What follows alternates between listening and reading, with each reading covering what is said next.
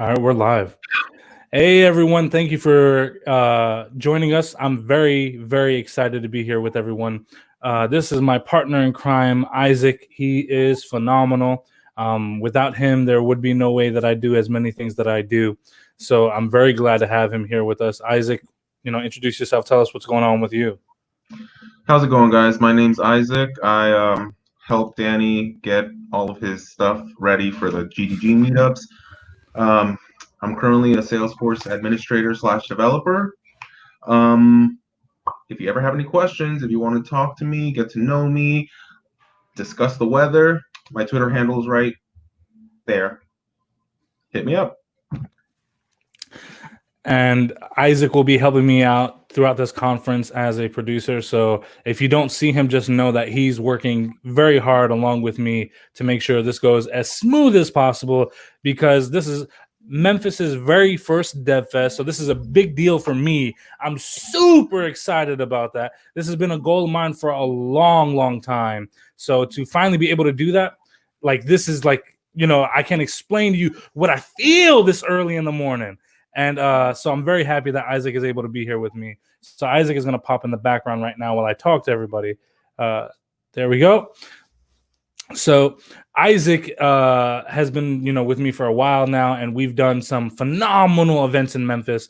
And I'm looking forward to doing so many more with him. He's probably the best person that I'll, among some of the best people I'll ever know. But one thing that I do want to talk to everyone about is, one thing that I always say, and I'm bringing this to light, is you have to create a vision in your mind to what you want to do. And this conference to me was a huge vision of mine. And I wouldn't allow anything to deter me from this. And I can't tell you the amount of people that said, oh, you can't do a conference by yourself. Oh, you can't do a conference with a small team. We're right here. We're here right now. Everyone that had said that this was impossible, I'm glad that you're joining us, because I know some of you are here right now.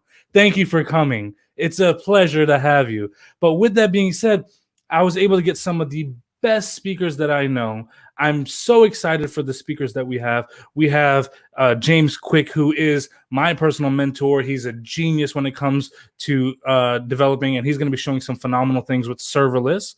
We have Niall, he's our very first speaker as well on track 1. He's going to be showing some amazing things to do with JavaScript, especially if you're a beginner. So if you are new to JavaScript or you're just getting comfortable with it, definitely check that out. And if you know JavaScript and you're ready to take it to the next level, make sure you check out James. Now, we had Todd Motto lined up for track 2. We work tirelessly, and Todd has some insane issues. The internet lines in his whole town are down, and we've been fighting with the companies all morning. He's going to try to join by phone if possible. But what we're doing is we got a panel of speakers, and they're going to be discussing their journey in tech and how they found their jobs and, how they've pivoted and grown since that first position. I definitely recommend that. But on top of that, at the same time, we have Laren Hampton.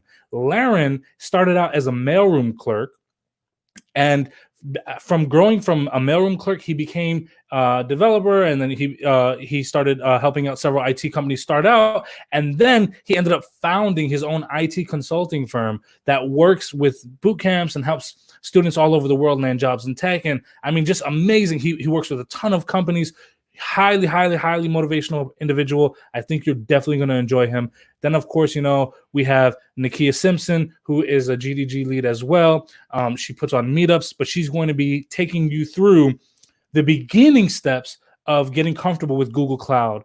And it's going to be a great, great introduction to cloud services.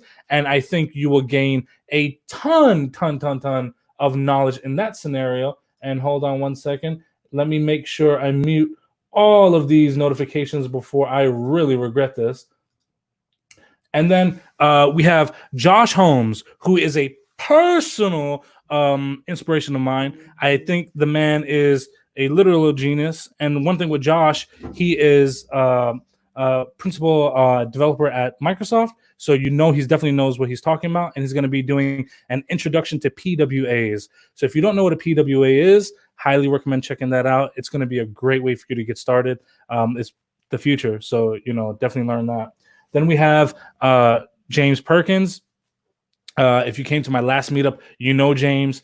If you haven't, he is a Go developer, and Go honestly is like one of the languages that you're going to see pop up pretty much everywhere in the next few years. It's the only language that I've ever come across that when a company touches it, they adopt it. So he's going to be getting you very comfortable with, using Go. And the cool thing with Go, it's so lightweight that's the reason why companies are adopting it, and it's made by Google. So if you want to learn Go, definitely check that out. And at the same time, we have Randall Kanna. And Randall, she is a phenomenal developer. She's been at Pandora. She's been all over. She's written several books, and her new book about acing interviews is phenomenal with insane tips in it. But she's going to be discussing how she landed her first job in tech, and because she comes from a no degree background and all that good stuff. And she's going to be explaining all that to everyone. So definitely check that out. And our closer, who is a phenomenal human being, one of my favorites. And if you follow anybody on Twitter, you know who I'm talking about. It's Nader Dabit, and he's going to be joining us from Jackson, Mississippi. He is a Amazon developer, and he works primarily with AWS, and he's going to be talking about GraphQL. So he's going to be our closer. He's going to be knocking you overhead with knowledge. So don't miss out on that, because I know I'm going to be there. And that will be our last talk of the day. So definitely looking forward to that. You can only attend the meeting for 1 hour. I see some of the comments coming in. We've got over 100 people now, so that's kind of cool. And it's okay if you can only be here for a short period of time. I'm grateful that you came. Just know that everyone that sticks around, we will be sending out resources to everyone with our partners from O'Reilly Books. They have an online learning platform, and O'Reilly is going to give everyone free access to their platform for a month. It normally costs $60, and they're going to give it to everyone for free just for being here. They want you to get closer to your goals, and I'm glad that they're doing that for everybody. So, and our panel of speakers that we have Jay Tompkins, and if you follow me on Twitter, then Jay is a CSS mega genius. The things that he makes, it shouldn't be possible, but he makes it happen. Then we have Chris Dixon, who is an insane instructor. He has literally some of the best courses that I've ever taken on, HTML, CSS, JavaScript, and things like that. Definitely check that out, but he'll be with us. And we have David Wen, who is a developer who founded a company called StoryX, and he's making solutions for businesses. And genius guy. If you just hear him talk, you're going to realize, wow, there's a whole breadth of knowledge that I should have known about. The hope is Todd Motto will be joining us, but we're going to assume that he won't be. And I'm just going to go ahead and throw this up here. Jay Tompkins is blushing right now, so that's awesome. But nonetheless, I am very happy to be here with you.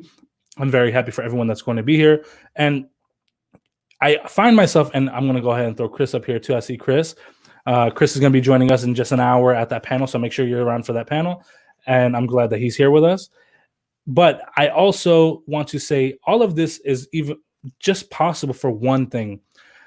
I had that idea of what failure was. And failure to me was waking up every single day and just doing something that I didn't want to do. Every single day. And I just didn't want to be there. I didn't want to do it. And to me, that's failure. Life is so short. It's so incredibly short. And, sometimes we think, we have 40 years. 40 years is so small in the grand scheme of things. And I don't want to waste 40 years literally going to a job that I hate, working for a company that doesn't appreciate me. My life wasn't brought to fruition to work for a company that didn't care about me at all. My life wasn't created for me to work in minimum wage. That's not why I'm here. That wasn't why the universe brought me here. That's not why I exist. So I had to figure out a way to change that. And my way of changing that was literally learning how to code. I can't express how much coding changed my life. And that is why I always tell people, I always tell them, and I'm going to throw this up here too. True, you're right. I always tell people, You do not understand how powerful coding can be for you. But it's not even coding. It's anything could be powerful for you if you just adopt the mindset of, I'm going to do this, I need to do this, and I'm going to make this change. It could be coding, it could be engineering, it could be being a doctor, it could be a sandwich artist. You can make the best sandwiches and go and change everything for yourself. But you have to stop being passive about it. So many people right now, every single person in this chat is going to land somewhere in the end of June 2025. Every single person. I don't care if you're watching this afterwards, I don't care if you're watching the clip, I don't care if you're in the chat right now, we're all going to land somewhere in 2025. You might as well land there doing exactly what you want to do. There's no reason for you to land in 2025 still in the exact same position, unhappy with where you're going to be. There's no reason for it. So now that we both know that you're going to be somewhere in 2025, let's make your dream job. Let's make it exactly where you want to be. I want to celebrate you. I want to celebrate your success, but give me a reason to celebrate it. Give me a reason to do that happy dance. And if you give me a reason, I swear to God, I'll dance it. I'll do whatever it takes to celebrate you, but I just need you to do the work. I can inspire you. I can make you feel something. I can make you want to laugh. I can make you want to cry. I can make you want to sing. But until you go and put your fingers on that keyboard and make something happen, nothing's going to happen. Put those fingers on that keyboard and let them tap dance all over that bad boy. But once you do, make sure you're creating something, and I guarantee you, you will find out exactly what you want. You will see the results that you want to see, and I promise you, you will see the exact differences in yourself. If there's something that you think about all the time, if you create that vision and you're thinking about this, you go to sleep, you're thinking about it, you wake up, you're thinking about it, that's going to be something that you achieve. But if you just go with something like, oh man, it would be cool if I did this. Oh man, I really should learn how to code, or I really should learn JavaScript. You need to change that should to a have to. I have to learn the code. I have to learn JavaScript. I have to become a developer. Once you change that should to a have to, the whole universe is going to come on your side. It's going to move mountains with you. But until you make that distinction of, I wish I could get this done, to I'm going to get this done, nothing will move, nothing will change, and you'll be in the exact same position. And that's not just in tech, that's in everything in life. I should get in shape. Until you change that should to a have to, you're going to be fat and just eating whatever you want to eat. But if you change it to a have to, now you're getting the salads. Now you're getting the baked chicken. Now you're getting, the vegetables and the greens. That have to is the biggest distinction you will ever make in your entire life. So change your shoulds to have tos. And I want to put this out there, and it's only because I just answered a question about this right before this started. Someone on Twitter, basically tagged me in a message, and they were talking about everything that they've succeeded and achieved so far, and they're working in tech and all that. And the very first person to respond to that was, maybe you should learn how to code. He's already working in tech, but maybe you should learn how to code. The haters will come out of the woodwork if you're doing something right. I literally messaged him back saying, you're on to great things right now because the haters are showing up. Now they're trying to come and bring you back down. A hater will try and climb that ladder of success with you only to bring you back down. Look, this conference has only been going on for 13 minutes. We already got a dislike. Thank you for showing up, hater. It just means I'm doing the right thing right now. And I'm telling you, the haters will pop up everywhere just to try and bring you back down because they don't thrive off of your success. They thrive off of your demise. It comes with the territory. So if you're in new territory, you're gaining new traction, and you're hitting new levels, that just means you're doing the right thing. Haters gonna hate. Yep, someone just wrote it as soon as I said it. Haters gonna hate. You're absolutely right. They love to hate. They haven't you noticed trolls on Twitter and Instagram and everywhere else? Those trolls only exist to spread bad vibes. Like they get joy out of bringing you down. And here's the thing: jealousy is a sickness. And I really hope you get better, because you may have been hurt.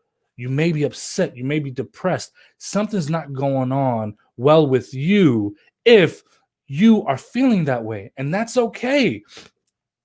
Heal yourself. You need to heal yourself. If you're spreading that hate, it's not because everything is going great for you. You don't have that job that you want. You're not making the money you want. You don't have those relationships that you want to bend on. Like, you need to really, really think about where you are before you start hating others. Like, if you heal yourself, if you focus on yourself, do you know how much will change for you, instead of you trying to go to someone else and say, hey, what you're doing sucks? And haven't you noticed most people, when they say, oh, I'm on my grind, I'm grinding hard, I'm doing all this, haters will pop out saying, you're not on your grind. Well, the other thing with that too is half the people that say they're on their grind, really they're, scrolling Instagram, scrolling Twitter, watching YouTube videos, and just chilling out. Like, they're not really grinding. They're not up at 4:00 in the morning. But anyway, I always say, I'm going to go ahead. I dare everybody who's watching the thumbs up right now. Let's pump it up. I'm okay with that. I'll take it.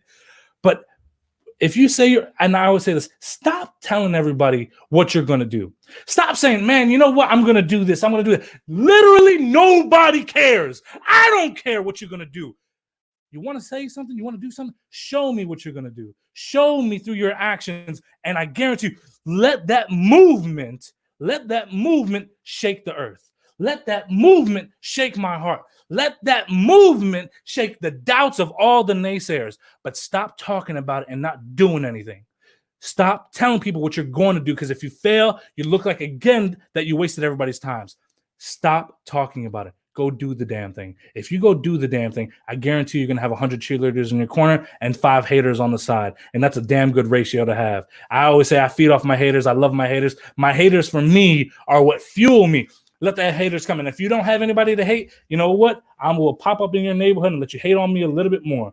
But right now, let's make sure that we focus on everything that we need to do. 2025 is coming whether we want to or not. So let's make these movements now to ensure that 2025 for us is beyond phenomenal. Let's make sure 2025 for us is the year that all of the doubts that we had are gone and all of the hopes that we had come through. Let's make sure about that. And if you're not following me on Twitter, make sure you're following me. I'm D Thompson Dev, same as this YouTube channel. And honestly, if you're not following me on Twitter, kind of confused on how you found out about this, but make sure that you're following me. And all of our amazing speakers will always be on my Twitter as well, and I'll always be promoting them. So we have that really, really good community going. So make sure you do that. Also, just to throw this out there, I have an email list. Definitely sign up for that email list where I'll be sending out really cool tips, really good advice, interview tips, and all the good stuff. And I'll be releasing courses there. And I'm going to be doing a ton of giveaways through my email list to make sure that I'm putting resources in the hands of those that need it. And one thing that I always want to say, we always get, I sound like every Twitter post. I want to go ahead and throw that up there. Yeah, I sound like every Twitter post because this is me. I always say, be the most authentic version of yourself, and you never have to pretend who you are. If you be the most authentic version of yourself, you never have to hope and worry about, oh man, how do I keep this going? How do I keep this up? If you're the most authentic version, it's you. It's literally you. So this is me. You don't have to be hyped up like me, but be who you are. Be exactly who you are.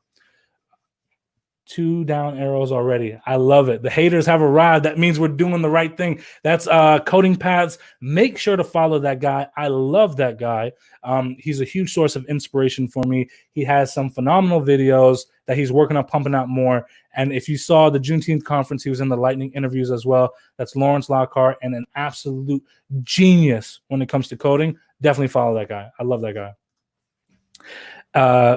We have a few more minutes. So make sure that if you're going to go after something, don't be afraid to get hit.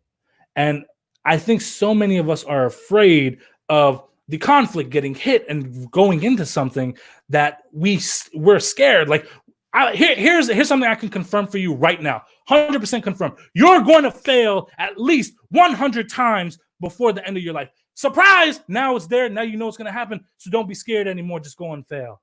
Go out into the fight. If you know you're about to be in a fight, get in the middle of it instead of being afraid of getting punched in the face. Like if you're gonna go like this, ah!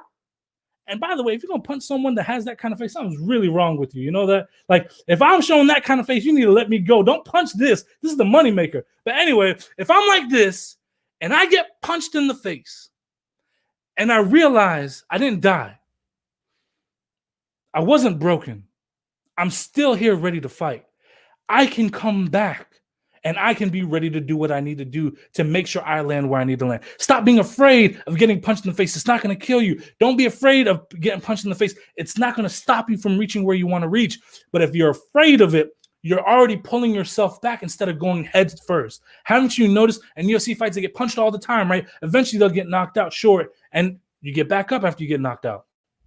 But stay the course, stay exactly where you need to be, and keep pushing through it. If you have that fear, you pull yourself back. But if you're no longer afraid and you know this is guaranteed, I'm walking into this brick wall, it's guaranteed it's going to happen, but I'm going to climb over it. Now you're pushing yourself harder than before. Stop worrying about failing. You're definitely going to fail, 100%. I'm not worried at all about anyone succeeding in here. Not worried about it at all. But I'm worried that you won't fail and learn how to pick yourself back up. That is the best lesson you will ever have in your life. And once you do that, you will never be afraid of failing again. Allow yourself to fail. Allow yourself to make mistakes. And when you do, you will pivot, you will change, and you will grow from that experience. I promise you,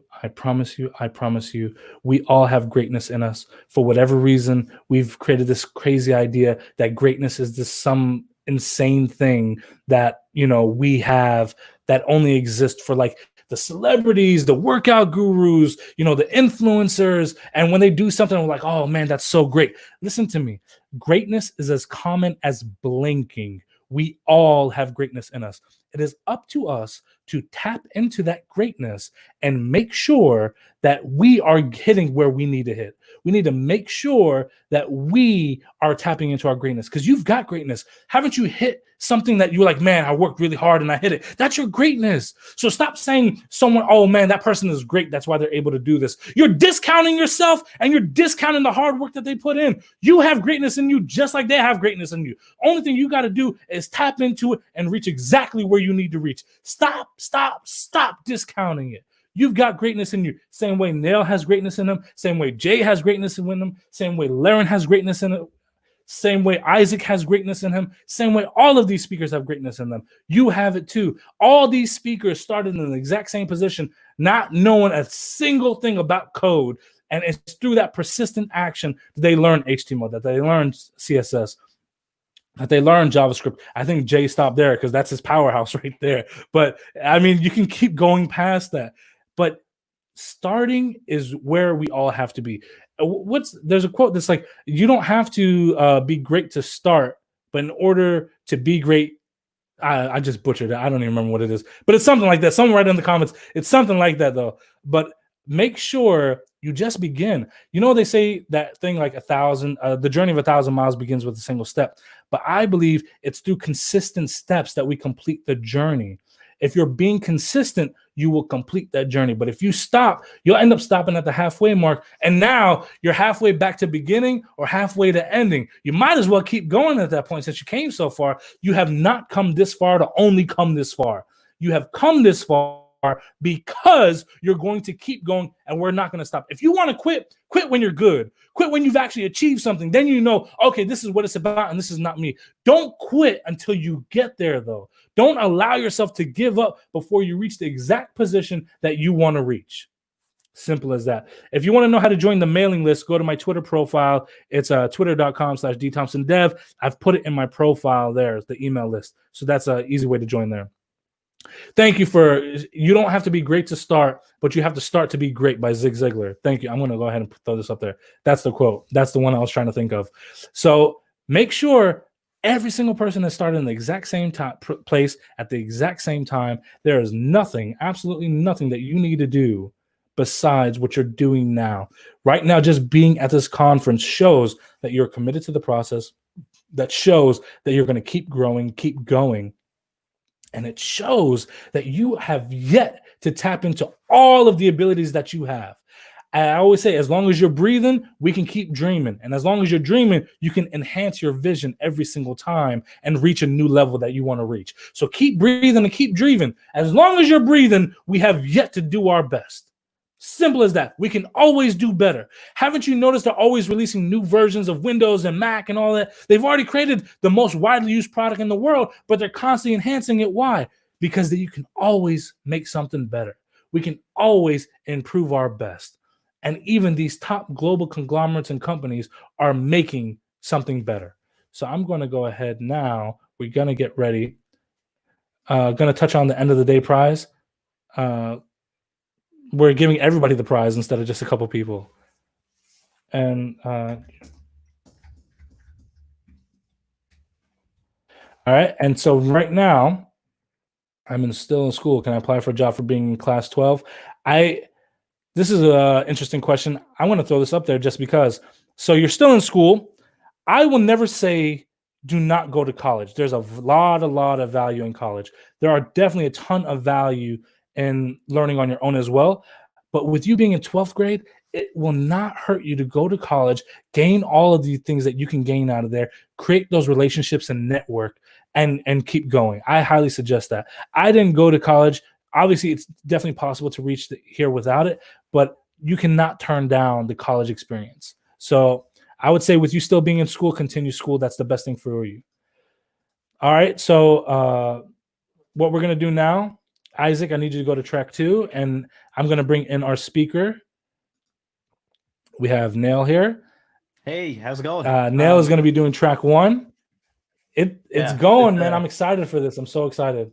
Yeah, I was just thinking, I was like, I didn't want to have to follow that. That was great. I'm pumped anyway after that. So it's great to finally get to speak to you face to face. Or yeah, we talk so much through text that, and I stalk your Twitter, your YouTube. By the way, please make sure to follow his YouTube channel. He has a ton of great videos. He puts out some phenomenal content.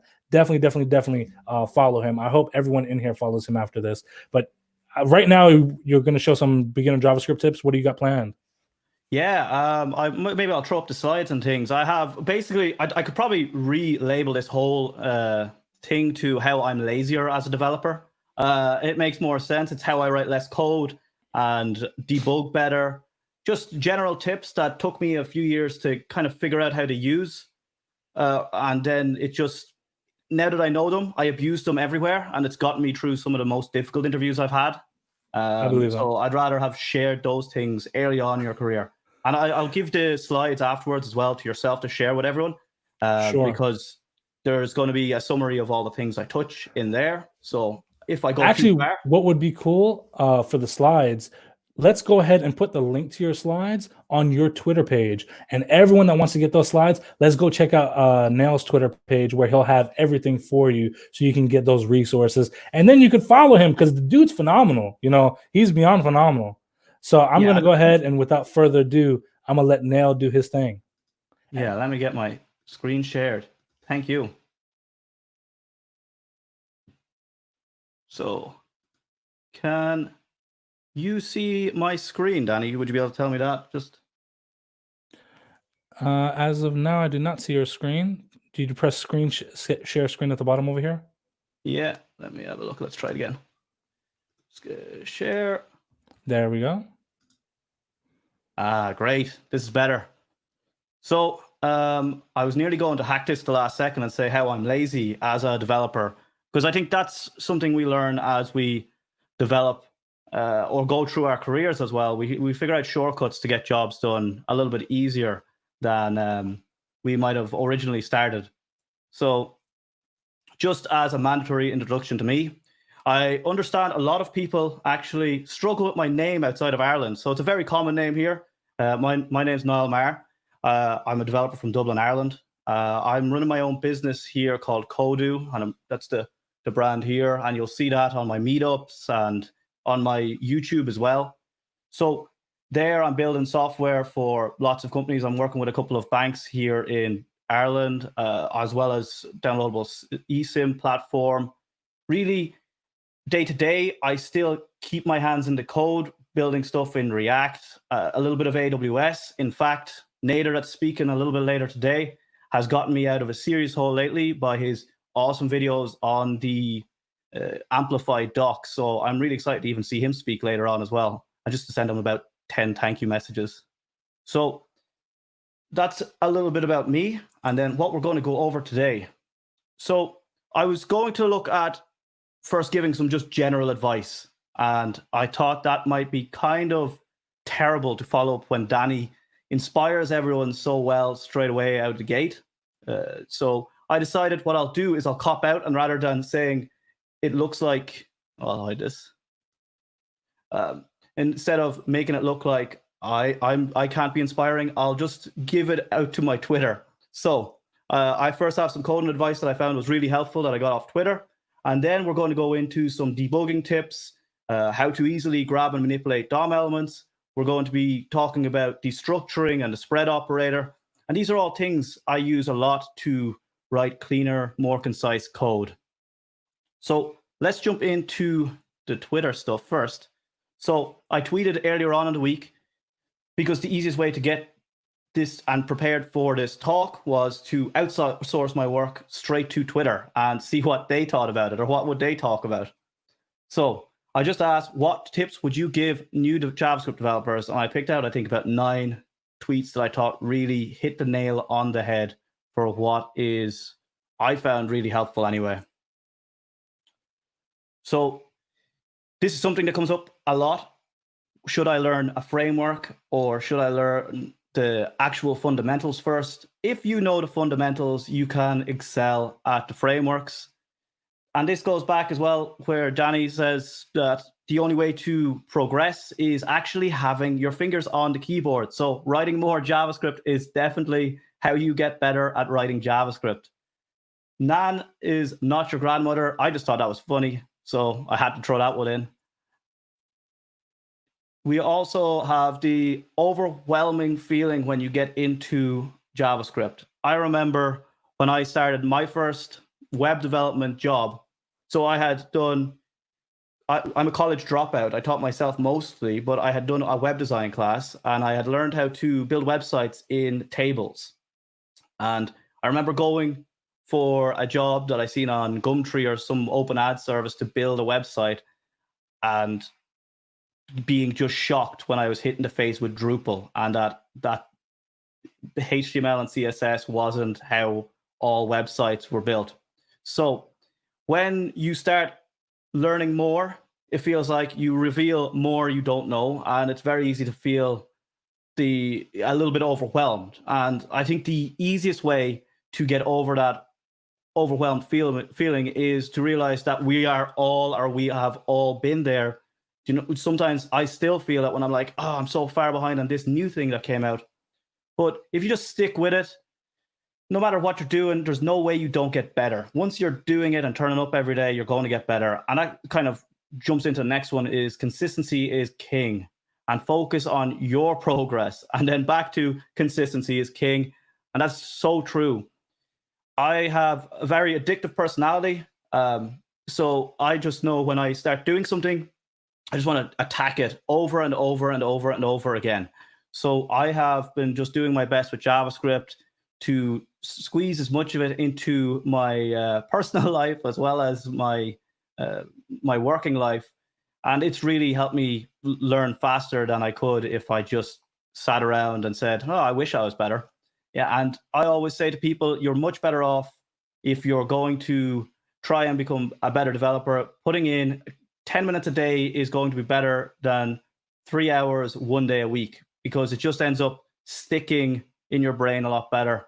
So consistency really is your best friend here. Something we often forget then when we're starting out is about reading the actual error messages. And they can be a little bit scary when we are starting off because they just tend to just be this big red screen and we're afraid of all the bits and pieces that go with it. But they are there to help us. Usually they'll point to the line that the thing is broken. Usually they'll even point to the letter you mistyped that broke it. So getting used to reading the error messages is a super efficient way of getting better at coding. and move this on.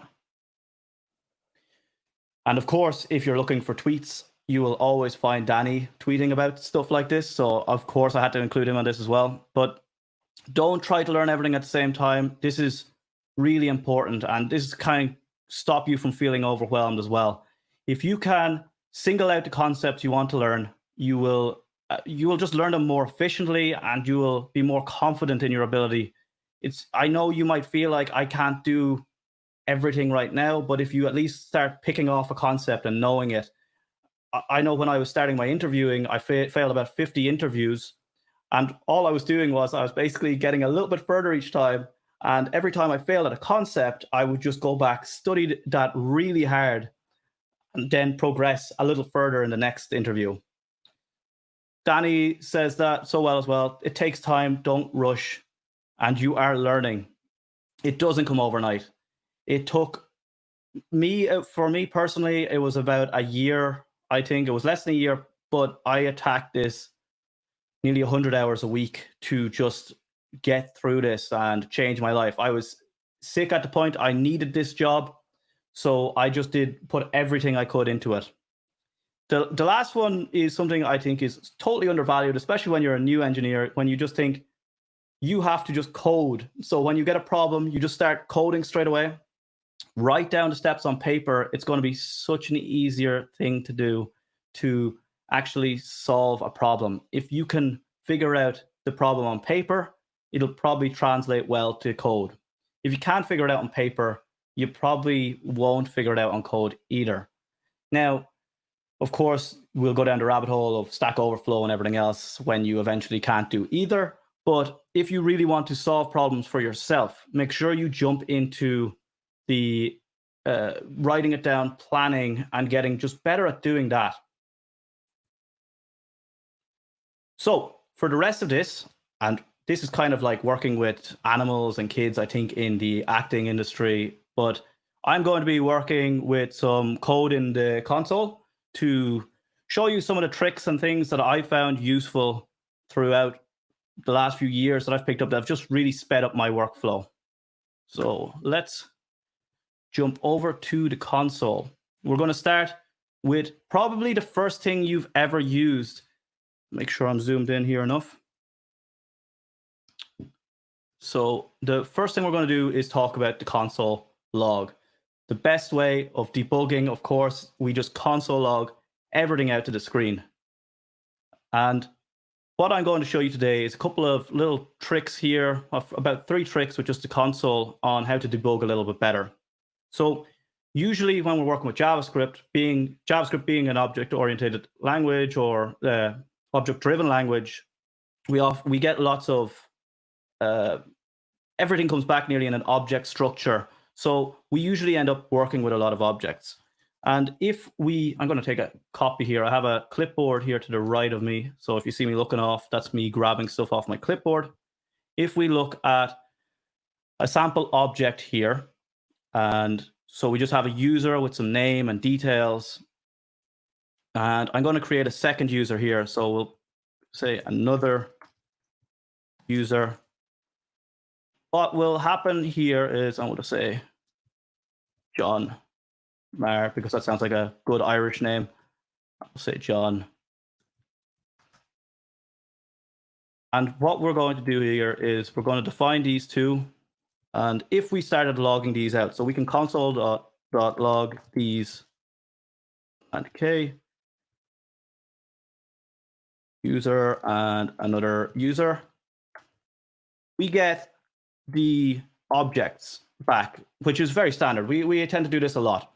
So what I find a very easy way when we start working with lots of objects and lots of different things is just a simple little trick that has saved me so much little time, is just wrapping your objects in curly brackets. And when we wrap them in curly brackets, we get a free label. So it's very easy to see what we're referring to. So you can see here now we can easily see before we even inspect inside the content. So if we didn't so easily see the name on that object, we can easily label it now without really adding too much extra code. Something I prefer than this is just adding in the console.table. So this is probably going to be the most used one after today, I bet, because when I found this, I just started spamming it everywhere instead of my console.log. So if I console.table my user, I will get a nice little table showing the details of my object that I can sort the properties by the values in there. So we get the labels on the left and we get the values as the column headers, which is super useful. So we can also then, kind of doing a similar syntax to the last one, what we can also add in here is we can put in curly brackets around here and add in another user back in here. And now we can start inspecting lots of different objects here with great ease, really. So now we can sort it out. So this might be a bit silly with this sample here, but think of an API that you don't know, or you're just fresh in and you're getting data back and you really need to inspect it and see it and understand what is inside it. This is just a super powerful way to get in and get dirty with the code, but also in a way that it doesn't just look like a huge mountain of text that you're not going to understand. Okay, so next thing we're going to do is I have this little online offline thing I was working on this for an article during the week, which basically all it does is it changes if we go online and offline. So if I change this to offline, it'll go offline. So there is a keyword that we can use to start putting breakpoints into our code to start debugging our code a little bit better. And that keyword is going to be very easy to remember. So I'm going to put it into this function that's called every time the network changes. We're going to put in debugger. And when I start playing with my console now and I change this back to online. Oh, maybe I didn't save this.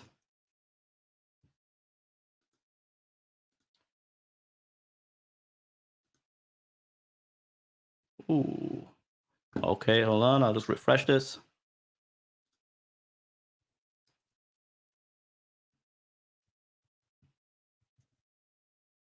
Okay, that doesn't want to work. Of course, technical difficulties. Give me 1 second. We'll jump back into it.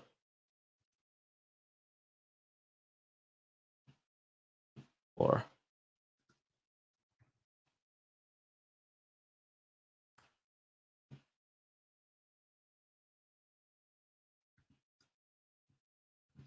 now we have a code pen.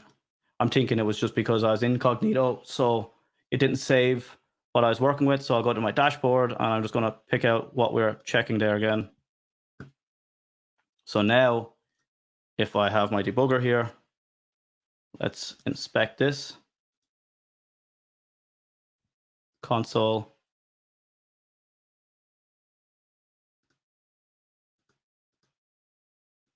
We hit the network tab, we can change it to offline. And now we'll actually see it. I'm going to zoom a little bit out here. I think we're probably too close here. So now you can see that you can start going line by line here. And what we see here is we can get a highlight of what properties our values have inside them. So the online here we can see is equal to false. And we can choose to step over into the next function call or start stepping over line by line, which I think is super helpful. So if we're starting to debug a complex function, we can just start going through it line by line and picking out all the different pieces. So as you can see, we can see the values going through. As we step over this, we're going to get more values out of it. So let's keep stepping. And you can see now, because we step past this, we have the value of that element. And we can keep on going here, and this will keep highlighting everything else.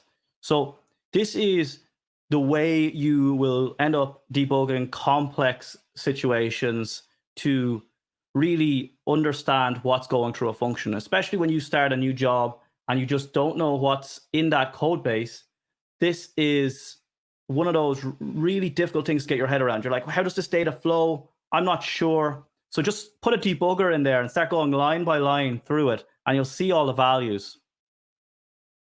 Okay, now what I'm going to make sure I do is I take that debugger out, or else what will happen is every time I change my stuff, it'll just end up breaking. So we can ignore that now. The next thing I wanted to touch on, and we're going to get kind of progressively, maybe a little bit more challenging as we go on to build a mental model of this. And I think that's why I think it's important that if you don't fully get everything that's going on here, make sure you hop over to my Twitter and grab the slides afterwards, because I have a summary of everything we do here. So what I'm working on this one, I think this is, okay, let me close this out. Yeah, let's leave that.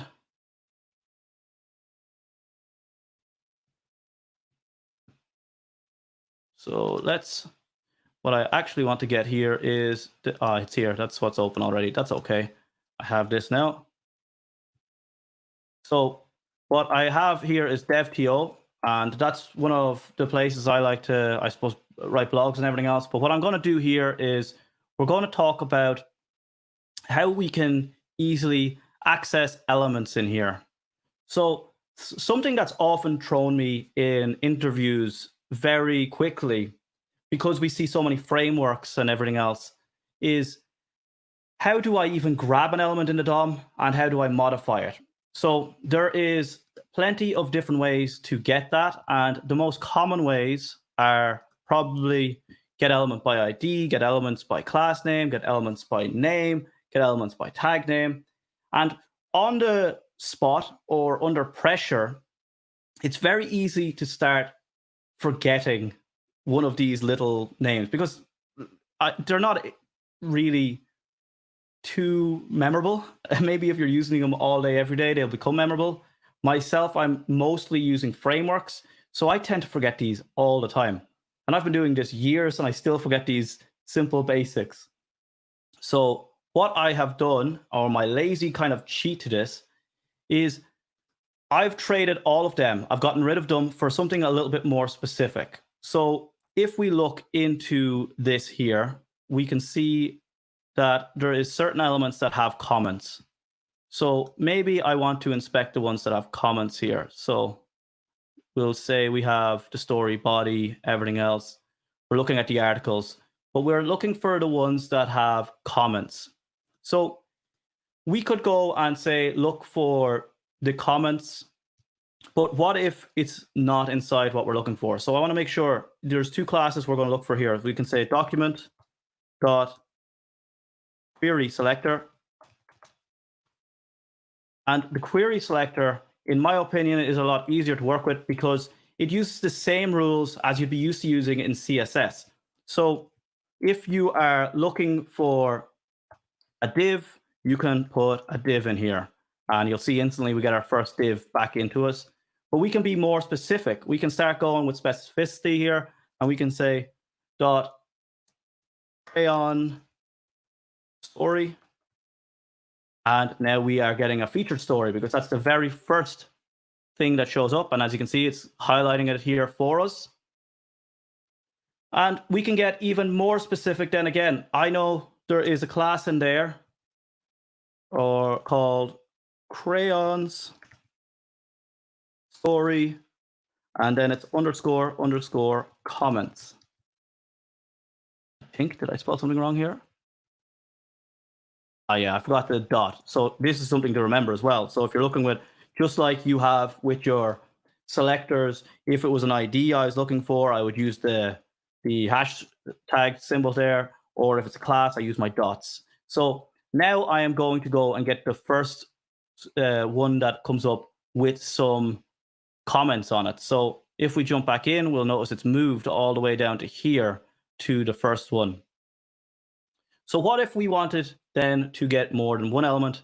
Well, the nice part about this one is all we have to do to get a list of these back is add all. Now suddenly we've got a node list of 4 nodes here that we can start to play with to change things. So let's start highlighting them to show you how you might work with this, because this is a super easy way. A lot of, especially entry-level jobs, they might have you do a vanilla JavaScript app where you build a to-do application or something like that. And you might just want to, figure out how to grab things and change things very quickly and easily. This is how I would jump into it straight away. So now that we know we have a list, what's available on this list, and you can use some of the tricks we will touch on later to turn it into an array of items, but right now it's a node list. But we can use for each on this, and for each takes a callback function. And in this callback function, we are going to pass in elements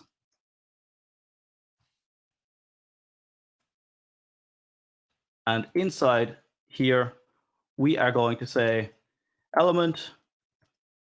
All right, so it's going to be singular. I'm just going to get one element at a time.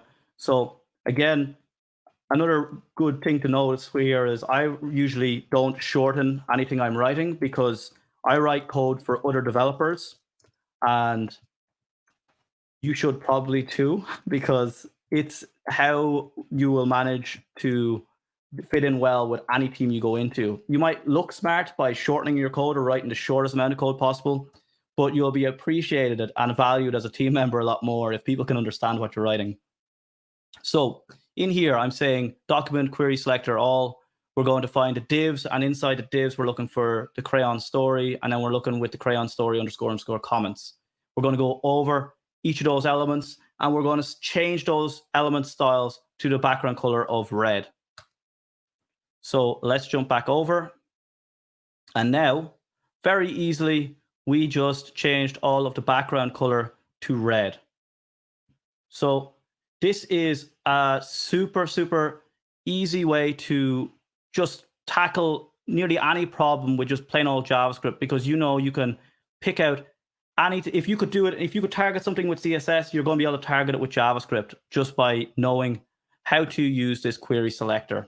So I actually, before this, I had to Google and check MDN to see what other ways you could grab it, because I had forgotten, as always. So this is one of those really lazy tricks. If you can just remember to do this, you will then be able to do it in every use case, really. So that is, I'm going to clear my console here. Now, the next thing we're going to talk about is destructuring. So destructuring is something I didn't know whether I would touch off it or not, but then I thought it's something that comes up a lot, especially when you start reading up documentation and everything else, especially going through, say, frameworks and everything else. We end up getting a bit sidelined by a lot of the syntax that pops up. And that's, especially with modern JavaScript, destructuring happens a lot. So I just wanted you to be aware of what it is and how you can use it and how you could start using it in your own applications. So first off, I'm going to take a sample here. I'm going to copy and paste in a little sample here. So this is an array of random values. And in the array of random values, I want to grab the first and second value here. So to get those first and second values, I've said, here's my array, grab the first index. Here's my array, grab the second index. So if we go through that, we get 1 and test. Nice, fairly straightforward, but there is easier and better ways to do this. So if I take something like that, I'm going to call this some other array so I don't get a clash, because I can't reassign constants. If I get some other array, and instead of doing it this way, what I can do is I can start pulling out different values from the array and assigning them. So what I can do is pull these out completely. We'll say const value 1, value 2 is equal to some other array this time, isn't it? Some other array. Okay, so because it's constants, we'll have to just change that. Let me go command. We'll go new value. I'm being really creative here with the naming clearly. And now you can see I can just mock out the position in the array with a variable name. So I can assign const new value 2, and it'll plug it in. So if we have a couple of different things here, so if we wanted to grab the last value in this array now, how would we go about that? So I'm going to end up, I should have used lets for this so I could reassign them, but I'll live and learn. This is what happens when you're doing a new talk. What we will do here is new value 3 and 4. And what I want for these values to be is I want to grab the first and the last value. So to grab the other values, I could put in placeholders here. So we'll say this is going to be test and this is going to be 2.4, or you can omit the values completely and just leave commas. And when we console log these out, we will get what we expected. Oh, some other array. Oh yeah, because my constants again. Some other array. So now we get back our 2 values that we expected. We're getting the first one and the last one. Sometimes this can be a little bit confusing when you start seeing the empty commas. So I often find myself putting in placeholder values or even comments in line to just say, hey, this is grabbing such a thing and another thing, because it can be a little bit tricky to read this and say, how many empty spaces are here? So especially if we're working with longer, different array sizes and things like that, it can get a little bit tricky. So I think it's just to be aware, especially there's a lot of frameworks and everything else adopting this style of importing things at the moment. So if you're looking into code and you start seeing people declare variables like this, all they're doing is they're pulling out values from an array. Next, we are going to go on to, I'm just going to check to make sure everyone else is okay on the chat. Okay. Yeah, the spread trick is coming up, Jay. So next thing we're going to do is we're going to work with objects and destructuring out of objects. So let's pull a sample object in here. Command K, and we have a test user here. Usual way we would grab these details is we might say, here's the test user, let's grab some things. And what I'm going to do is actually jump through and say how we would really be able to do this is if we wanted to grab the name and email and have them as variables. So let's say we had a console log like this. Then what we're going to do is we're going to say const, similar to the previous pattern, we're going to use the objects brackets. So we use the array brackets when we were using the arrays. So we're going to use this and we're going to say name. And what a lot of people, and this trips up a lot of senior developers even, is we can destructure inside destructuring. So we could say, and I'm just going to assign this so you know what we're saying to, test user. So we're destructuring off test user here. We can say details and email and destructure out that email. So instead of now of having to do this kind of destructuring, which is, or pulling out the values here like we can see, what we can do is we can just pull out this completely, pull out this. Now we have this short, concise 2 lines here. And it doesn't find my email. Why doesn't it find my email? Because I spelled details wrong. So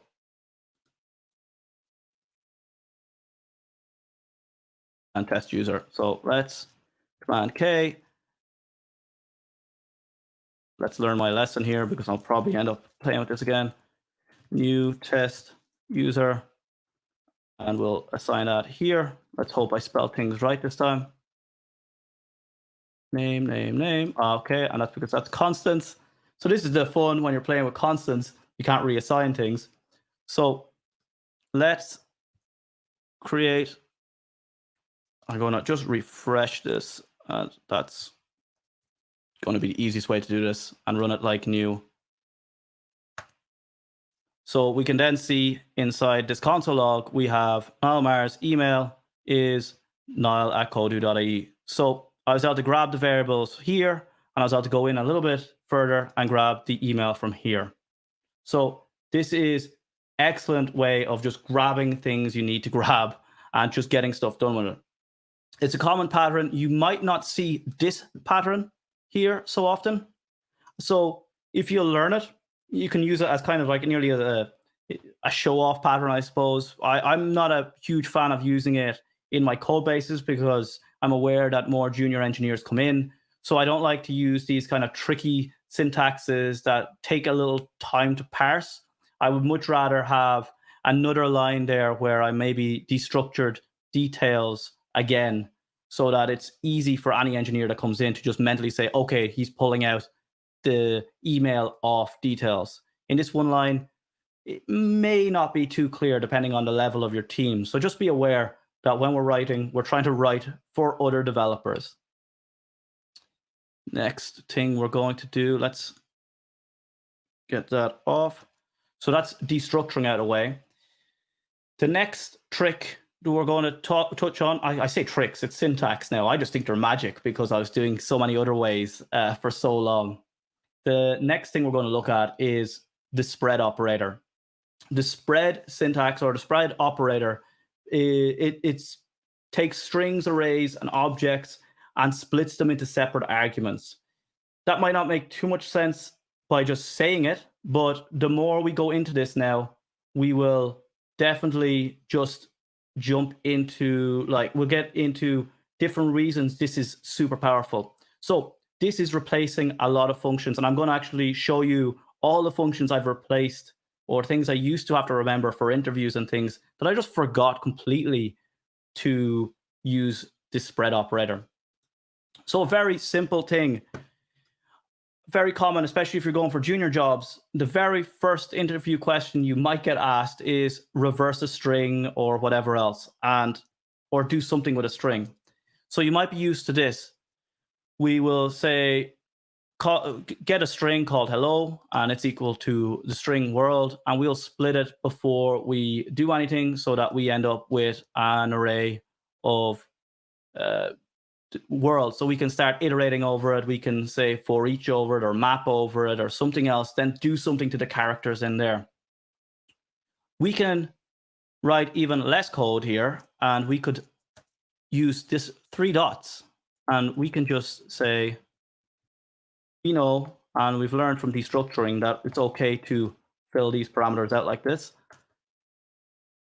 What we can do is with a string, we can just give it these 3 dots, and what it's going to do is it's going to split it up into different arguments. And okay, hello has already been defined, so I just need to not do this. And then you'll see I get the exact same as if I had split the string up. So that's one method I've already replaced with this. So that's not very useful if we're just replacing one for one. But let's look at what else we can do with this. So you might also get into the instance where you're asked to find the max num in an array or whatever else. And the usual way we'll go about this is we will say, what was up there? What did I have? Hello. Okay. Need a new array for this. So if we are looking for the max of something, we can use the math object, and inside there we can say max. What the max takes is it takes a list of numbers. So we'll say 1, 2, 3, 4, and as you can see, it's returning the number 4 there underneath. It might be hard to see, but it's returning number 4. Now, if we had an array of numbers, so imagine we just got in a data dump of numbers and we wanted to find the max number of that out of an array. So usually it won't come like this. So what we can do is we can take an array and we can, and as you can see straight away when I put it in an array, we get nan, or not a number now, because it's an unexpected argument. So to fix it and split it back out into unique arguments, we can just do it this. 3 dots, save today again. So now we can go over multiple arguments and just throw them into our function. What else is very useful for this? So I'm mostly using this day to day on objects and arrays. So arrays especially. So let's jump in and show you a couple samples of arrays. And let's take an example of all the different things we can do here. So let's start off with a variable here called const nums, and it's going to be equal to 3, 4, meant to be catching commas, 4, 5. And say a very common thing you might do is, how do I add elements to the start of this array? So I want to add 1, 2 to this. So what I might do is I might say, I'm going to just clear this now because I always forget. What I might say is I might say nums.unshift, and I'll unshift 2 and then I'll unshift 1 so that we have 1, 2, 3, 4, 5. So that goes to the back of the start. Or, which might make it a little bit more readable, we can just go console.log, take an array here, and we can just start adding 1, 2, and then split out our arguments from nums. And when we do that, we get 1, 2, 3, 4, 5. So we can now very easily, and again, I think you can see a theme here. I'm just trying to make readable code here. So rather than going to the docs and figuring out what unshift does, you can kind of see I'm making an array here and I'm pulling out all the values to extend it. So this just makes it a lot easier to just to grab out different details. So the other opposite side of that is if we wanted to add something to the end, or we wanted to push onto that array, we can start going 6, 7, and we can push. So instead of push now, I don't even need that. I can just go 6 and 7, add them in, and now I have 1, 2, 3, 4, 5, 6, 7. Great. Very useful. It's a very common problem you might have is when you want to extend it. The really nice part about doing it this way as well, though, is we're not manipulating the array. What we're doing is we're creating a new array and we're adding things to it. So we've never destroyed the original array that we are working with, so that we can make this very testable and easy to figure out if there ever is any bugs in it. So the last thing I just want to show on the array side of things is if you had 2 arrays. So what we'll do is actually we'll combine a couple of tricks here. We'll take the string spread. So let's concatenate 2 arrays. So we're going to create an array by spreading over this, or create a separate arguments. And then we're going to, so this is world and there's a space in there. And then we're going to spread out this. And what we'll do is, what is const new world? So say hello.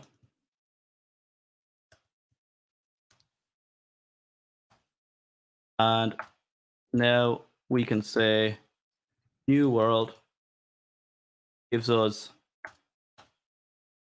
back hello space world, all in the different individual characters. So we're able to split up that things, and we can concatenate arrays here. So if we had 2 different arrays, all we have to do is I'm putting arrays and arrays, and this might be a bit confusing. So I'll say console log. So instead of the concat function you might use to kind of push 2 arrays together, what we can do is we could ... to destructure 1, 2, and we can put a comma in there, and then we can say ... 3, 4. Console log that out, and we've just merged 2 arrays together into a new array without disrupting the original one as well. So now your code is easier to read and it's easier to test. So super good to get that into that kind of mind frame as well. Now, the last thing I want to touch off on today really is doing this spread operator with objects. So objects, again, because we work with objects all the time, it's very useful to get used to doing some tricks with them because they come up in a lot of interviews, regardless of whether you're front end or back end. If you're Node or you're front end, you're going to have to either use objects to display things, or you're going to have to deal with objects to store things in databases. So figuring out how to play with objects nicely is always an important thing to do. So what we're going to do is I'm going to grab this some user here, which is my own name and that. Let me Command K to do this. So we have some user. And what would happen if we wanted to copy this? Well, the old school way, or I'd say old school, it's still used. It's not. I'm not shitting on anyone that still uses object.assign here. Object.assign, and what we do is we give this a target, and we pass in the data we want to pass it, and then we get back a new object. Now, the thing to be aware of here as well is this is a shallow copy. So if you understand references and things, and it's okay if you don't, but basically this will be mutated if we change it anywhere as well. So we're going to address that in a second as well. But an easier way, and if we're getting used to using this ... to be lazy and just do a few things very well, what we can say is ... some user, and we will get back a copy. So now we have a copy of that. So const copy, I'm going to say let copy because I'm definitely going to fall into my thing again. Let copy equal ... some user space done, and copy is copy. Right. Not too complicated. It's just 3 dots at the start of it. We wrap it again. We should be starting to get used to this syntax. If we're going with arrays, we're using arrays. If we're using objects, we're using the object syntax. It shouldn't be too crazy. And what we're going to do then is show you how would I deal with cloning the inner details there. So what you would have to do to make sure you're cloning the details and not just assigning the reference again further is you would have to do a double spread here. And so object assign won't fix this either. So this is something you'd have to deal with by doing this anyway. So what we'll say is copy now is going to equal some user. And we are going to then say details, hopefully I spelled it right this time, is going to be equal to the spread. So we're going to spread out some user dot details. Now, if you want to be really fancy, we could have destructured out the details before we done this, but I didn't want to confuse up concepts here. So now we have a clone of this. Ooh, or we should. What am I after doing wrong? Copy, copy, copy. Some user details.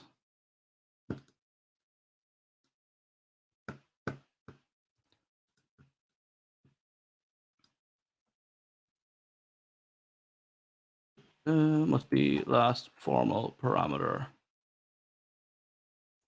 I am a little bit lost of why that's doing that. I'm sure somebody in the chat will be able to tell me in a second what I've done wrong here, but I wouldn't worry about it too much. What I'll do is I definitely have it right in my slides. So again, of course, when you're live coding, things will go wrong. I'm definitely going to be missing something here. But what you'll have to remember is you're going to have to add in a reference to the details inside here as well. So let's jump past just the cloning of deep objects. And sorry, I'm on the wrong screen. Let's see how we would modify an object using spread. So let's say we have a user. And if somebody can tell me where my typo is or where I have done something wrong there, please let me know in the chat and we'll fix it before the end, hopefully. But basically, I just wanted to make sure that this is probably more important to get across, is how we can merge different concepts together here. So what we're going to do is we're going to merge into the user object here some mod settings. So this is very often. You might want to update a user. So what we're going to do is we're going to take in curly brackets wrapping everything. We're going to take in the user, spread it out. We're going to take in the mod settings, spread it out. Let me Command K here. And I'm going to update my name with a little gold star because I'm a moderator now. So let's just run that. And what we can see is we get back a new object with all of the updated stuff. The thing to be careful here is that everything on the right-hand side overrides things on the left-hand side. So if there's duplicate values, whatever you have on the furthest right-hand side will override the left-hand side. So if you want something to definitely stay in it, you make sure basically that you put your user, if I take my user here and pop it around the opposite way,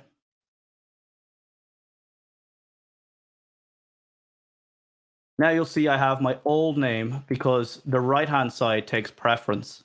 So I don't have my gold star anymore, which I'm disappointed in, but what can you do? So let's just quickly check the chat. I'm going to details, some details. Okay. So details, some user details.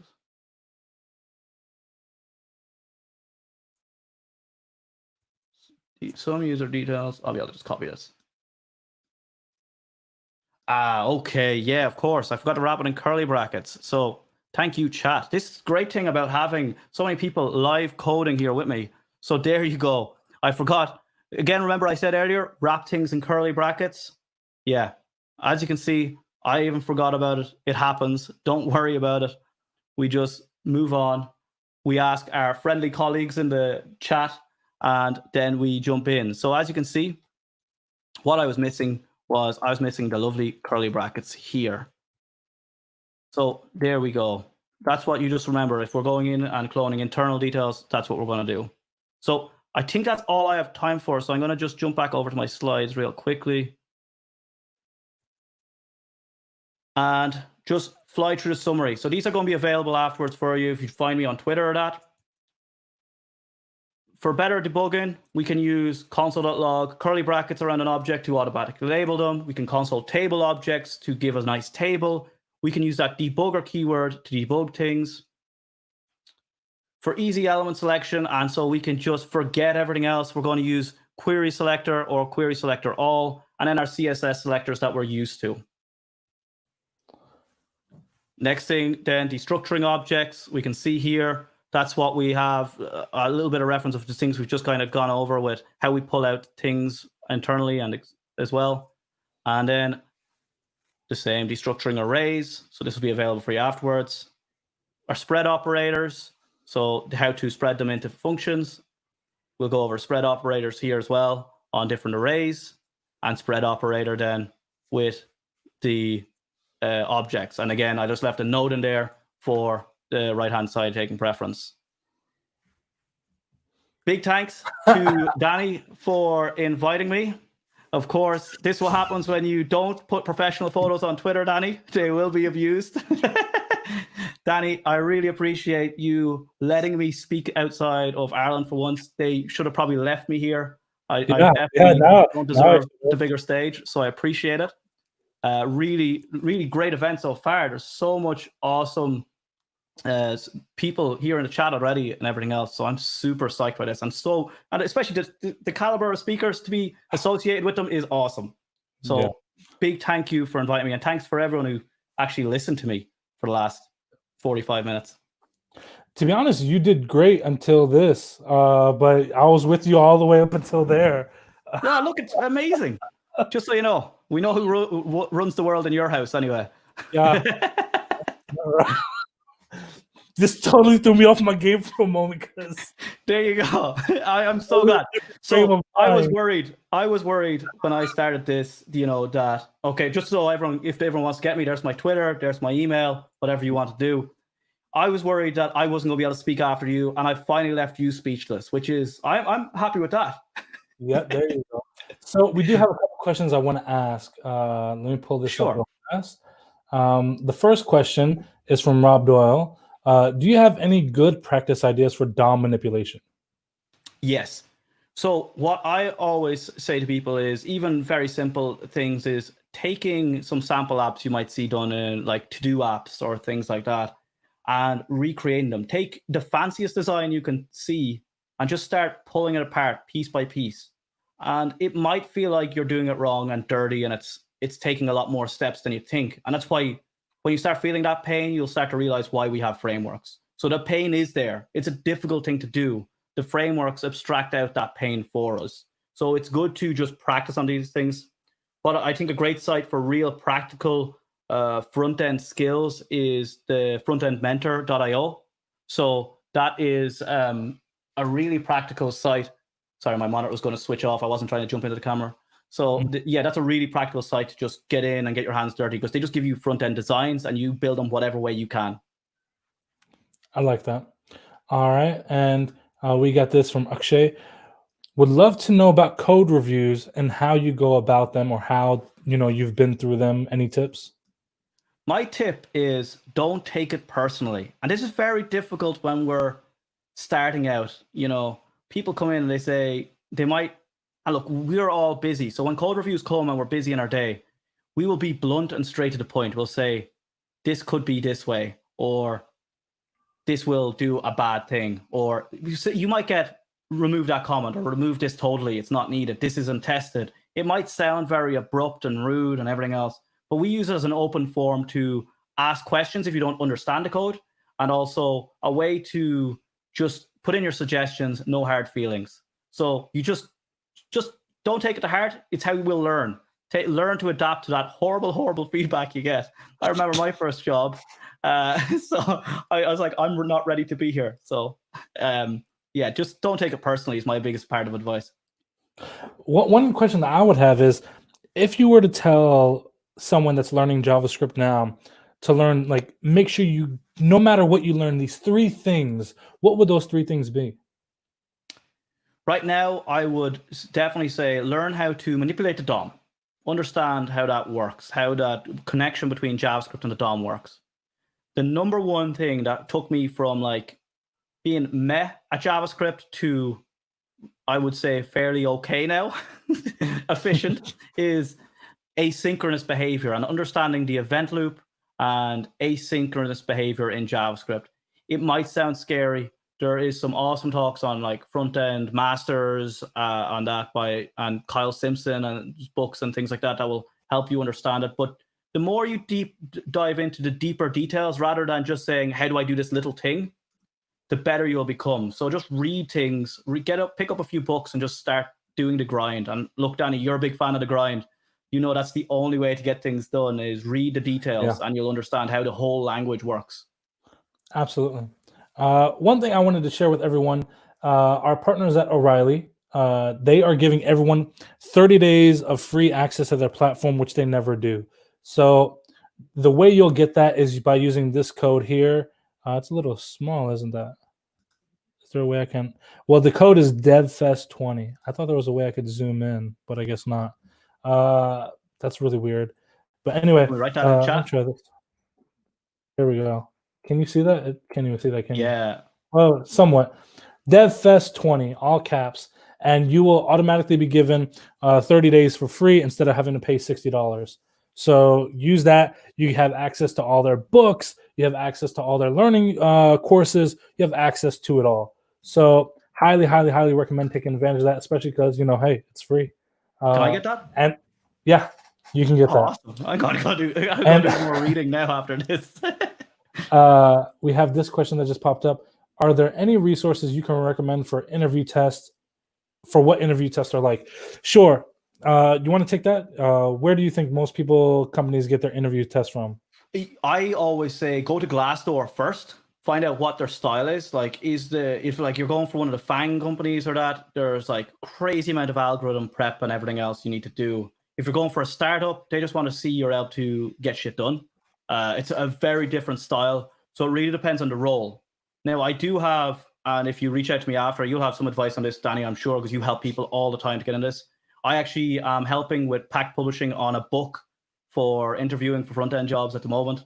And I do talks about this locally in Dublin. So if you go to my LinkedIn, there's actually slides pinned to my LinkedIn that will have the technical side and, more importantly, I think, the soft skills, like the questions you should ask and the things you should be interested in, or the things people will want to see from you. I've interviewed for several companies as a job. That was my job, was just interviewing people.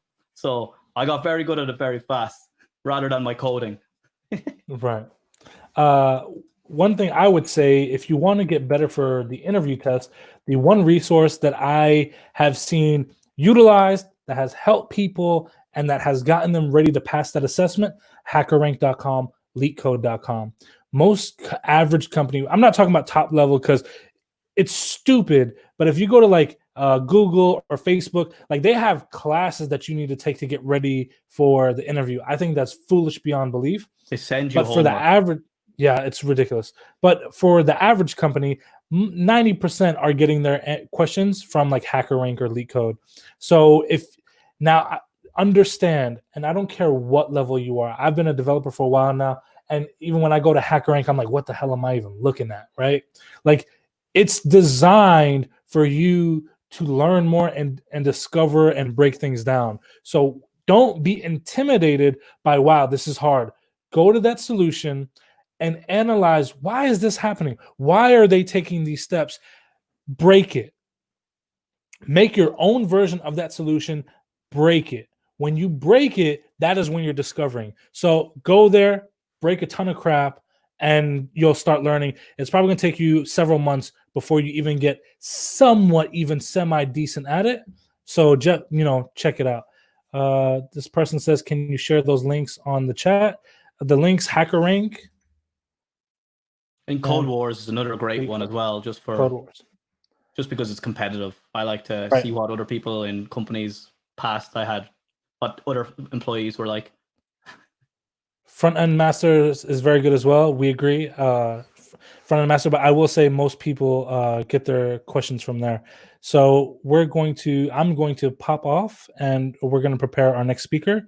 Niall, thank you very much. Make sure to go to his YouTube channel. I mean, YouTube for sure, but his Twitter channel as well, to get all the slides, get a bunch of tips on, JavaScript, and keep learning. Great. It was a pleasure being here, and thanks again. Thank you.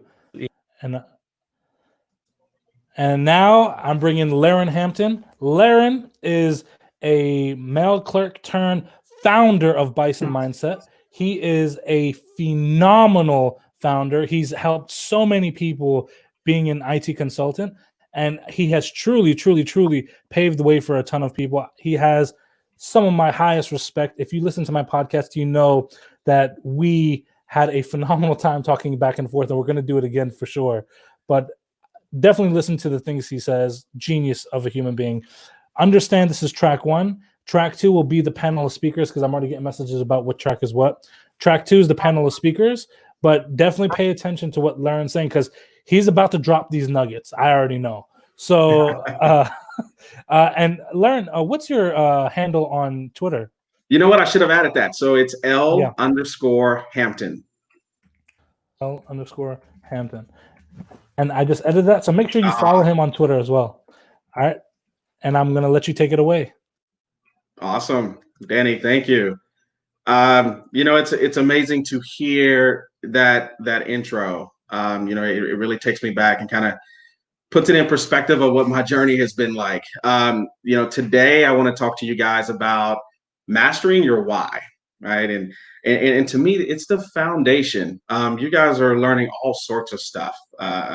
Technology, I'm sure you're going to learn how to, find a job, enhance your career. I mean, the whole nine. I mean, you guys are learning a lot of really cool things today.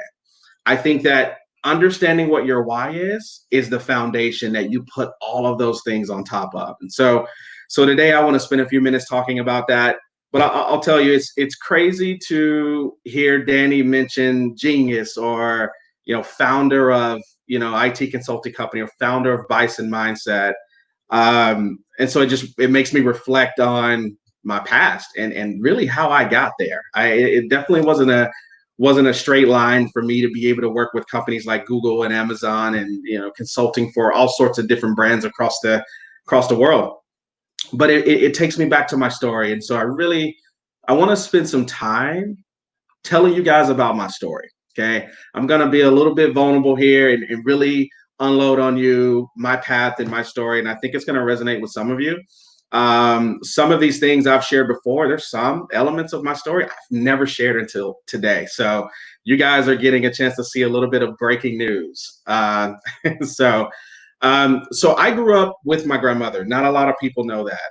My mother suffered from drug addiction for years, very long time. And, not to mention my father and her divorced when I was just 1 year old. So it was tough. But she created such a special environment, man. And she took really good care of me.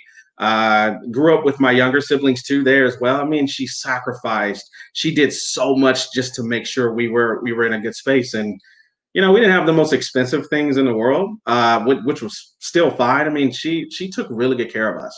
And so through my childhood, I developed some really good friendships. One in particular, a kid that lived down the street from me, we ended up, him and I became super best friends, almost like brothers. And so I spent so much time with them, him and his family. But one of the things I started to notice was his world looked completely different from mine. I mean, his mom was there, his dad was there. They celebrated holidays together. They traveled together. They did so much together as a family, as a unit. And while my grandmother was amazing, don't get me wrong, we were safe. We had everything we needed. But it was that element that I realized I'm missing that, right? Like, I want to make that my reality, right? Like, how do I make that my reality? And so, my dad's gone. My mom is unhealthy. She's going through a lot. So one of the things I started to realize was when I become an adult and I get to a point where I have my family, I'm going to create that same reality. That's going to be my environment. So I was extremely motivated. And for me, it felt what I saw was being financially stable, right? Financially secure, maybe abundance with money and being able to do so many different things. So that was the mindset that I had early on. So fast forward, my senior year in high school, I had a visit from a representative from DeVry University. And I was blown away. For me, the pitch was, hey, you can actually graduate in less time than you would with a traditional university. And he comes in and he's got like this one pager and it's got different programs that you can enroll in and their graduates and what do they make after they graduate after 2 or 3 years. And so for me, I'm looking at all sorts of things, business technology, or do I want to learn how to code, or what do I want to do? And I'm looking at nothing but the money. I'm thinking, okay, well, I'm going to choose this to major in because it looks like this makes the most money once you finish. So I was all for it. Signed up, got enrolled, super excited. I chose the campus in Dallas, Texas, which is where I've been for the last 18 years. But I was really pumped up about it. I felt like this is going to be my path to become successful, to make a ton of money. This is exactly what I want to do. So fast forward, my grandmother takes the trip with me. She helps me get settled into, at the time we had apartments, but they were dedicated dorms for DeVry. Had roommates, man. I mean, I was so fired up about this whole thing. So as I get along in the process, weeks go by and I'm, becoming acclimated with being a freshman at the campus. And, I'm, again, still so excited about my future and what's to come. But as time went on, I started to lose a ton of interest with school. Like, I just felt like, man, wait, I don't know if this is really for me. Like, I'm not having fun. It's a lot of hard work. I didn't think it would be this much work. I thought I'd, just commit a couple of years, I get my degree and go make a ton of money. And so after, I'd say, a semester, I dropped out. After one semester, and I was stuck with what's next, right? Like, okay, so I'm out of school. This was something that I thought I wanted to do, and now I'm not here anymore, but I think there's something else for me to do. But what does that look like? Not to mention, I'm not working now. So the security I had with being in a dorm and, having costs paid for it now, I'm having to figure out how do I provide on my own. And then also too, I don't want to let my grandmother down, right? Like she made all of this sacrifice. I have to figure out a way to become successful and show her, hey, all of your hard work for us and for me was not done in vain. So time went on. I started applying for jobs. You know, I got to a point where it was weeks making no money, unemployed. Like I gotta figure this out. So I had applied for tons of jobs within a span of, I don't know, weeks. I mean, I was applying, interviewing, and I'll never forget, I was sitting in a McDonald's inside with my girlfriend at the time, who's not my wife. And we're chatting, and she's like, you know, how's this job search going? Is everything going well? And I'm like, you know what? I'm confident. I know I'm going to get something here pretty soon. And I got a call. I got a call from a company I interviewed with. It was Brinks Home Security. Oh my gosh, I was so fired up. I mean, the moment I heard that recruiter's voice and she introduced herself, I'm thinking on the outside, I was calm, and on the inside, I'm losing my mind. Like, thank you. Like, finally, I have something I can step my foot inside of. And so they said, hey, we want to offer you a position here. You interviewed very well. And it ended up being a mailroom job, but I didn't care. I mean, hey, I need to start somewhere, right? So I go there, visit with human resources. They're walking me through my benefits, and then they walk me through the offer. And I'll never forget the recruiter, the way she looked at me and she said, well, the job only pays $10 an hour. Are you okay with that? I'm thinking, yeah, because I'm making $0 an hour now. Like, that's totally fine. If it's $10 an hour, hey, let's do it, because I'm making nothing right now. So I was so excited with this job. I started, I got, you know, I have Brinks Home Security gear. I got branded shirts.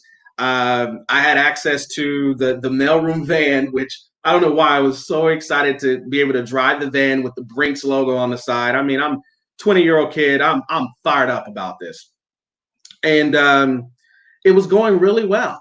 And I'll never forget, there was one day I came to work. This was maybe a week or 2 or 3, maybe after I started. And my boss said, hey, I need you to change we have some light bulbs that are out throughout the building. I need you to take care of that. And I remember thinking, well, who are we going to do I need to call and get someone to come in to take care of that? Or he's like, no, that's your job. And I'm thinking, okay, well, I thought I was just here to hand out mail, but fine, I'll change light bulbs. And so time went on, and then I had another ask. Hey, also, we need you to sweep the cigarette butts outside in the parking lot and make sure that these huge ashtrays, outdoor ashtrays, clean those and make sure that they're emptied and everything is looking polished. And I'm thinking, wait a minute, you know, what did I sign up for? And I'll never forget, there was a day that I was cleaning up the ashtrays, and I'm kneeled down and I'm getting everything picked up. And I remember seeing executives walk by, and they had their suit and tie, and they looked so great, and they're smiling and look so happy. And I remember thinking, that's the reality that I wanted. Like, what did I just do? Right? How did I get here? Well, I knew dropping out was definitely not an option, right? I couldn't just quit like I did school, because if I quit, now I'm stuck in this cycle of probably keeping the same types of jobs for the rest of my life. So I started thinking about, well, how can I make an impact with where I am currently right now? And so I started to quickly realize that when I go on my mail routes internally within the organization, I'm meeting all sorts of executives. And so I started to carry myself a little differently. So although my title was mailroom clerk, I didn't act like a mailroom clerk, right? Call me crazy, but in my mind, I was a senior VP, right? All right, I'm in the mailroom now, but I'm going to be a vice president. Right? That's what I'm going to do. So I would carry myself that way.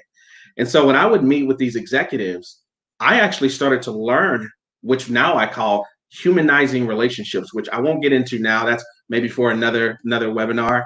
But I learned how to connect with executives, learn how to connect with people. And so months went on, and I started to build a rapport with different executives. And one day, I had a senior executive ask me, Laren, why are you in the mailroom? I'm thinking, well, this is what I got hired to do. I didn't have much of a choice, right? He said, hey, well, I have some openings coming up on my team, and I really want you to take a look at it. I'll be in touch. Yeah, I went along about my day, and I'm thinking, yeah, it's just lip service. I probably won't hear from him. It was the next day. The very next day, I got in contact. HR contacted me and said, "Hey, we had a referral from an executive here, wants to hire you for his team." And this team was going to be on the business technology side of Briggs Home Security. And I'm thinking, oh my gosh, like this is not real. Is this really happening? So within 6 months of me being in the mailroom, I ended up getting another role on the business side of the company, and it completely changed everything for me. I mean, from there, my career started to evolve, and I'm thinking, okay, I'm on my path to making 6 figures, because this whole time, I mean, even, choosing to go to school, then dropping out and trying to figure out my life, I knew that I wanted to make 6 figures. Like that was the end goal for me. Let's make money. Let's have a great life, because that was the representation of what happiness was for me. So eventually, throughout my career, years went by, I got there, making high 6 figures, buying all sorts of crap, but my wife is well taken care of. My kids are great. I'm happy. I have done it. Like this was the happiness goal for me, is to make this money. Well, I found myself at a certain time where I wasn't happy anymore. And I'm thinking, why am I so miserable? Like, how can I possibly be making 6 figures and be miserable? Like, forget unhappy. Like, I hated my career. But, I'm getting to meet all of these different executives. I am helping build different brands. I'm doing all these cool things. How am I so unhappy? And so I got to a place where I felt stuck, right? I committed myself to this certain career, so I can't go back, because financially I've built my lifestyle. I've built everything up. I can't go backwards. So I felt, some would call the golden handcuffs. I know what that feels like. I felt so tied down, but I was miserable. So I got to a place where I started to think, well, maybe it's the job, maybe it's the company. So I started blaming it on the organizations I was working for. Oh, the culture sucks. Oh, the environment sucks. Or, oh, why are we doing it this way? We should be doing it that way. Like I would identify so many reasons why they sucked, right? It was their fault.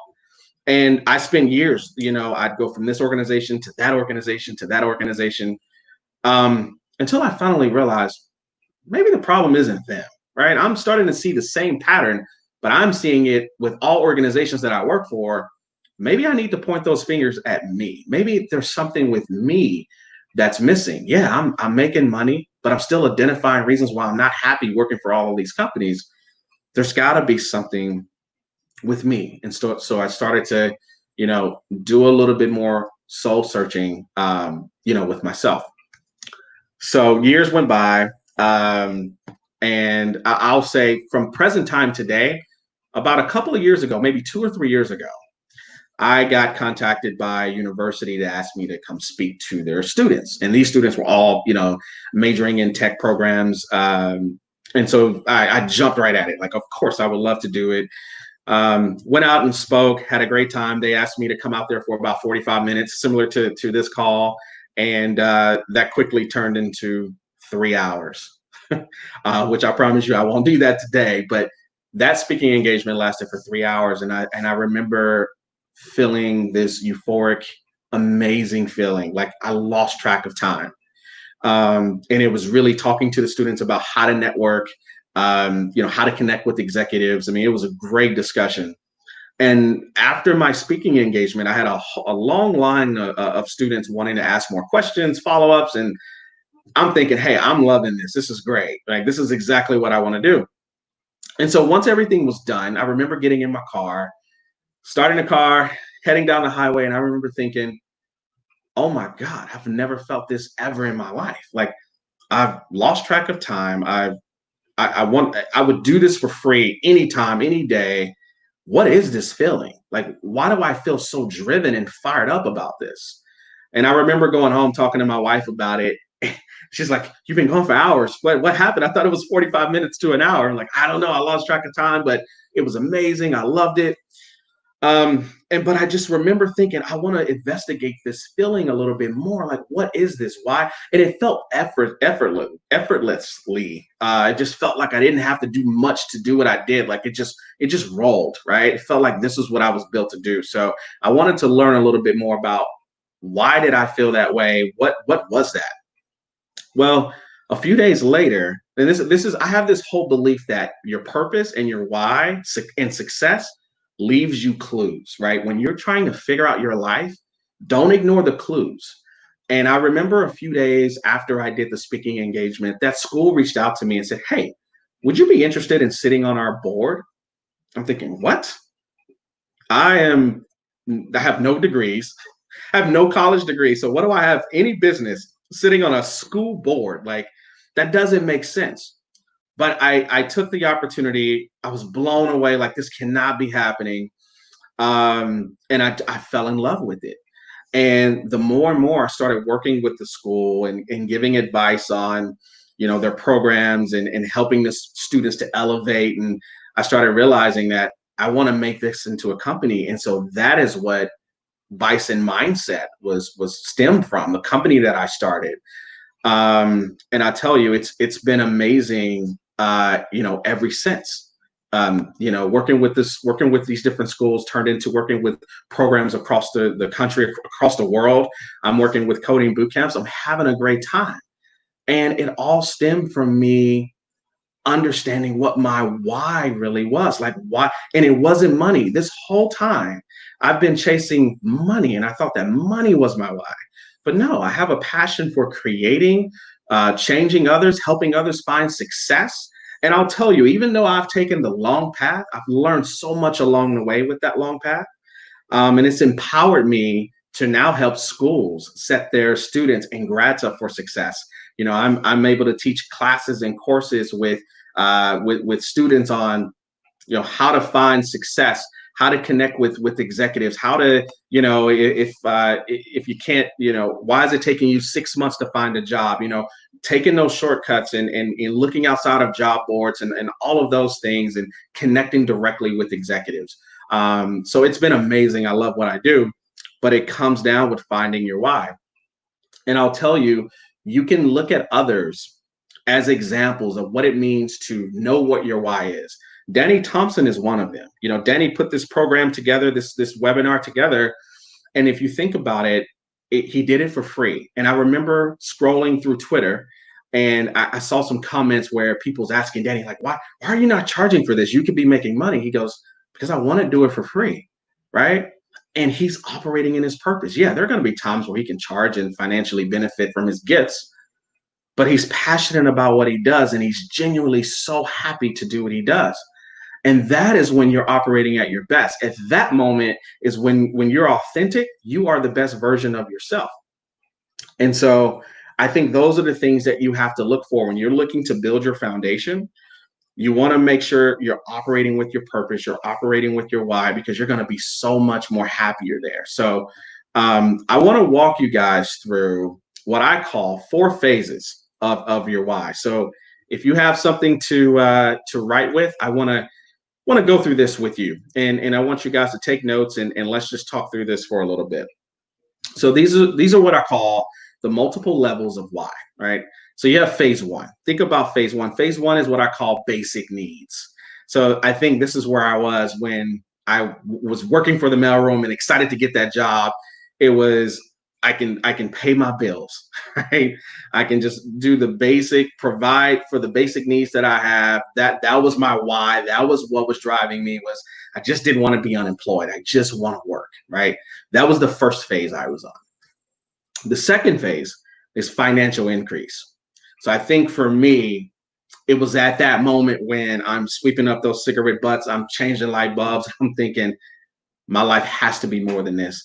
I don't want to just make $10 an hour. I want to have financial increase. I want to have flexibility. And so I don't know whether you're, after a better car, bigger house, or just a lifestyle change, you enter into this phase that I call phase 2, which is tied to financial increase. Phase 3 is freedom, which after I made my money, I'm making 6 figures. I have made it, or at least I thought I did. But I wanted freedom. I started realizing that I became very good adapting to other people's or other companies' systems. But what about my system? What about my freedom? What about doing the things that I truly want to do? And so you'll get to that point. Once you've achieved your financial freedom, once you achieve your financial goals, you'll start to crave your freedom. There are going to be times where, you're going to want to do something that you feel like fulfills you, right? Like you're not just getting a check, like you love what you do, right? And I'll tell you, I follow a lot of different, I'll see students or grads or new developers is what I like to say, that are becoming so excited about seeing the success of others when they'll put out, hey, here's how much I'm making now. I went from making 40,000 a year to 180,000 a year. And it's great. Don't get me wrong. Like, you want to make sure you're financially secure, but you also want to make sure that you're happy doing it, right? And I can tell you, money does not always equal happiness. You have to genuinely love what you do. And so I think that phase 3 is the thing that you will crave after you've worked through all of the things and you're making your money. There has to be something else, right? And take it from me. It is very possible for you to have financial success and be very miserable, okay? Phase 4 is the ultimate phase. So definitely write this down. This is purpose, okay? So purpose is when you're truly using your gifts that you have inside of you. You feel like you're at your best. You're more alive when you do this work. And I have a secret for you, right? This is something that I figured out probably just a couple of years ago, 2 or 3 years ago. Phase 4, your purpose, unlocks everything else, right? It unlocks freedom. It unlocks financial flexibility and financial increase. When you're operating in your purpose and you know your why, you get everything else by default. 100%. You will not be able to meet anyone that can tell you, you know what? I'm operating in my why, I'm operating in my purpose, but my life sucks. That will not happen. And if they tell you that, they're not really operating in their why and operating in their purpose. So phase 4, if you need to circle that or highlight it, please do that. Like, that is the phase that you want to get to. And if you need to, go straight to that phase, because I promise you, it's going to unlock everything else. When you think about, man, 2020 has been a heck of a year, right? I mean, COVID completely has disrupted everything. There's racial tension now in the United States, right? There's so many challenges. There's a lot to be afraid of. But I'll tell you, for me, my why and my purpose, it pushes me through all of those things, right? Racism, done, right? The poor economy, done. In my mind, those things, in my reality, because I had some students reach out to me from a coding boot camp, and they're super nervous, right? They're like, oh, we've invested this money and we're, can't find a job. We feel like it's going to take forever. It's going to take 6 or 8 months to find a job. And I'm thinking, if that is your reality in your mind, that is what will be produced in your life. So yes, it will take 6 to 8 months. The economy will be bad, but you have to have the reality that, no, fight through that. Someone needs my services. Someone needs to hire me, right? Your reality and your belief system makes up the success that you have. So you have to operate under a different belief system. And that may mean that you stop listening to negative people, or it could mean that you got to put your phone down and stay off of, maybe not so much stay off of social media, but pay attention to what you're consuming, right? Because what you eat, they say from a health perspective, what you eat is what you become. I think that what you consume mentally is what you become as well, right? So you have to pay attention to what you're paying attention to, right? Because it molds your reality. So while others are saying, man, it's the economy's tanking, jobs are laying off, no one's hiring, let them have that. Because in my world, companies are overcoming this. They are looking for talent. They want to hire people. And that is actually true, right? I actually had a conversation with the VP not too long ago. He's begging for talent, trying to figure out, hey, I have to add to my team because of COVID happening. Now we have all of these different initiatives around the COVID situation. Like, that is an actual truth of what's happening in this world today. Is COVID is actually creating jobs. And I know there's attention that COVID's causing unemployment. Well, it's creating opportunities as well. And those are the things that you have to pay attention to. So just understand that your mindset, your why, your purpose, that's your foundation. Everything else you build on top of it. Again, guys, it's career, job search, family, success. All of those are byproducts of your mindset, of your why. So I really want you to know that. I just wanted to spend some time and, again, walk you guys through how you identify your why your why is so important. And I wanted to share my story with you and get there, but I want to leave some time to maybe for us to jump into Q&A. I'd love to hear from you and hear from you in the chat, and let's have some dialogue. Love to chat with you all. Isaac, are you still there, or Danny? Indeed, sorry about that. I didn't want to steal your thunder there. No, that's okay. Great stuff, man. I was on the edge of my seat throughout the entire thing. And I agree. I mean, you can get paid to do something and you can get paid to do it well, but you will be miserable throughout it unless you actually find purpose within it. I found that to be true for a couple of my jobs. I saw the higher pay rate and I went into it and I realized either I'm not developing myself. Yeah. This is stuff I already know, and it's become very tedious and it's lost my interest. I find myself personally more engaged with a job where I'm learning, where I'm having to figure out things. Yeah. And maybe I don't have a purpose yet, but just trying to figure that out and having that drive to get you from point A to point B just makes a world of difference. Oh my gosh, Isaac, 100%. And I think oftentimes we get so caught up in just wanting to be secure, right, and comfortable. We're so afraid to be uncomfortable. But what happens is we pay a cost for comfort, right? And so, well, I'm just going to jump into this opportunity because, hey, they said they're going to pay me 120,000, right? Well, my last job, I was only making 70. I'm jumping on this. Well, is it really what you want to do, though, right? Are you bought into their why, but you're not bought into your own why? Well, what's going to happen is you're going to be a very good carbon copy, right? But when someone really needs you, you won't be available because you've become the expert of being someone that you're really not. So that's why it's so important that you're authentic. And when you do that and you pay the price to do that, glory is on the other side. I mean, you're operating at your best. There's no effort. I mean, look at what Danny's doing right now. It's so incredible. I joke with him. I'm like, dude, you live on Twitter, right? But he's doing it with it's effortless, man. I mean, he's thriving as an engineer. He's pouring back into the community. He's operating in his purpose. But had Danny gone the other end and gone, well, I just want to go with whatever's going to pay me the most money, all of your energy will be consumed by that organization. Because let me tell you the truth of what I know. Companies will go after people that are money hungry. So what they do is they give you a big salary, but you're going to pay a cost for it. They're going to own you, right? And they're going to want you to fulfill their purpose. They don't care about your purpose. They don't care about your why. They're going to own your time.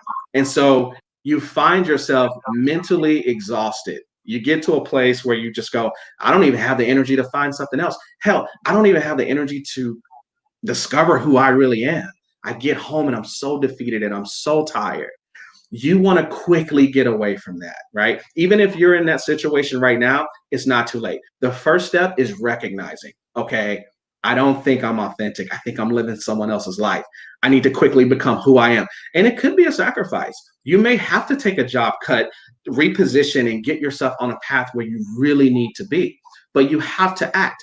Don't make excuses to stay stuck. Right? It's changing your mindset. Stop watching the news. Stop paying. Yeah, COVID is here. There's the economy's tanking. I mean, you can log on to CNN right now, and I guarantee you're not going to see good news.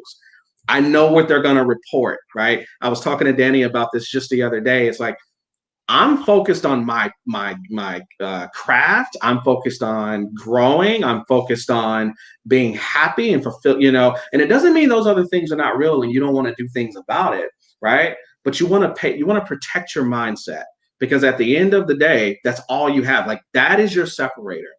So I'll get off my soapbox and take some questions, but those are some of the things that I believe. So I totally agree with you. And Danny's story is unique, but it's not mine to tell. That's his. I'll definitely say, as far as you speaking about not stepping out of your comfort zone, not sure if you've read about Dave Goggins. Amazing guy, super inspirational, but that's what he preaches, always be out of your comfort zone and always push yourself to do better. He didn't pay me to say anything. It's not sponsored, but I admire the man. He is insane. Yeah. To your point, though, you know what? Let's stop talking about us and let's. So we have Yeah. a question from Brian Francoeur. I'm sorry if I'm butchering that, but Mhm. he wants to know how you figure out your why. Oh man, love this. So it's very easy. I can go in real depth, but I'll give you the very high level. What is the thing that you feel most alive doing? And what you have to do when you do that, you have to be honest with yourself. The scary part about it, you could have spent years thinking that this is what I'm passionate about, but when you sit back and you investigate, what do I really enjoy doing? Now, that can be produced through coding, it can be produced through being a designer. So don't get me wrong, but be honest about what are the things that I'm really passionate about and what am I really good at? Like, what are some things that I do that I know I'm better at than the next person, but it's like effortlessly, right? I think about sports athletes. You think about Michael Jordan, for example, right? Like he's considered one of the greatest, or if not the greatest. And yes, he works hard. Yes, it was his work ethic, but he had a gift, and for some reason, it came just a little bit easier than most. And that's how you find your why. Your why will always impact someone else. That's the indicator. Your why will always positively impact another human being or a thing, right? But it's effortless. You love it. You feel alive when you do it. That's how you know you're operating with your why. That's how you find. I know Brian said, how to find my why. How do I know I'm being authentic? It's being honest with yourself. It's hard to tell the truth, y'all. It's so hard to tell the truth because sometimes we get really good at the lie of, well, no, this is what I'm good at.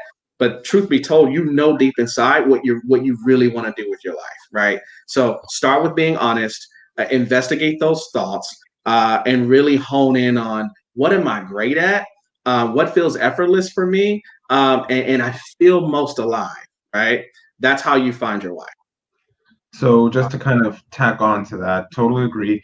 And there's an old saying, don't be afraid to step away from an error just because you spent a long time making it. Yes, yes. Hey, Isaac, I'll tell you something. And I see Brian had commented something that I want to address too. Brian said, I feel like I have no gifts.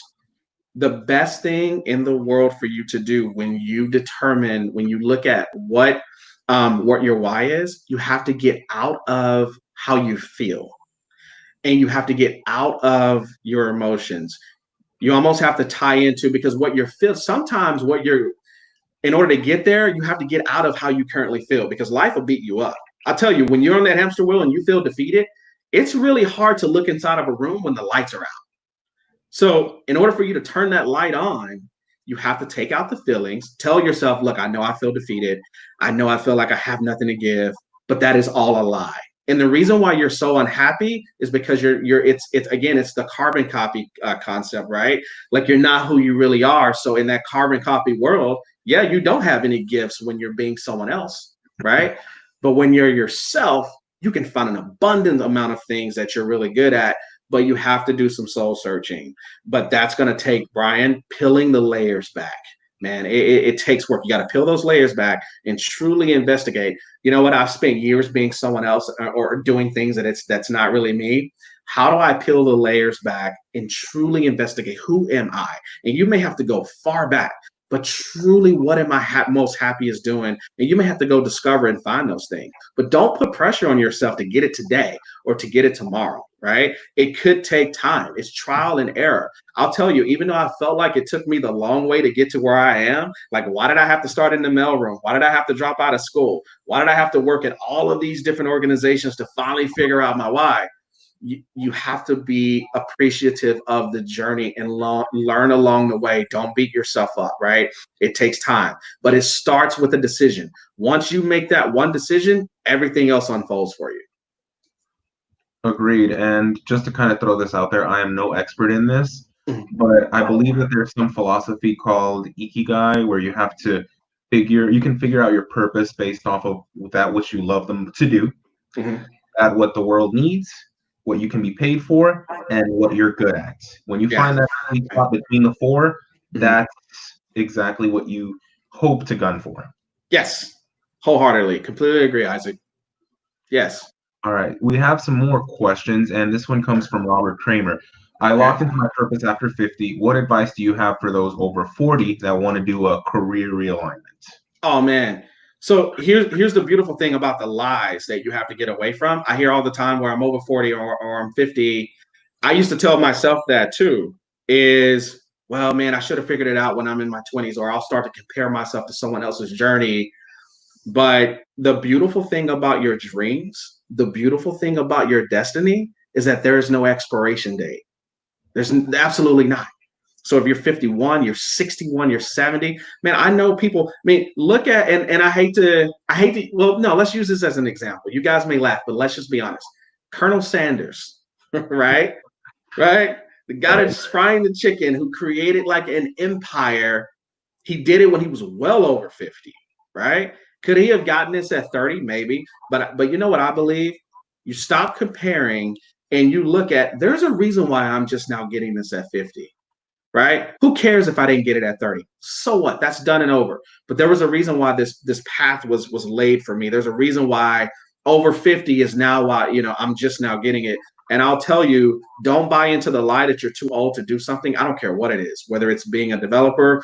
You may feel like, oh, I don't want to be, what does it look like if I'm junior at 50? Who cares? And don't even use that title. That's an exterior world's title. You don't even have to buy into junior, right? I have decided to realign my career at 50 to learn how to code. And not to mention, I'm going to use my life's experiences that maybe even give me the edge over someone that doesn't have the experience of life that I have, right? Because that molds the way you think. It molds the way you solve problems, because you have been probably through more challenges than the next. So that would be my advice to someone that's, if you're over 40 or over 50 and you're pivoting your career, congratulations. Like, let's go. Like, you made the decision to do it, because what you don't want to do, you don't want to be 95 years old looking back at your life going, man, you know what? At 50, I should have.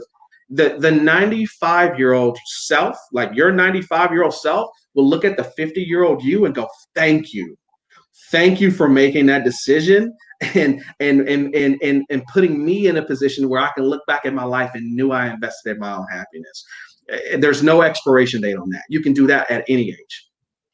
Totally agree.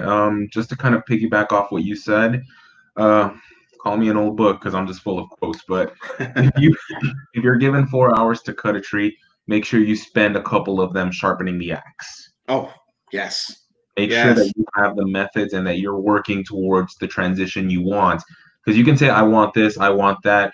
You can do all of that. But if you're on your phone, on Twitter, on Netflix, doing stuff that isn't actively helping you get there, that's going to hinder you. Oh, man. Yes. I'll say this really quick, and I know we got to get to more questions. It's you have to, I have an online course that's coming out to help folks like Brian and Robert. If you put yourself in a position to where everything you do around you reflects where you want to go, you're going to get there very quickly. But if the things around you are lies or distractions, or, hey, I want to catch the latest episode of, the American Idol, or I want to catch the New England Patriots game, that stuff is fine. But pay attention to what your circle looks like. Pay attention to what you're doing every single day. Every single day. It's a sacrifice. You may have to cut down on what you're doing, but you have to focus on your gift. You have to focus on where you want to go, right? And when you do those things, you get there a lot faster. So let's see. A couple of shout outs here. We have Brian Francoeur, who spent 17 years in food and left it in 2016 to become a full-time dev. Yeah, let's go. Let's go. Yes, I love it. Matthew Smith turned 40. He's learning tech after having spent 20 plus years as a chef. Love it, man. It's never too late. You can always get there. You just have to take that first step. The journey of 1,000 miles begins with a single step. Remember that. Yes. Let's see. Someone wants to repeat the axe thing. Yes. Write that down. I think it's a deodorant, but the quote was, if you're given 4 hours to chop down a tree, spend I would say at least 2 sharpening the axe. Because you're not going to be able to do a job if you don't have the skills, if you don't have the capability to do so. If your tools are rusty, it's going to be a long and hard journey. If your tools are honed, they're sleek, they're perfect, it's still going to be a journey, but it will be a lot easier.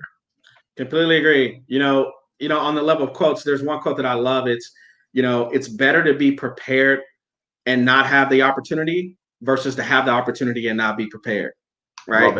Because we can spend so much time wanting that thing and obsessing over that thing, but we're not putting the work and preparation to get it. And then the universe goes, okay, here you go. Here's the opportunity. And you go, oh, wait, I didn't spend time preparing. I spent all of my days complaining and not investing in that time to learn and to be ready for this opportunity. I spent those times watching TV and feeding my comfort. Right. So anyhow, it's good. Totally agree. And we have a comment from Coding Paths. Brian, I have the exact same story. I happen to know him. He has a very similar story. Spent a lot of time in the food industry, recently transitioned, and now he's a top-notch web dev. Shout out to Mr. Lawrence and Coding Paths. If you're out there listening, drop a comment in that comment section. I'm not sure where I'm pointing, but you know what I mean. Let's see what else we have here. Oh, I think this one's been nodded a couple of times. What were the conversation openers you had with the executives? I think with any executives, what's been beneficial for me every single time is humanizing the relationship. So if I'm after something, or if I know, hey, this relationship would make a really huge impact for me, I want to add value to the discussion before anything else, right? You want to be a giver and not a taker. And so I think when opening up, be a human. Like, understand that no matter what level the person is, whether it's a CEO or CIO or VP of development, there's a human behind that title, right? So open up to that person, man. You can find out that there's so many synergies between you two. It could be, hey, we both have kids, or we both love sports, or we both love to ski or golf. I will tell you, I had an interview years ago. I had an interview with a director, and we spent an hour talking about sports. We ended up connecting and realizing we both like the same sports team. And we spent an hour talking about that. And then it was 10 minutes of, oh, by the way, so yes, I am hiring for this job and we think you'd be a great fit. And I'm thinking, well, we didn't even talk about my background, right? So, but I think that's the human element that a lot of people are not talking about, is humanize their relationship. So if you want to have an opener, start off with just acknowledging that this person is a human, right? You don't necessarily have to talk about the weather, but find a connect point, to find some relevancy. So I will say, if you have the advantage of researching that executive before you connect with him or her, do that, right? Look at their social media, find out stuff that they're talking about, what they care about, what they're passionate about. And what would be even more amazing is if you two have the same why. I mean, that's a 100% winner right there. So when you're looking to have an opener, just remember, humanize the connection, right? Don't talk to the title, right? Talk to the human. Totally agree. And there's an old story somewhere about an executive who had a fish mounted on his wall. Now, he didn't necessarily care much about the fish. It was a conversation starter. Hey, do you fish? Hey, where'd you catch that fish? Where'd you get the fish? It's really, once you make that first question and you get a response, everything just flows much easier. Yes, completely agree. That's great. Right. And we actually have one of my personal mentors in here, Mr. James Quick. He's saying that coding paths should be the goal for anyone looking to transition. And let me tell you, I can without a doubt say that if it wasn't for James Quick and for the program that he helped run, I would not be in tech. So huge shout out to him. Yeah. You know what? I'll say this too. Like, for someone that does not know James, I haven't had the pleasure to meet James, but I love that comment. Social media and technology has made it so much easier for us to connect with folks like James and to figure out, how do I find success? How do I get on the path to win? Man, it's so easy to do it versus, even 10 years ago. So I definitely agree. Take that advice and run with it. Agreed. All right. We have a question from Mr. I'm not going to butcher your name. I respect you too much to do it. So we're just going to go with your question. Can you talk something for CS undergrad students? Any suggestions? Okay. I will say use this time to investigate, and I hate to sound status quo based on what I've talked about, but make sure you're clear about what your why is. Because what I don't want you to do is You've invested the money and time to get your degree, but you could be at a place where you fast track your career and end up with an organization that, you forget. Oh, wait a minute, I forgot what I'm passionate about. I actually forgot why I do what I do. Because let me tell you, if you think school is hard, you will get to a place where working with these organizations, they're gonna look past the snacks and the free food and you can wear jeans and t-shirts, like all that stuff is good. But companies do go through trials and tribulations, and you have to ride that wave with them. And so they want mentally tough people. And so when you understand what your why is, you understand what drives you, that propels you through those challenges with them, right? And so technically focus on those things, the languages and the technologies and all the things that you have to do, but also investigate who you are as a human, because they're going to want to know that. And I will tell you, there are organizations that will hire someone that may not be as technically gifted as the next, but they're hiring that person because they trust them. Hiring that person because their why is aligned with their why. They're hiring that person because they know when it gets tough, you're not going to leave, right? So investigate those thoughts, investigate, what your why is, become very skilled at that, and you'll be ready to go. So hopefully that helps with the person that had the question about the CS degree. Perfect. Love that. All right, let's see. You're 100% right. Your point. It's awesome stuff from Matt Smith. Great job. James Quick is actually agreeing with us. +1 on the why. My biggest advice is to always find what you're passionate about. It makes learning and working that much easier. Yeah. Because you know what? I'll say this to James's point. I cannot say the number of times, especially with coding boot camps, you have students that enroll, they're excited about making the money, they're excited about their transition to code, and then the first thing they'll say is, wait, I didn't realize coding was this hard. I didn't realize learning to code would be this hard. I don't know if this is something that I can do. To James's point, when you have that why that drives you, that foundation, it'll push you through that being uncomfortable, being afraid, or being intimidated by how hard it is, right? You got to have that why, man, because that why is going to push you through all that stuff. So definitely agree. And I know from personal experiences, there have been times when a new tech is introduced at work, something new happens where it's like, okay, you have to go learn this. You're scrambling to learn something. It's a lot of late nights. It's a lot of self-study, and you have to willingly put yourself through that. And I'll level with you. Sometimes I can sit through something, listen to it 20 times and still not understand it, but you have to have that consistency to come back and listen to it another 20 times until it's pat down. Yeah, agreed. All right. Now, for our chat, do we have any more questions? Please ask as many as you can, because if not, it's going to be 13 minutes of me cracking dad jokes. And believe me, hey, I got a couple of dad jokes, Isaac. I'll join you, so we'll make them miserable. So let's see. Oh, we have coding is not the problem. Getting a job is 100% of the problem. I'm not sure if I agree with that, but I'll take your take first. Yeah. So actually, yes, that is true. If that is what you say, right? Like if that is your belief system, then that will be the reality for your life. And so what my advice would be is you have to change that story. This takes it back to what I mentioned earlier is if you're in the habit of saying, coding is easy, but finding a job is so hard, then finding a job is going to be hard for you, because that's how you can see folks that have the success stories. Look on Twitter. You got people all the time that say, oh my gosh, I found a job within 2 weeks of me graduating. And you'll have the other person that goes, what's wrong with me? Why didn't they hire me? Like, why is it taking me so long?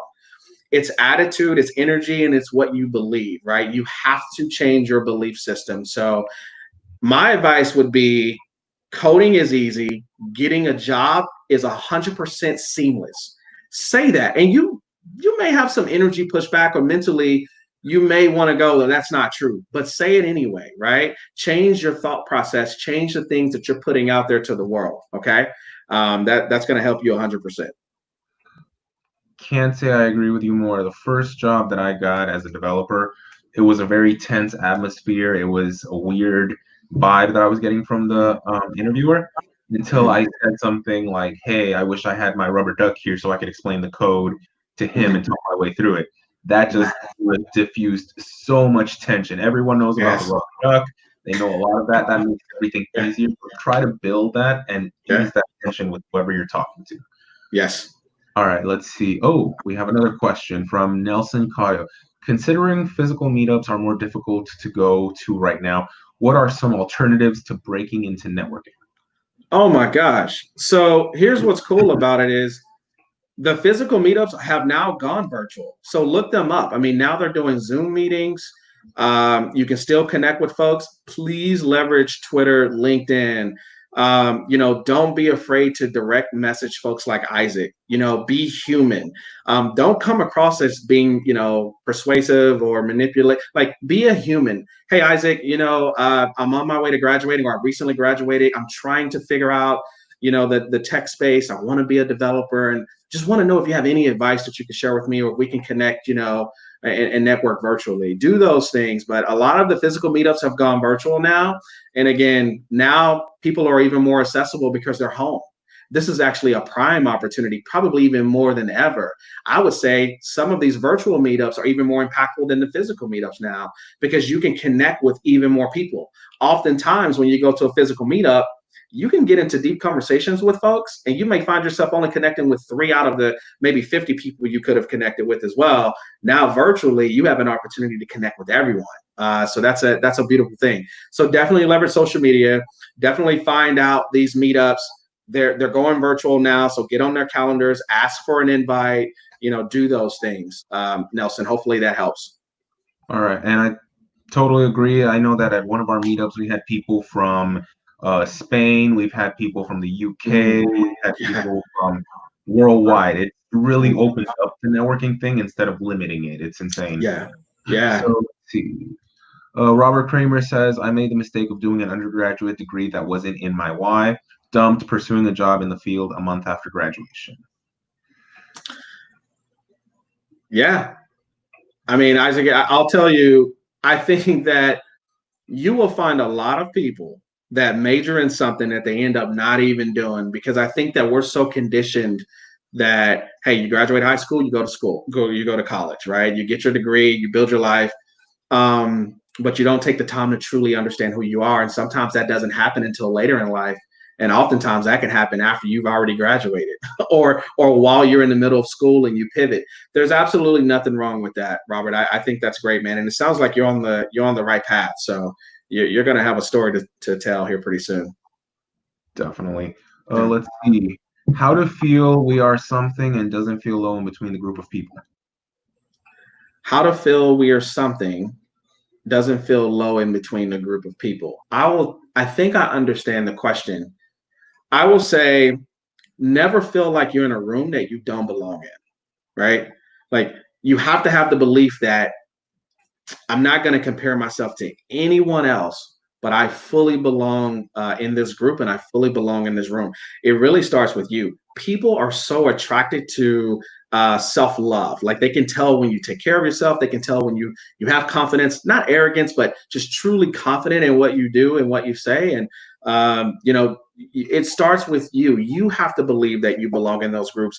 You don't need anyone's permission, right, to belong. You need no one to sign off on what you do. You need no one to tell you that you're a developer. You need no one to tell you that, hey, you're accepted in this group. It starts with you. You own your life, right? So have that confidence to go, man, I can be in any group that I really want to be in and have an impact, and maybe even add value to that group as well. But that is going to definitely start with you. No one else owns that. Totally agree. And guys, imposter syndrome is a thing. It's true. You could be 21 shredding code, breaking through databases. That's great. It always feels like there's some 20-year-old doing things 5 times as complicated as you are. The only thing I can say in these situations is you've got senior developers in Java that have been coding for 20 plus years that still have to look up how to enter a date or how to do an array. So it happens. Just because you forget something, just because you feel a certain way, does not mean you don't belong. Yeah. Agreed. Let's see, we have another question, and this is a good one. What advice do you have for a career returner who has taken years off to full-time as a parent and is now looking for work after this? How do you present yourself to companies and not be overlooked? I love this. So I will say it's going to definitely start with getting rid of anything that you have in your mind that, well, I've been off for a few years, so I may not have value. You need to find some folks that you can connect with, in different organizations that you want to work for. Also, too, are there any skills that you need to polish up on? It may mean to enroll in that coding bootcamp or to go back to school. Who knows? But if you, I'm trying to look back at the question again. Yeah, career return. And it depends on what you were doing before. Are you looking to pursue the same thing you were doing before? Because that's definitely easier to get back into.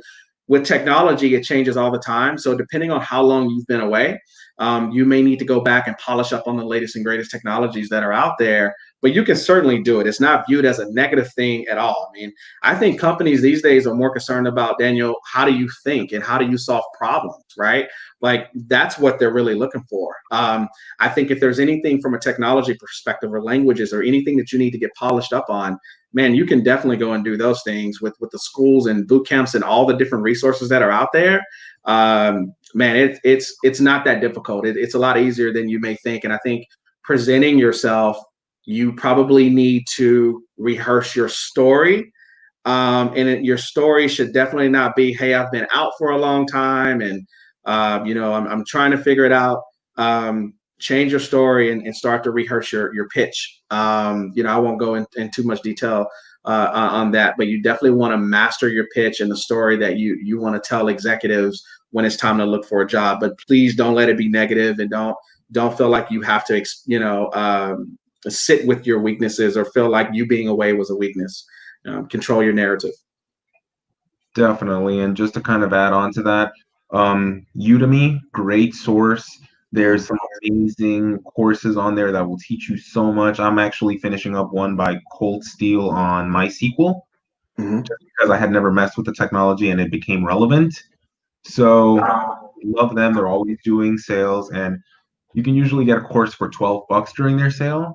Yeah. If you ever pay more than $20 for a course on Udemy, don't do it. Give it a couple of days. It'll come down. Trust me on that. Let's see what else. Sure. Let's see.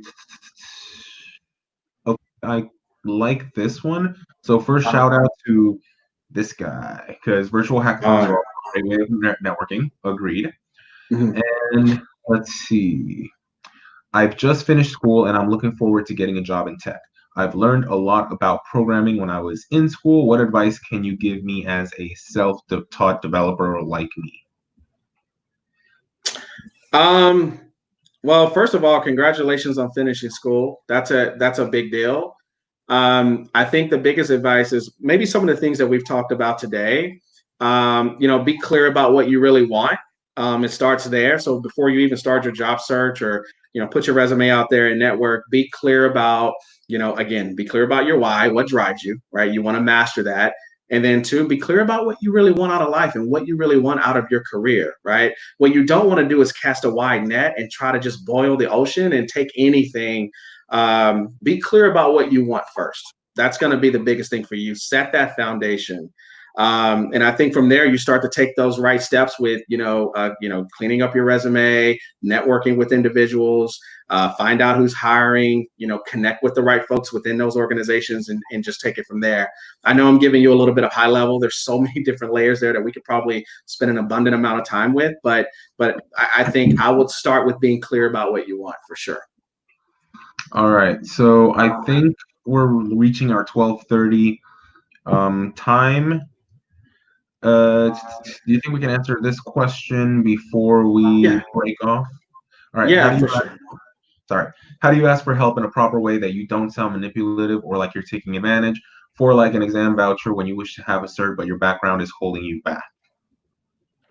Be genuine. I think that when you ask for help, just don't feel like it needs to be a script. Humans want to connect with humans, right? They don't want to connect with just a message. Like, just be genuine about what you want. If it's help that you need or guidance, I don't know if I'm quite following for like an exam voucher when you wish to have a cert, but your background is holding you back. Your background shouldn't hold you back from anything that you want to do. So you're going to have to change your story for sure. So sit with that for a minute and don't say that, right? Nothing holds you back be clear about your plan, execute, do whatever it is that you need to do, but definitely change the story for sure. So I don't want to go too much in depth because I know we're running on time, but that would be my advice for you. Love it. All right. Well, Mr. Laren Hampton, thank you very much for your time. Thank you. Amazing speech, extremely inspirational. And to the chat, please follow this man. His Twitter tag is @L_Hampton. Mine is right here because I accidentally pointed at mine first for some reason. But definitely follow both of us on social media if that is your prerogative. We're always posting, we're always available, and you can chat with us at any time, at least with me. You know, just hit me up like, hey, do you think Oreo cookies are screaming when we dunk them into milk and that's why the bubbles come up? I don't know what I'll answer, but I'll definitely try to answer. Yeah. All right. Thank you very much, Mr. Hampton. And now we actually have another speaker coming up. Great person. Her name is Nikiya Simpson. She has a total of 18 years in tech as an analyst and is moving into ASP.NET development. Let me introduce you to her. She's going to be on this side. Yeah, I don't know how to do the signal, but here is Nikiya. There she is. All right. So let's see. You did. There you go. Hi. So, Ms. Nikiya Simpson is actually a women's tech maker ambassador. She's been learning new technology after having taken some time to raise her little ones, and she is currently a senior systems developer. Yes. This woman is smart. Like, she makes me feel like I'm reading the little engine that could, not gonna lie. But I'm gonna let her take it from here because this is her time, 12:30. Nikiya, take it away. Thank you so much, Isaac. Thank you all for having me. This is truly an honor to be a part of DevFest Memphis. Thank you, Danny and Isaac, for inviting me. I'm going to go ahead and just dive right into it. I'm going to go share my screen and we'll get started with the presentation. Okay. I don't have two monitors. Let me see if I can do this. Let's see here. I'm just going to share my entire screen. Here we go. Okay, let me hide that so I can see. All right.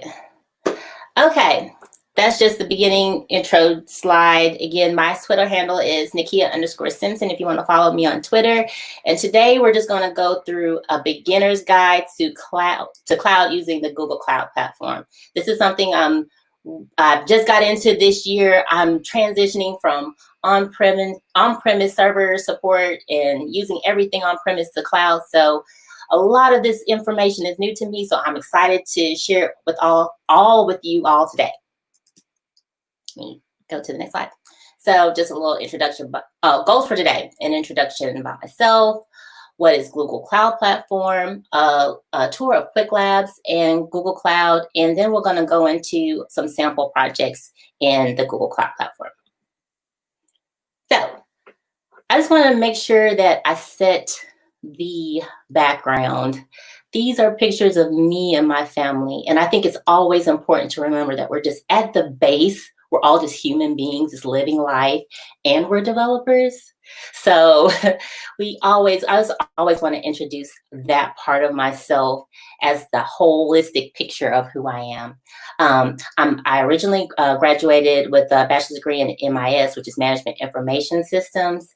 I worked at a tech firm, which was like a database marketing firm for about 6-7 years before I decided I wanted to move out of corporate America into academia. And now I work in the public health space because I'm all about social good and making sure that the things that we make are beneficial to other people. So since then, for the past 10 years, I've been doing .NET C# application development, using SQL Server, ASP.NET, C#, and I also served as a program manager for a few web projects, and now I've moved into the senior systems developer role.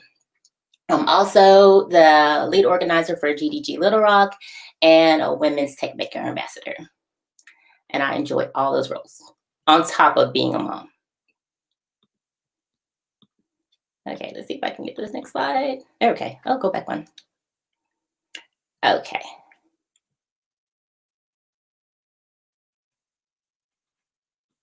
There we go. So again, I'm an experienced developer, but I'm pretty new to the cloud. I started working towards GCP certification this year. So I wanted to kind of show you all my process of learning the cloud.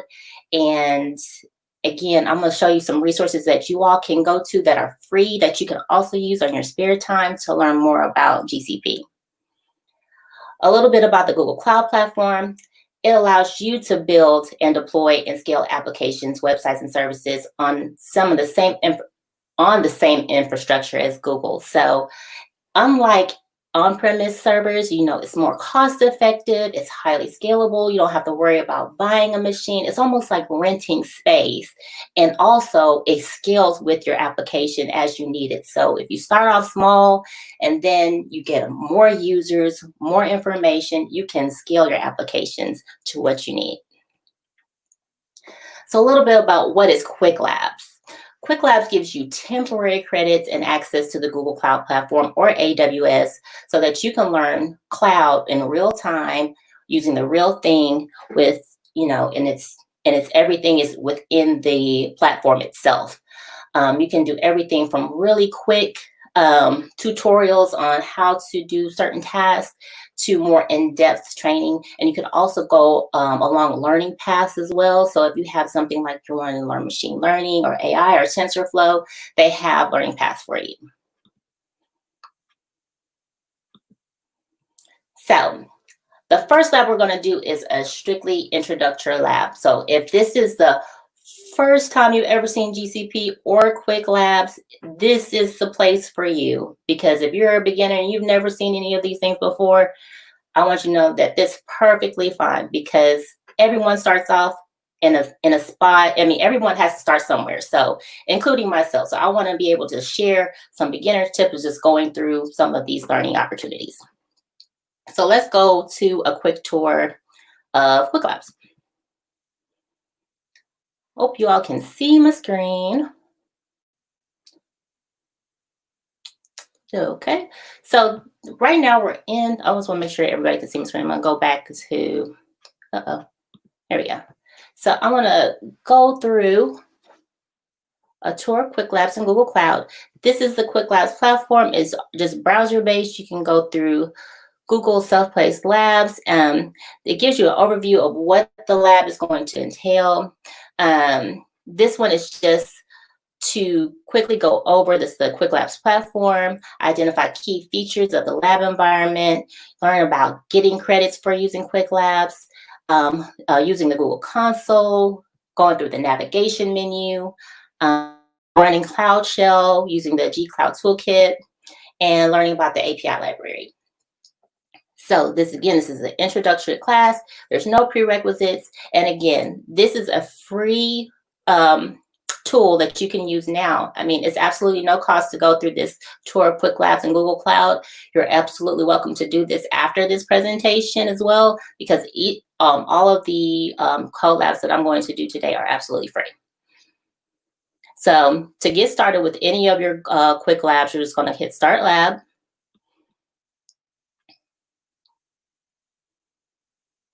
And what it does is it opens up an instance of credentials for you to actually access the Google Cloud console. So I'm going to go down just a little bit.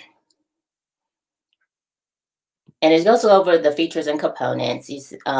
This picture here is one of the Quick Labs called Creating a Virtual Machine.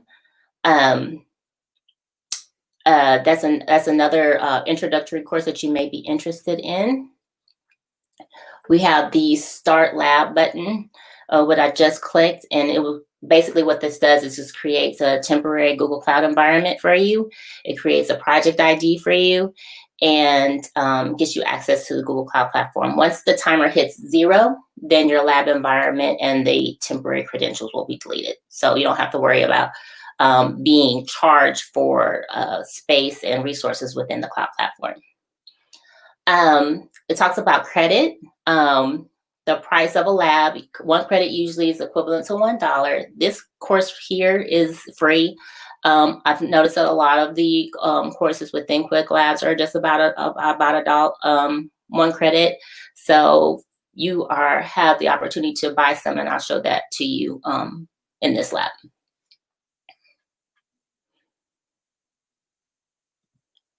We talked about the time, score. Most but not all labs include a score. This one doesn't include a score. It's basically trying to, it's like a quiz. You'll get some quiz opportunities within this one, but it doesn't actually score you on any of them. So we already clicked on Start Lab. So if you have an access code, or have already purchased, you can skip down to the next section. Okay, we're gonna go down some. You can enter amount of credits that you want to pay with the credit card. This one's free, so you don't have to pay for any credits with this course. But this is exactly what you would do if you wanted to buy credits with Quick Labs. GCP in itself is not very expensive to run. Especially if you're just starting with small projects and you just want to kind of get out there and just play around with it. I normally can run a small app without even going through Quick Labs for less than $1. So don't be afraid to get out there and kind of play around with it. One of the great things about GCP is that they will also tell you how much money your estimation of spending will be before you start clicking and buying things. So definitely make sure you take a look at that. So we're going through starting a lab. Now that we understand the key features and components of a lab, we click on Start Lab button at the right corner. We've already done that.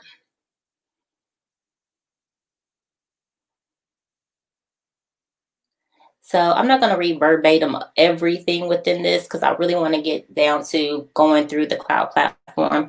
But during your Quick Labs, you'll also get quizzes to test your understanding.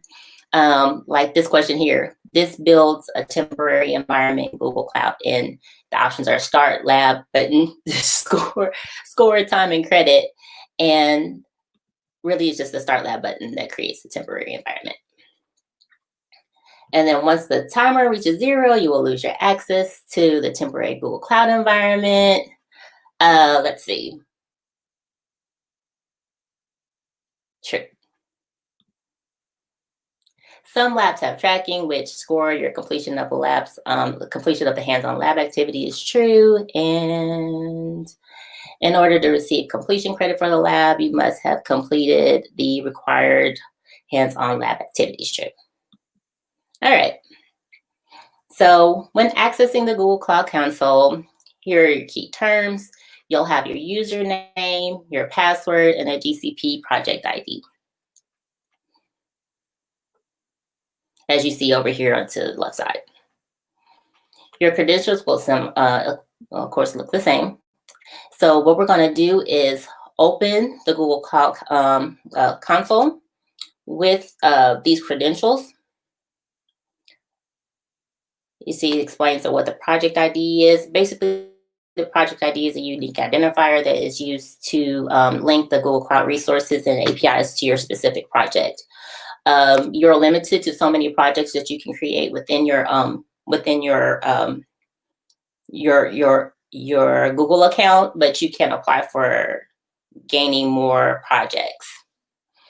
But the project ID is a unique identifier. Okay. Signing into Google Cloud, similar to how you sign into your other Google Clouds, we're just going to use this username and password to go into GCP. Okay, let me go ahead and get that done now.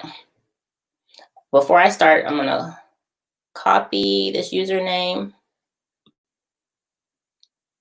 go to open Google Console. I see all of my accounts that I have open.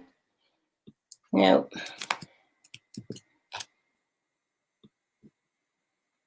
Okay.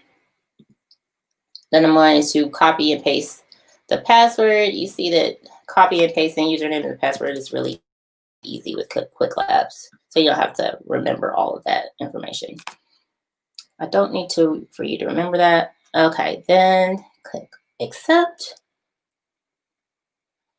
And in here, when you're in Quick Labs, don't click update, just hit confirm.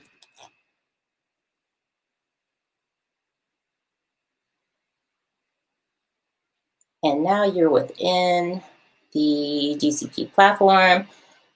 I'm going to go ahead and click OK to agree to terms and services. Agree and continue. And this right here is my project ID. You always want to make sure that you're within the same project. Oh, this is the project name. This is the project ID. So just whenever you're doing with, whenever you're working with Quick Labs, whether you're just going to Quick Labs or maybe using Coursera or Pluralsight, always try to make sure you're on the right project ID. It's just good practice to do that. Okay, we're successfully logged in. We hit accept. And now we've accessed the Google Cloud Platform console with your Quick Lab credits.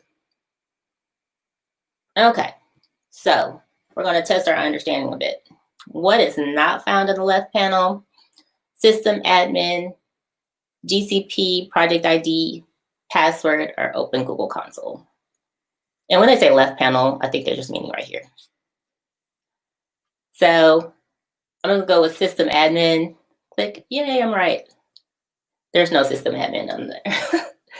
The user in the left panel, which resembles, it says Google XXXXX, but it usually starts with student, is cloud IAM identity, is basically user credentials, and that's true.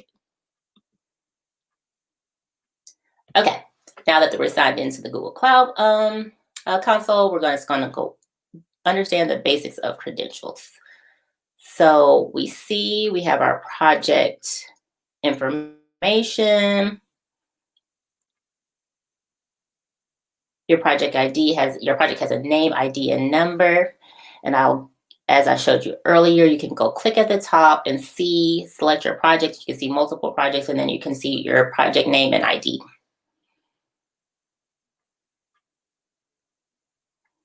I'm not going to read verbatim for everything. Okay. Again, with these Quick Labs, you'll continuously get these tests for understanding. This question asks an organizing entity for anything you build within Google Cloud, username, password, Google Cloud Project, or Google or Cloud Storage Bucket, and that's Google Cloud Project. Quick Labs is shared with Quick Lab users, meaning you won't be able to delete or modify it. True. Quick Lab Resources is a project where you run all of your lab steps. No. Okay, let's go to the navigation and menu and services. So we're going to go quickly over to the nav menu, and that points to all of Google Cloud's core services. And if the menu is not exposed, you can just click on the hamburger menu to the left. So I'm going to go over here to Quick Labs and show you that. This is basically the navigation menu to the side. You see your home, dashboard, and activity. All of your basic administrative stuff is at the top. Marketplace, your billing account.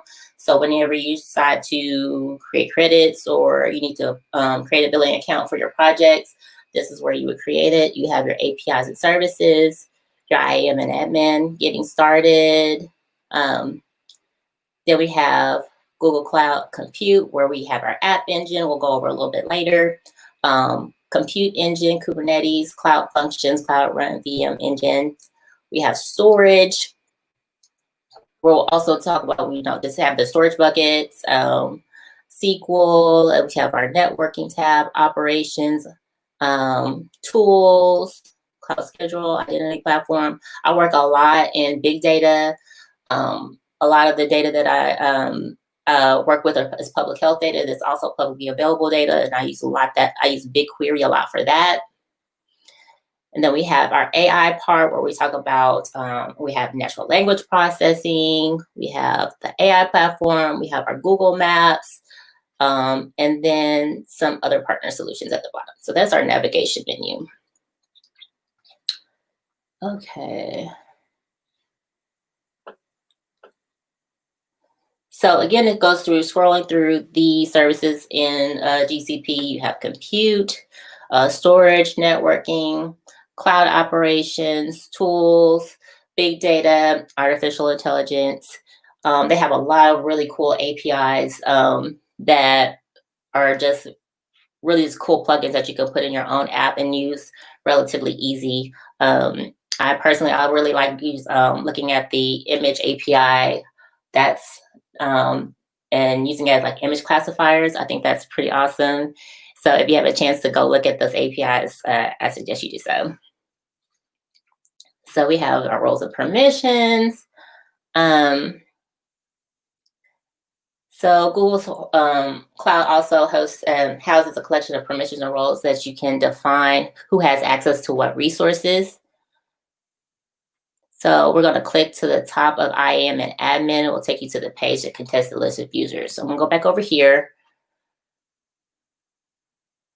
and go to IAM and admin. And it shows me the list of users that have access to my project. I believe my user for this is student/036989, something like that. So you'll see that user right here. And it says it has a role of editor and viewer. All right, let's go back to the Quick Labs. And it's basically saying that you should see something similar. The member field is set to our student, which is student-03-B69. It shows the different role names and permissions. So we have a viewer, read-only role, an editor role, and an owner role. Again, let's say, test your understanding. Offers quick access to platform services and outlines the offerings. That is our navigation menu. Primitive roles set project level permissions unless otherwise specified. They control access to all Google Cloud services. I believe this is true. And provides all viewer permissions plus permissions for actions that modify state, such as existing such as changing existing resources. And I believe this one, I'm gonna go back up as editor. Yes, all viewer permissions plus permissions for actions that modify state. So we're gonna go back over here, put the editor role. Ooh. Okay. So going to APIs and services. Google Cloud APIs are part of Google Cloud. They have over 200 APIs that range from business administration to machine learning, and all integrate with Google Cloud projects and applications. There's an API design guide that's available to you at this link. And we're going to go through to the API services library straight from GCP. And then we're also going to go, while we're there, we're going to search for the Dialogflow API. I'm going back over to the navigation menu. Go to APIs and services. I can go directly to the library from here. And it says, welcome to the API library. Then you can kind of go through and look at the list of APIs that are available to you to be able to integrate into your application, or you can just type them in. So dialogue, if I spell it right, Dialogflow will come up. And I can click on that. And then I can choose to enable this API using my project ID, and it will enable the API just for this project. Or I can also hit try this API. I think there's a part of the, so we're going to click enable the Dialogflow API. It will take us to a new page, and then we're going to hit the back button, and we'll see that it's enabled. So I'm going to go back over here. We're going to click enable. Anybody knows what Dialogflow API is? It's like it's conversational interfaces, building chat box. Okay, there we can see our dashboard for the Dialogflow API. I'm going to go back. And you can see that the API is enabled. Okay, and then if we click on try this API, what will happen is I think it will take us straight to the documentation.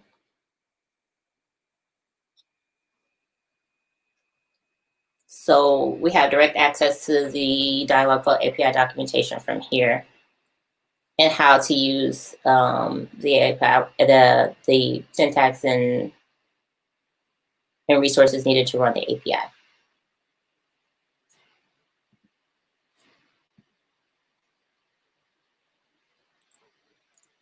Okay, so yeah, testing your understanding. When you start in Quick Labs, you need to enable APIs in your project to start working with Google Cloud. And that is false. You don't need to enable your APIs to work within Google Cloud. You go into Google Cloud and then you enable your APIs for your project. Okay. Next part that I want to go over is activating Cloud Shell. So what this does is it basically gives you access to the command line to run your GCP project and use the G-Cloud toolkit. So we're going to go to activate Cloud Shell and start and click on Start Cloud Shell. Let me go back over here. It's a really easy button straight at the top of your browser, activate Cloud Shell, and it starts a terminal right there within the browser. No matter where I'm from in the GCP platform, I can do that as long as I can see this.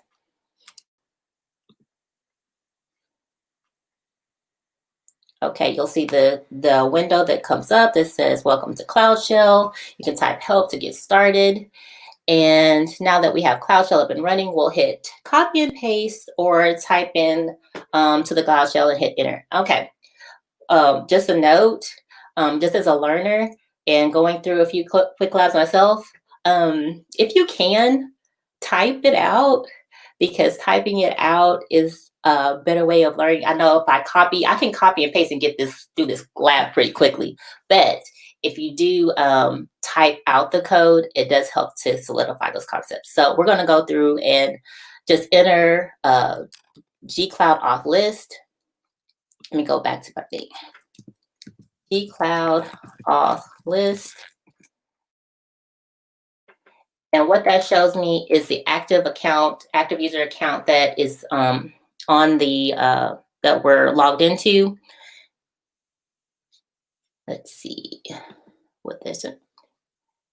And it says we should see for a similar output where active account is set to your cloud IAM identity. This is basically who we're logged in as. As mentioned earlier, Cloud Shell comes with the pre-installed command line tools, which is G-Cloud. And the auth list, it just lists the credential accounts in the Google Cloud project. We're going to create a file called test.txt. So I'm going to go back to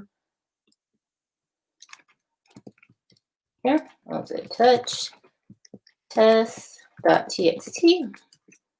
It creates my file. I think the next step is just do an ls. We're going to list our files.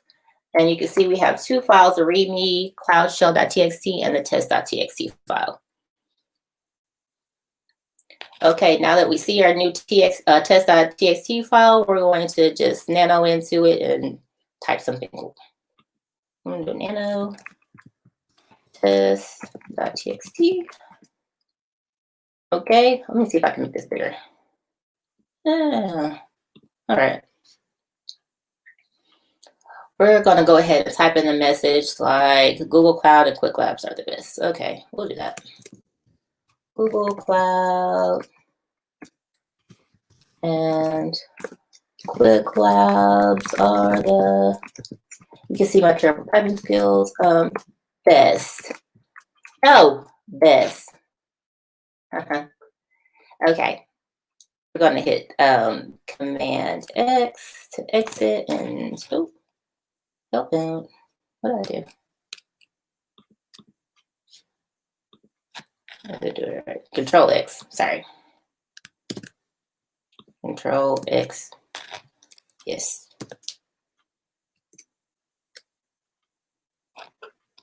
At test. Did I do it right? No. Yeah, no. I think I did something wrong here. It wouldn't be a live code if I didn't do something wrong. All right. Control X.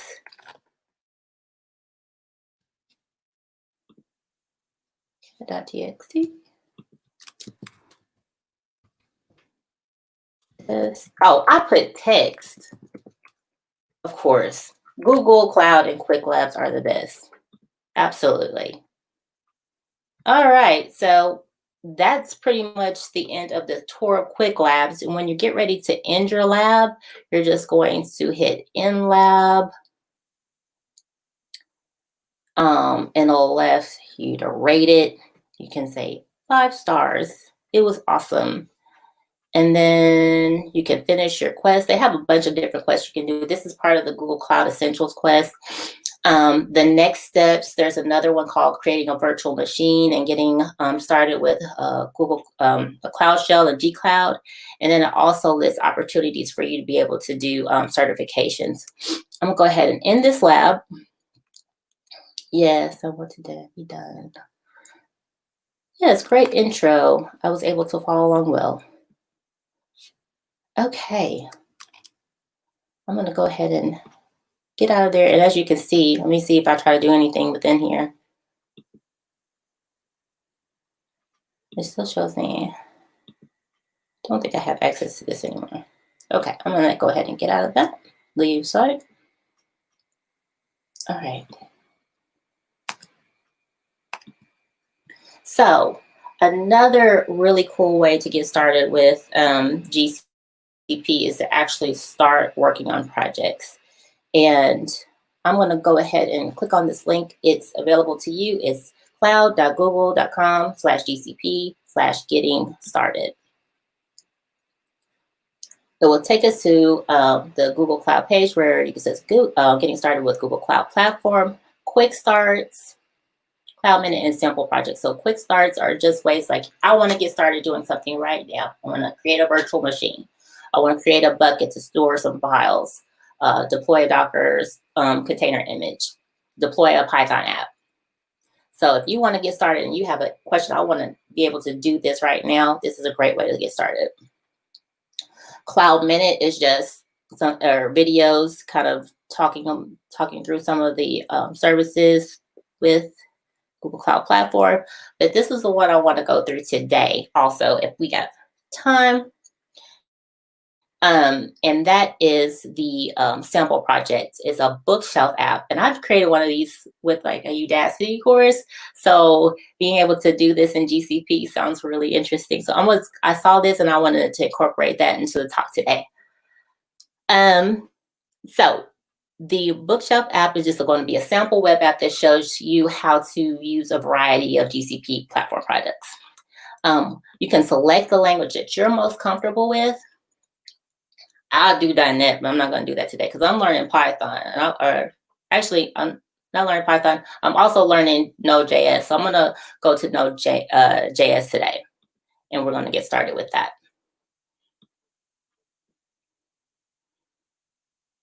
I don't know why sometimes I get this. I'm going to refresh it. It's been doing that. It'll show me a login or something weird. Let's do it again. Okay. You're going to keep doing that, huh? Okay. See? Let's see. Because I have the link if I need to do it that way. Seriously? Okay.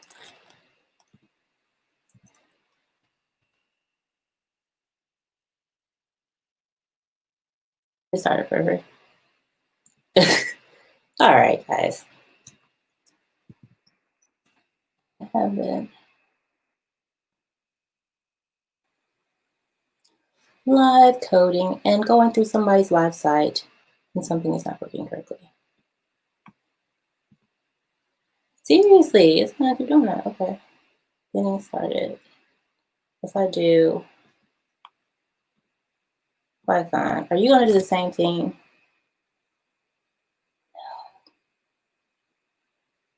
I did not say I wanted to do Python, but we'll do it. Okay. So getting started with Python. So one of the great things about these getting started pages is that you can just click on the buttons and get started right away. You don't have to kind of navigate through a whole lot. But before we begin, let's go to the Google Cloud Console and we will go to the project selector page and we'll start working with the cloud project that I created for this specific demonstration. And go to me. Seriously?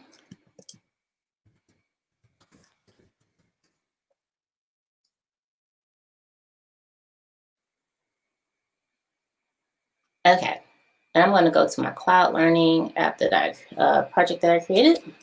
All right. So we'll make sure that billing is enabled. I have enabled that for this project. Okay. So to create the Firestore database in native mode, we're going to complete the following steps. So we're going to go to the Cloud Console and then go to the Firestore viewer page. I can actually just click on this, hopefully. Did I just click? Okay. Select a project.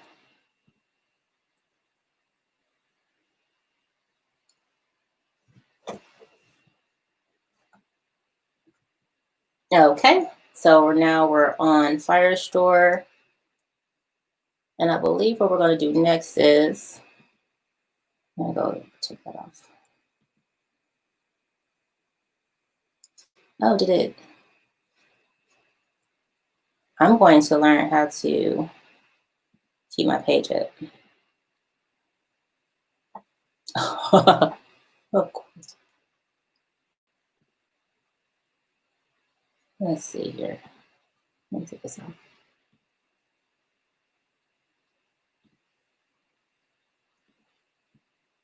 If you know somebody at Google that's over this page, tell them to help a sister out by making sure their stuff works. Okay. Now let's see. Okay, we're going to go to select native mode, and then we're going to select the location for the Firestore database. I'm not going to select multi-region. I think I'm just going to create one that's close to me. So let's go over here. I'm going to click select native mode. And then it's going to ask me to select a location. I'm going to select a location that's close to me. I'm going to use US East 1, create database. Sometimes these steps take a minute.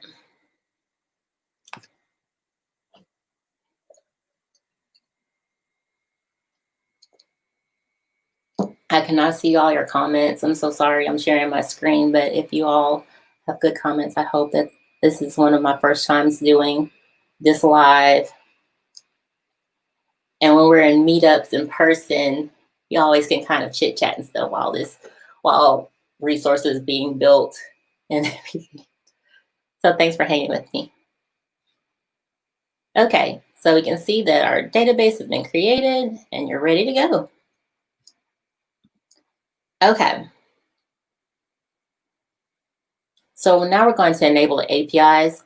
I'm going to click on this link. I'm going to try to see if I can click on it in like a different tab so I don't lose my place again. Let's see if it does it. You're so awesome. Okay.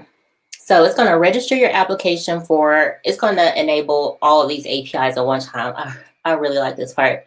So, and all I have to do is choose my project. I'm going to hit Cloud Learning to continue, and it's going to register my app and enable all of these APIs. Is it okay? We can continue. And you see it enabled. Okay. So now we're going to go to Cloud Shell.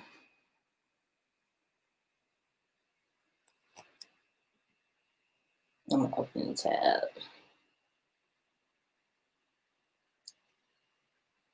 In Cloud Shell, we're going to configure gcloud to use your new cloud project, Google Cloud project. So all we have to do is hit gcloud config set project and then enter the project ID. Project ID is easy to just come and get it right here. So just click that, copy it, come here. Oh, I'm about to clone this repo. So let me hit confirm.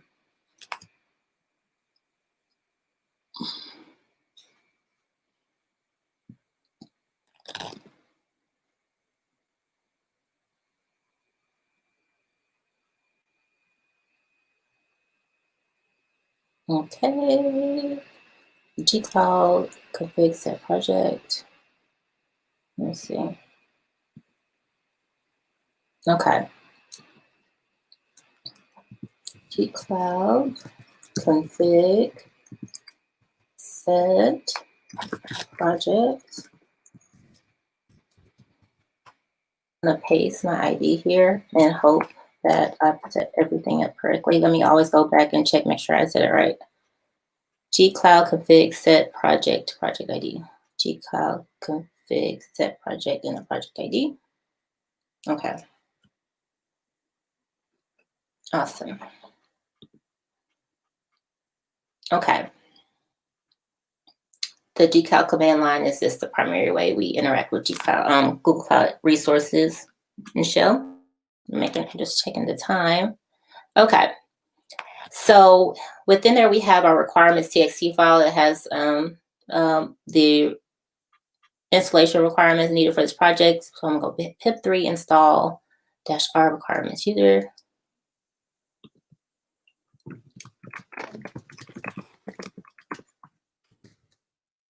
I'm going to keep doing this -r requirements.txt.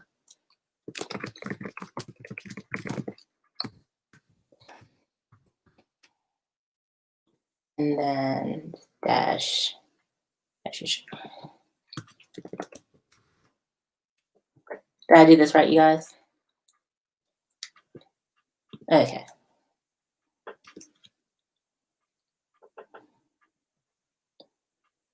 All right. Then we're going to install gunicorn. Install pip3 install gunicorn. Is pip3?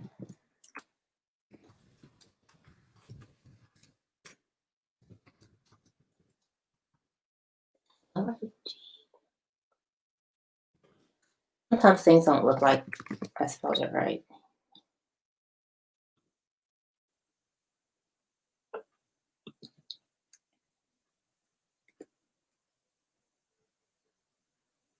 Oh, it's already installed. So I'm going to save a little bit of time. I'm going to actually copy and paste this. I know I told you not to do that, but I'm going to do it anyway. Oh, it doesn't even give me an option to copy. Oh, you're a slick one. All right. Dash local bin gunicorn.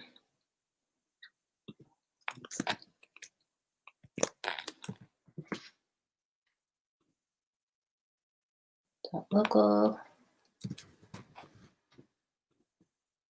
Then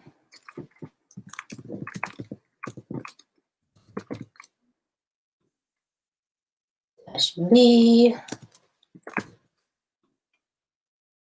at 8080 main. Port 8080 main. All right. All right, I think I've gotten everything. Dash B slash 80. You guys, I am one of those people that has to look at it several times before. All right, awesome. Something's running. Okay, so I'm going to go to web preview. Preview on port 8080. It's running. Look at that. We have our app up. I did this in Node.js, so I'm really excited that it's working in Python now. Okay, So we have our app.yaml file. It just includes runtime Python 3.7, so we're working on Python 3. In the terminal window, we're going to deploy the app to App Engine using the gcloud tool. So we're going to actually do gcloud app deploy from Cloud Shell. I'm going to actually just go with this Control C, gcloud app deploy. I didn't spell gcloud right. Look, gcloud app deploy.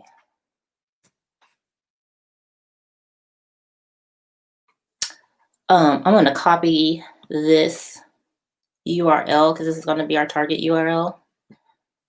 All right, copy. Do I want to continue? Yes. And now it's going to go ahead and deploy our app.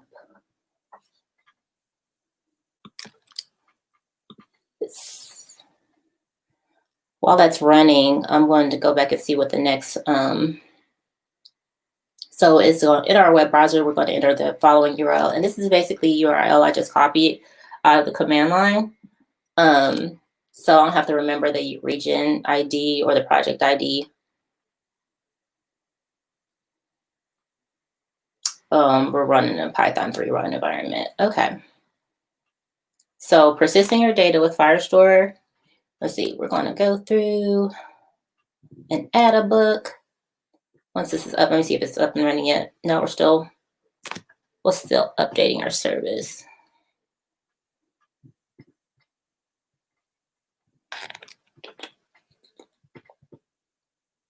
The joys of getting stuff put on the cloud is waiting to the service to deploy.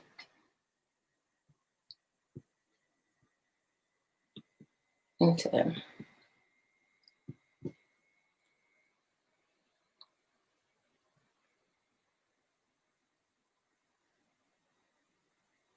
Creative. I think I've already copied this. It's time for water break. I wish I could answer the questions. I'm not used to using StreamYard and my tab is sharing, so I don't want to. Oh, we're good. We're done. All right. I'm going to go ahead and put this URL out here for our app and access it. See if it's up. There it is. Bookshelf, books. All right, so now we're in the web browser and we're going to add a book. We're going to add Moby Dick. Herman Melville is the author, and we're going to just hit save. We're not actually going to add the image yet because we don't have storage. So we're going to go ahead and add book. Moby Dick.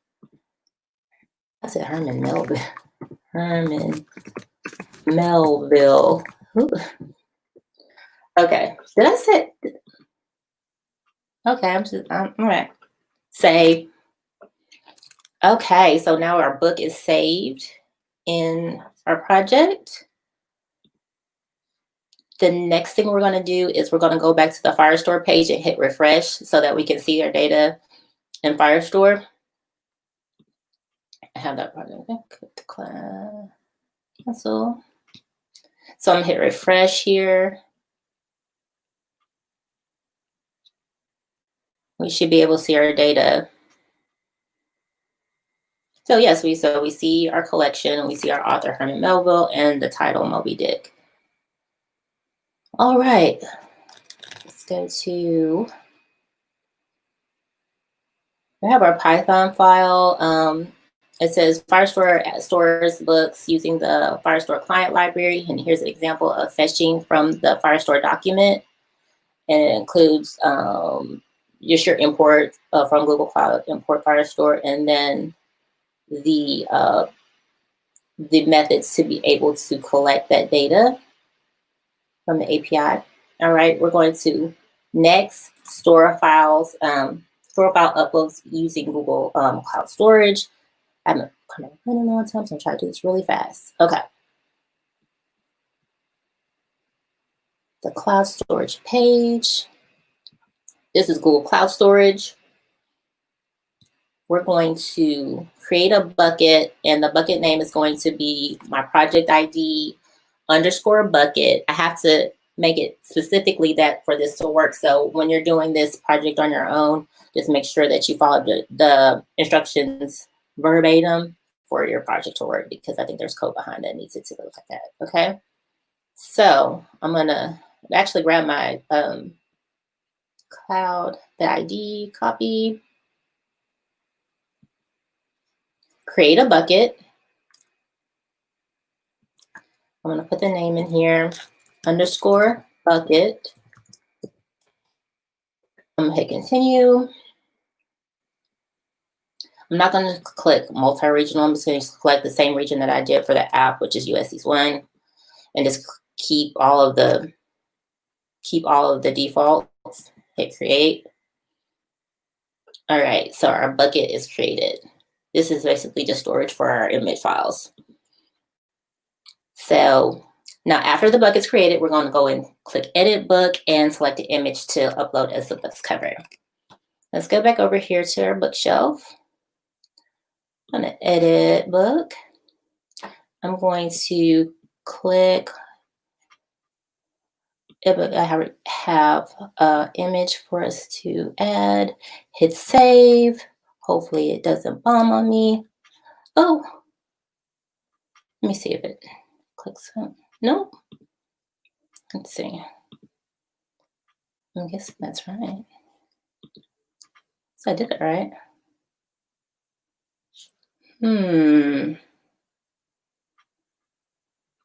It's saying it doesn't recognize the image file.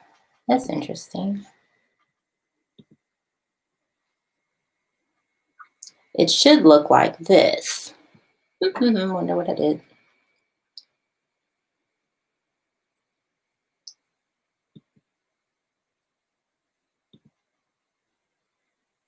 Let's see. I don't know if I click in another book, if that's what it is. Let me go back to my bucket, make sure I did name it correctly, _ bucket.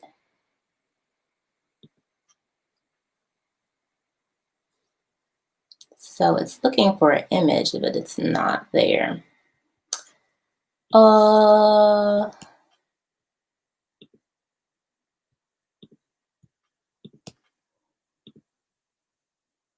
It's still doing that. Interesting. Okay, in the sake of time, I'm not going to try to figure out the error with that. So let me go see what I've done. The bookshelf app sends uploaded files to cloud storage.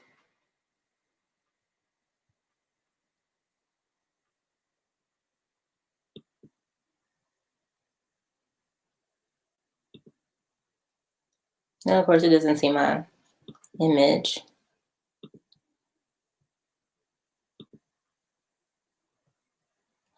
Interesting. Well, I would not recommend deploying this app, but I'm going to show you how to deploy it anyway, in the interest of time. Okay. So this just shows us how they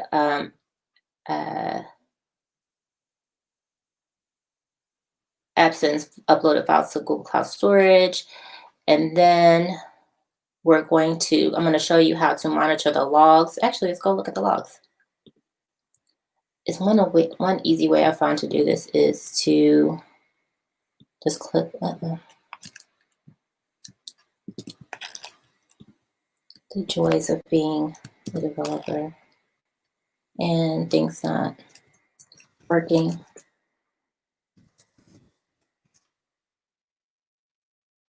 Did it not do logs?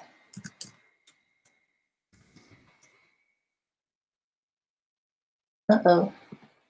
I think I did something wrong. You know what? AppSpot.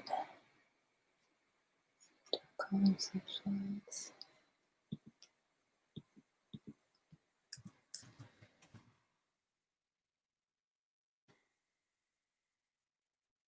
triggered a custom log entry.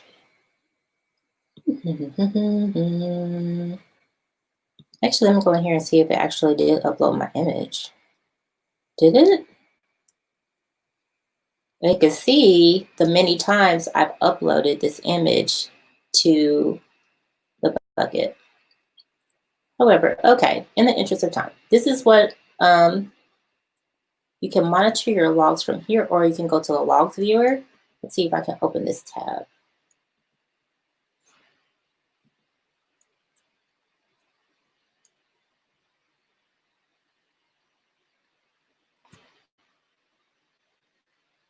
Cloud Learning. Hey, you triggered a custom log entry. Good job. And I can see my logs for the project, for this app. Also, you can monitor the errors. Let's see if I can, I don't know if I can actually see that. Let's try it. It didn't let me do it for,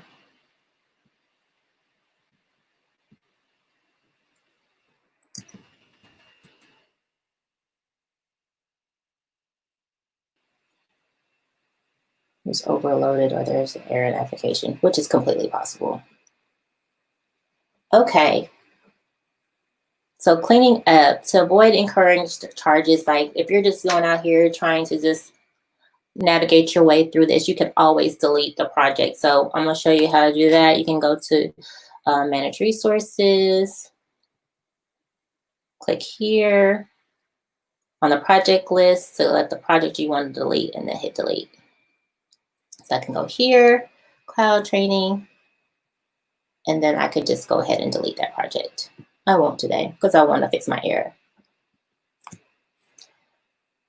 And that's pretty much it. You can go through next steps, deploying app on Google Kubernetes Engine, or handling sessions with Firestone. I know we're almost at the end of our time, so I want to thank you all. And I'm going to stop sharing my screen for a minute to answer any questions that you may have and get on with the rest of the presentation. Hey, Nikiya. Sorry about that. So, sorry, go ahead. Oh, no. I'm up to questions or anything, any comments that you all have. Perfect. So we actually have one from Coding Paths. He asks, Nikiya, what are some effective ways for a developer to demonstrate cloud knowledge in a portfolio? Have projects. The only way to do it is to do it. I think you just have to get out there.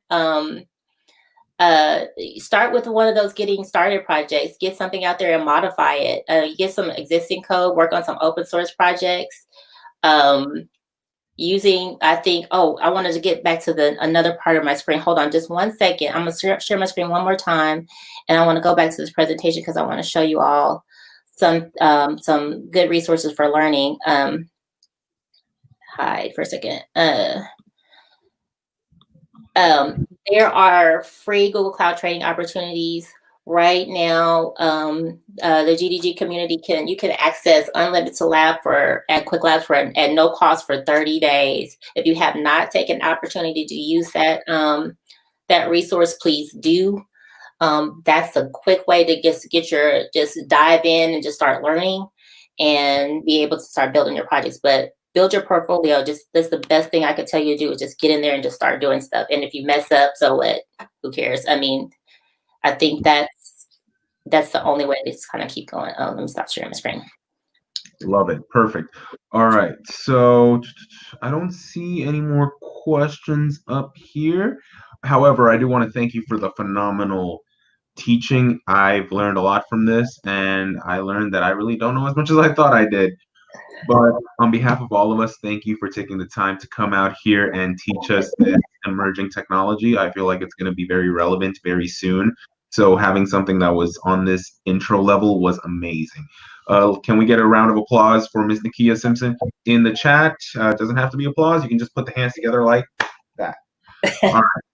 Thank you. Thank you so much. Thank you, Nikiya. Have a great day. You too. All right, streamers and everyone else around here. Next up on our chatting block is actually Mr. James Perkins. He currently works as a technical support engineer at Plaid. Great guy. And he is going to be going through an intro course to Go. He'll be discussing some items with you that will become very relevant very soon. Go is a new emerging technology that a lot of companies, as soon as they put their hands on it, they have a weird compulsion towards adopting it. I think it's going to be big, but I'm going to let the man, the myth, the legend, the expert speak on it. Mr. James Perkins, take it away. Thank you. Everyone can hear me, right? Just want to make sure before we get started and I talk for too long. Let me know if you can't, but I believe everyone can. So I'm going to share my screen. We're going to talk about Go today. It's really, really simple stuff. It's going to be everything from the beginning. I'll show you some code examples, and then we'll do some live coding. And then by the end of it, maybe you'll be interested, maybe you won't. But at least you'll have some exposure to Go, and what I think is probably one of the better technologies out there at the moment. So let me just share my screen and make sure it shares the right screen. Okay, so we have a wonderful presentation here, Go for the Beginners. So let me tell you a bit about myself and then what we're going to cover. And then after that, we'll start digging into the good stuff. So I've been a developer since 2010 and actively developing since 2008. I was self-taught, learned Java right out of a book. It was called Learn Java in 24 Hours, which you can't do. Doesn't matter what people tell you. I've worked at startups, Fortune 500s, Fortune 1000 companies, and I create a lot of content through YouTube. I live stream on Twitch on Sundays, and I wrote a book about Go called Becoming a Pro with Go. So today we're going to cover what is Go, the basics of Go, including variables, constants, loops, arrays, slices, structs, and then I'm going to build a really quick application that just does some basic calculations. It's not going to be too fancy, and we're not going to do anything too crazy. So what is Go? Well, Go is an open source programming language. It was created by Google when Java and C was incredibly popular about 10 years ago. It was created because Java and C were too strict and Python was too fluid. So Go was created to basically meld those two together. So you can imagine how you get frustrated with one language, but JavaScript maybe, for example, is less TypeScript. And then you start getting annoyed because it's too strict, and then the next language you try is too fluid. So Google created this language called Go that basically melds those two together. So imagine some fluidness of Python and some strictness of Java or C, and that's how we are. So Go has a rich type system, which means you can use types in your data or when you're declaring variables to help with a lot of things. So let's get into the basics. So just like any other programming language, Go obviously has simple variables. And it's declared and assigned similar to JavaScript, which most people are familiar with. You type var, at least you did in ES5, then the name that you want to call it, and then whatever it may be if you're going to declare it at the same time. So Go is strongly statically typed language. So this helps you find bugs before you compile the code. So imagine if you, for example, you did the type. So right here, we have var1 is an integer. And this is something you can do in Go, and I'll show you how it works further on in the presentation. But imagine that you'd set this variable to 1, and then 500 lines down there, you couldn't remember what 1 was, and you thought it's definitely a string. So you type in that you take the data and you put a string in there, and you go to compile this code Go will actually tell you, sorry, you can't do this because on line 5, you told me this was an integer. And in this example here, you could set the type like this, and then not assign anything on the other side, or you can declare, tell it what type it is, and then also assign a value. This version, it basically nobody does this. And the reason is that if you leave this type out and you assign a value, Go will just be like, that value is always going to be an integer, or it's always going to be a string, or whatever you assign it to. So there's a thing in Go called the shorthand. And this is where you can declare and assign and basically set the type without having to type variable and then what it is and the name of it and then declaring it. So you have this this colon, and equals, and then what you're assigning it to. Now this can be used in inside of a function. You can't use it outside of a function, but inside of a function, you could just declare and assign and set the types all with this quick shorthand, which when you start programming in Go, you'll find that you'll use this quite frequently because it's just a pain to keep having to write this whole line out every time. And I'm sure when you've done it in other languages, you wish there was a shorthand, and in Go, there is a shorthand, and it's widely used. So you can declare multiple variables at once. So imagine in this example, basically, I have set a rectangle, and you can just put var width and height and then set it to this value. So if you know that you're going to have 10 variables that are all going to be integers, you can just do all of those 10 in one line. I wouldn't advise doing 10 in a line, but if you had, say, 2, like in my example, you can set it straight out of the gate and you'll be good to go. And you can do it in multiple ways. So the top one is sort of setting it, telling what type it is, and then assigning the variables. The one below it is just telling it, these are the 2 variables I want, and these are the values. And finally, you can just declare them with the type, and then later on down in your application, you can go ahead and set the variable later. So before we move on to constants, let's shift over and look at some code in action, and I'll show you what the variables do. Hopefully you can see my screen. I didn't think this quite through, but we should be fine. So in this example here, we have all the variables from the slides, and I've moved them over into some code. Now let's talk about these top 2 pieces first, and then we'll talk about the actual function. Now package main tells the compiler, this is a main application, I need to compile it, and it will run. It's not a submodule or something that you're going to import into your application further along. You are going to run this code. The import FMT is importing input and output functions, which are built into Go. So this import statement says, import any input or output code that I might leave. And this is things like printing or taking input from a user, all those kind of standard features that you might find. So what I've done here is I've just set these variables out. This one is just a very simple one, and it says this variable simple is initial, and then we're going to print it out using the print line function. And in this one, we're going to do multiple declarations just to show that what happens when you print them.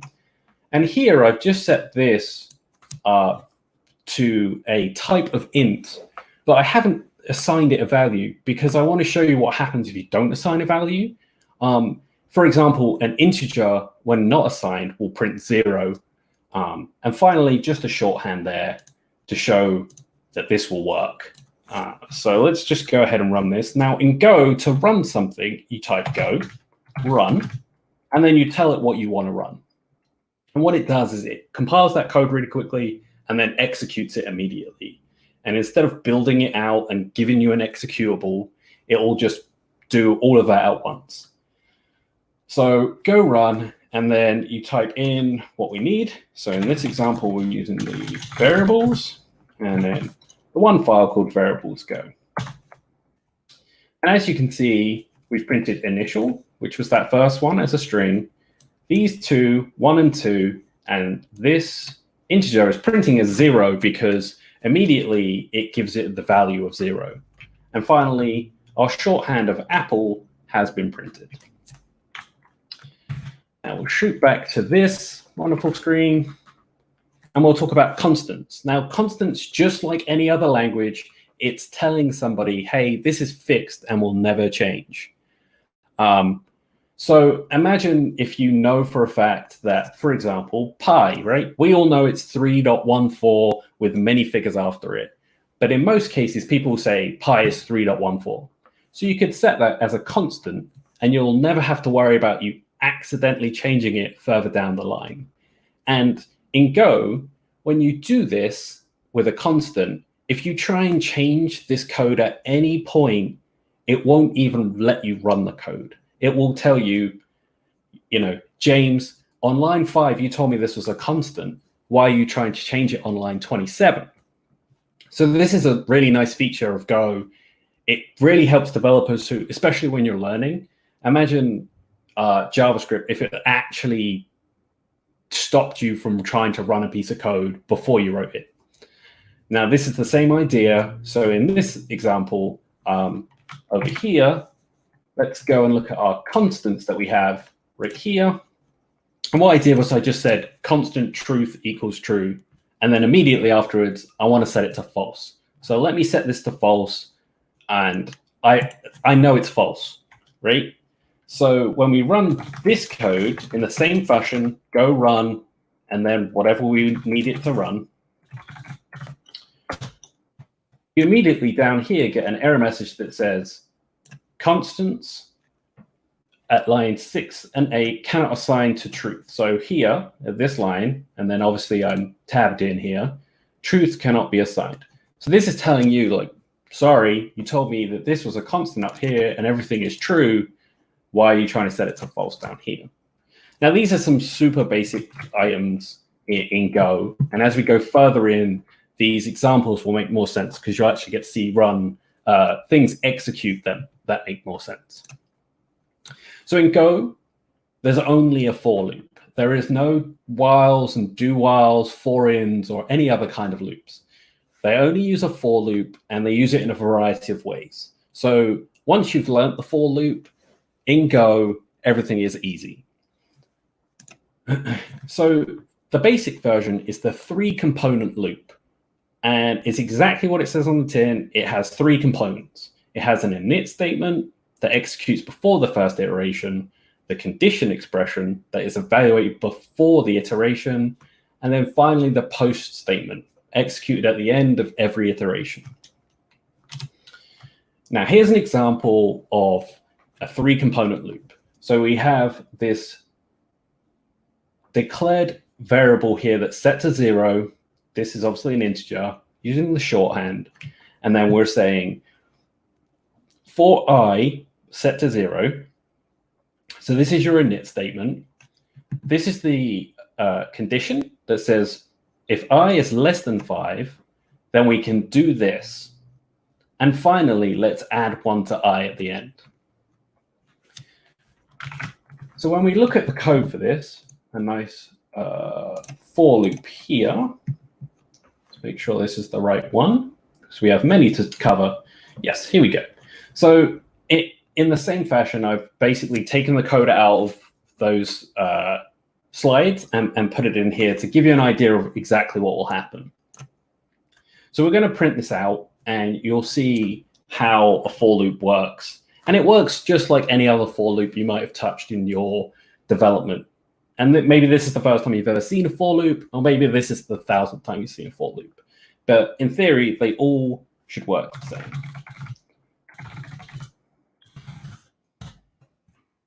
And there we go. So you can see here that it prints up to 10, and that's because the sum is always added whatever I might be. So when I is 0, it's 0, then it's 1, then we add 1 to 2, and so on and so forth. So that's how a simple for loop works. And I told you before that there wasn't a while loop, and that might be an exaggeration. So there is a while loop, but you don't have to remember a different syntax. It's still a for loop. It's set from the init, and the post statement can just be basically not included. They're optional. So with a while loop, you can do something like this. So again, we've declared a number, and we've set it to 1 this time. And we've said, if the number is less than 5, we can do something. And this is a real simple way of saying, look, the same thing as a while loop. While something is true, do something.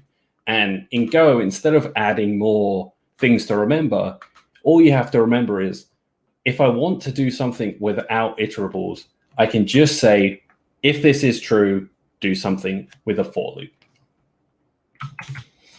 So in here, in our while loop, we've done the exact same thing. We said, if this number is less than 5, we'll do this and print it out.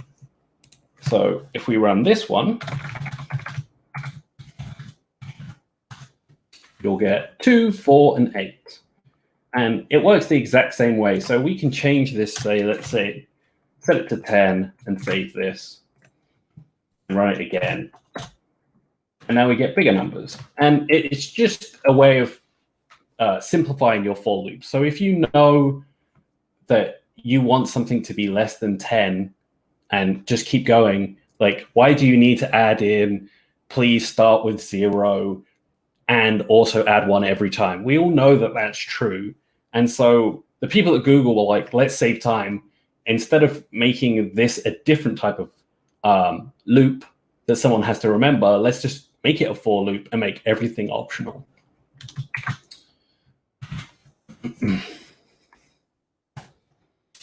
So arrays in Go are slightly different than arrays you've probably seen in JavaScript or other programming languages. So they're fixed sized. So unlike other arrays where you can add stuff to it and you don't have to say, I know this array is going to be 5 items, in this, you have to set a length. So here's an example of an int array that I've set to just 5. Now, arrays start at 0 and they carry on. And this is the same in many languages. The only difference in Go is that arrays are fixed. And honestly, you'll probably see an array once in a while. They have another feature that's called a slice that you'll see much more frequently because it's flexible. So let's look at how we can access pieces of this array and also how it works in the code. So here's the array that we had previously. Let's clear this out so that you just have this. So I've done the exact same thing. I've said that this int array is only 5 in size. Here is everything inside of it that I've declared and assigned. And here what we're going to do is we're going to print it out. And Go is super smart. So when you ask to print something out, Go will not get angry if you say, please print this out. For example, if you try and print maybe an object in JavaScript and you get that famous object print statement, right? Well, in Go, Go's like, well, they want to look at what's inside of it. So they will actually print out things inside of arrays and inside of slices, inside of structs, inside of everything, so that you can see what you're doing, which makes debugging much easier because you don't have to iterate over something to print it out. So let's print this, and then let's talk about what it's doing. So as you can see here, it prints it in a nice straight line, 1, 2, 3, 4, 5, with the square brackets around it to tell you it's an array. And what I did here was I asked for the fourth indexed number, which is obviously number 4. So to access something inside of an array, you have a couple options. So the first option is you can directly access it by saying, I know at position 5, that's the number I want, or at position 2, that's definitely what I want, or position 0, or whatever that might be. But you can directly do that, and a little bit further in the presentation, we'll talk about how you can actually loop over these and do things inside of them. So slices, not the pizza type. As I previously stated, arrays are fixed sized and slices are dynamic sized and flexible. And in the real world, slices are more common because they are flexible. And in my opinion, you should only use an array when you know exactly what you're doing. So if you know that you only have 3 things that you need to store and it will never change, never get bigger, never get smaller, that's what you can use an array for, which in the real world is very unlikely. So a slice, sort of similar to the way that you declare an array. You tell it what its name is, you use the colon and the equals, and you tell it that it's a string. And here I've put some of my favorite foods: popcorn, pizza, hot dogs, and apples. And then to add something to a slice, you just use append, which is probably similar to other languages that you've seen. Slices are super great, super flexible, and you can use them in a variety of different things. And it just makes more sense when you start to program to just start using slices.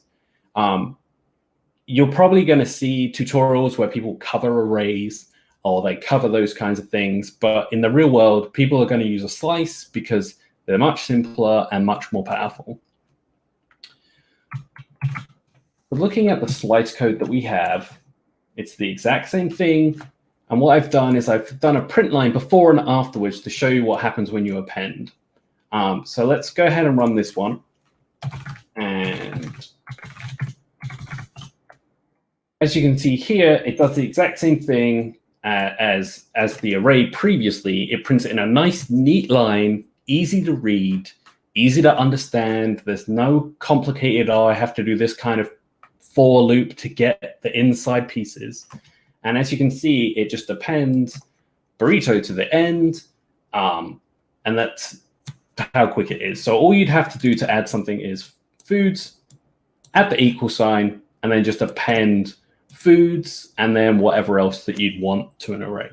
I mean, to a slice. So there's one more loop that we need to talk about, and that's the for each loop. It is another for loop, and it's just another one to add to your tool belt. And basically, it uses an expression called range, and it's a way to move around arrays and slices and maps, which we're not going to cover maps, but you'll get the idea. So here is the same slice that we used previously. And as you can see here, we have the for, and then we have index value. So the value is this part right here, and then the range will give you this index. So what the range does is basically pull down how many pieces are inside of whatever you have. So imagine you had a slice that had, I don't know, 72 million things in there. So the range will know that that's how many are in there. And then what I've done here is I've just printed these out. So before we sort of get into this, so what you'll notice, ooh, is that the right one? No. Oh, actually, yes. But we're missing something. There we go. So as you can see here, we're using the same thing, int and value, and then we're going to use the range, and then we're going to use foods, which is this part right here. Now, what I want to talk about, which I kind of led the march there, but when you do something like this, where you've declared that this is an int and this is the value, and in Go, you're required to use them. If you don't use a variable, Go will get super mad at you and be like, why did you even bother putting this variable here? So if we run this now, before we do anything else, for each, and we want to run the for each.go, you can see that it prints the number of this int, which is the number in the range, which isn't exactly ideal. So let's just remove it, and I'll show you what happens here. So all I want to print is the value now. So if we save this and we run it, it says int is declared but not used. So the solution to this is something called the no index rule. So right here is the exact same function.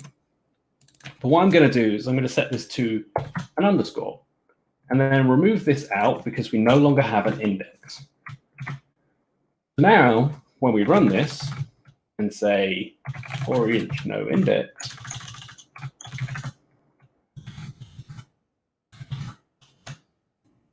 now we just get what we actually want, which is the values. Now this underscore essentially tells the code that don't worry about anything that's in this range.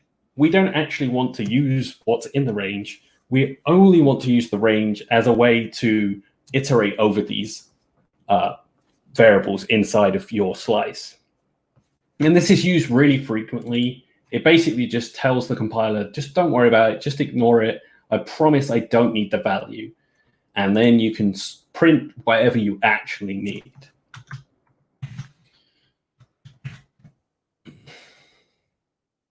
Oh, I already covered that. So structs are a typed collection of fields that are used to group data together.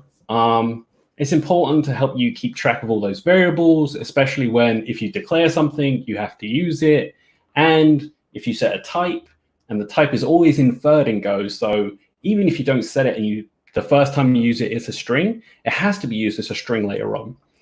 So imagine you had a person's contact information, and you're trying to remember what variable you used for the age, maybe, or the zip code, or the phone number. That's what structs are. Essentially, they're like a class file in, say, Java. Go doesn't have them, but structs are essentially a class file. So here is the struct example, the contact info. And as you can see, we said type is contact info. It's a struct. And then we've declared everything that we want inside of here. So we have the name, the age, the email, my address, the zip code, the phone number. And what we're saying is, like, if we use this anywhere in our file, we need all of these, and here are all the types. Now, when you use this in the code, imagine you declare this on line 1, and then on line 500, which is all the way at the bottom of your VS Code, you can't see number 1, and you can't remember what you set all these different things to. Well, with structs, when you do this, what's great about it is when you highlight, so I set this to James, and this is all my contact information. And if you hover over the contact info in VS Code and basically any Go supported IDE, it will give you the type. So when you start typing this in, you can be like, okay, for names, they have to be strings. For the age, it has to be an integer. For the email, it's definitely a string. And so it makes it really easy for you to remember what types you used and also exactly what the contact info should contain. Now, when we print this out, obviously it's very complicated, but again, Go is super smart. It knows what it's doing. And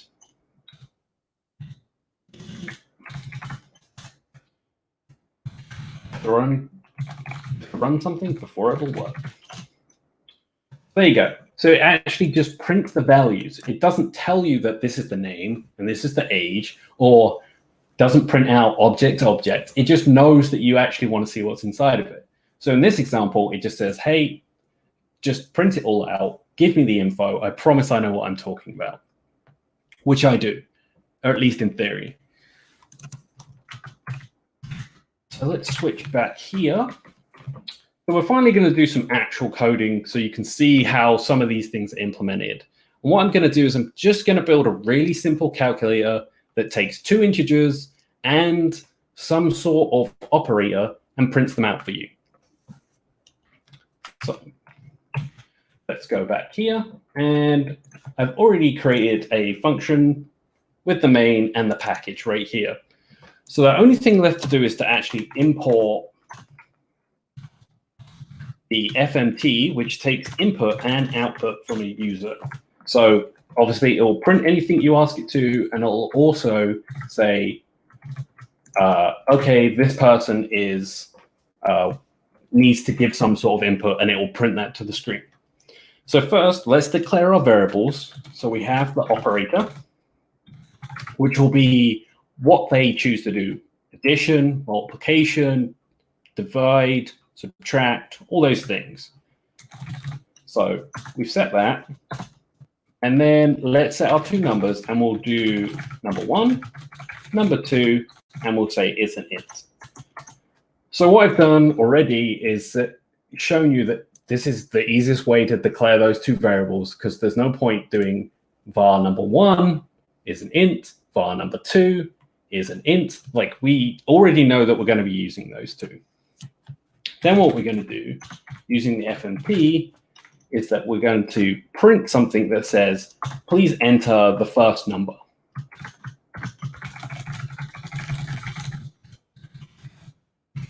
Now, VS Code has some really great features for Go. So when you see things pop up, that's because the basic Go package for VS Code is so powerful. It will remind you, even if you declare this and you hit save and you never use it, it will remind you, hey, why did you do this? And then what we're going to use, which we're going to introduce something new, it's called scanline. And scanline essentially says, the next thing that is entered on the keyboard will be what we want. And once they hit the enter key, we don't want anything after that. So what we're going to do is we're going to use this and then the number. And this basically tells you, please put whatever is inputted into this number 1 variable. And then we'll do the same again. We'll say,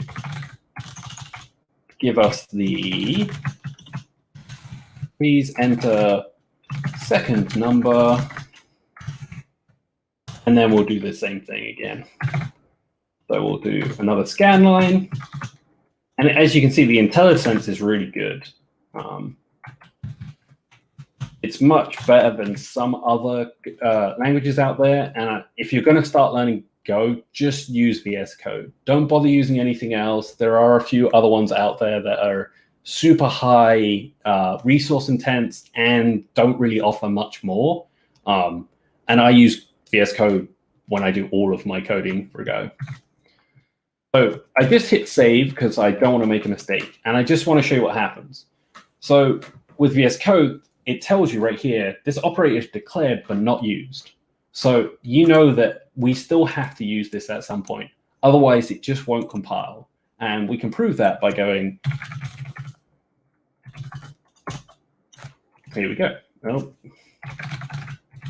Live coding is always fun. I like a challenge. There you go. So at line 66, operator declared but not used. So you know that I still have to use this at some point. So now what we can do is ask them for the operator. So in the same fashion as before, we'll do another print and we'll say, please enter the operator you would like. Put a little space there. Now when we hit save, we're still going to get this until we do the next line, which is obviously we're going to ask to scan one more time. And what's good about, again, keep talking about IntelliSense, but it will, if you use something a lot, like if you use print line a lot or you use scan line a lot in your code, VS Code will automatically put you in that position. Instead of like floating around, it will say, hey, every time he's typed the word scan, he's used scan line. So let's put him there and he can make that decision. So now we have this nice sort of simple application that takes inputs from a user, but it doesn't actually do anything with it. So now we have to do something to make this work.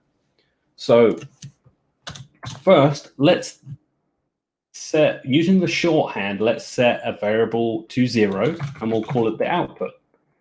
And we'll do some this.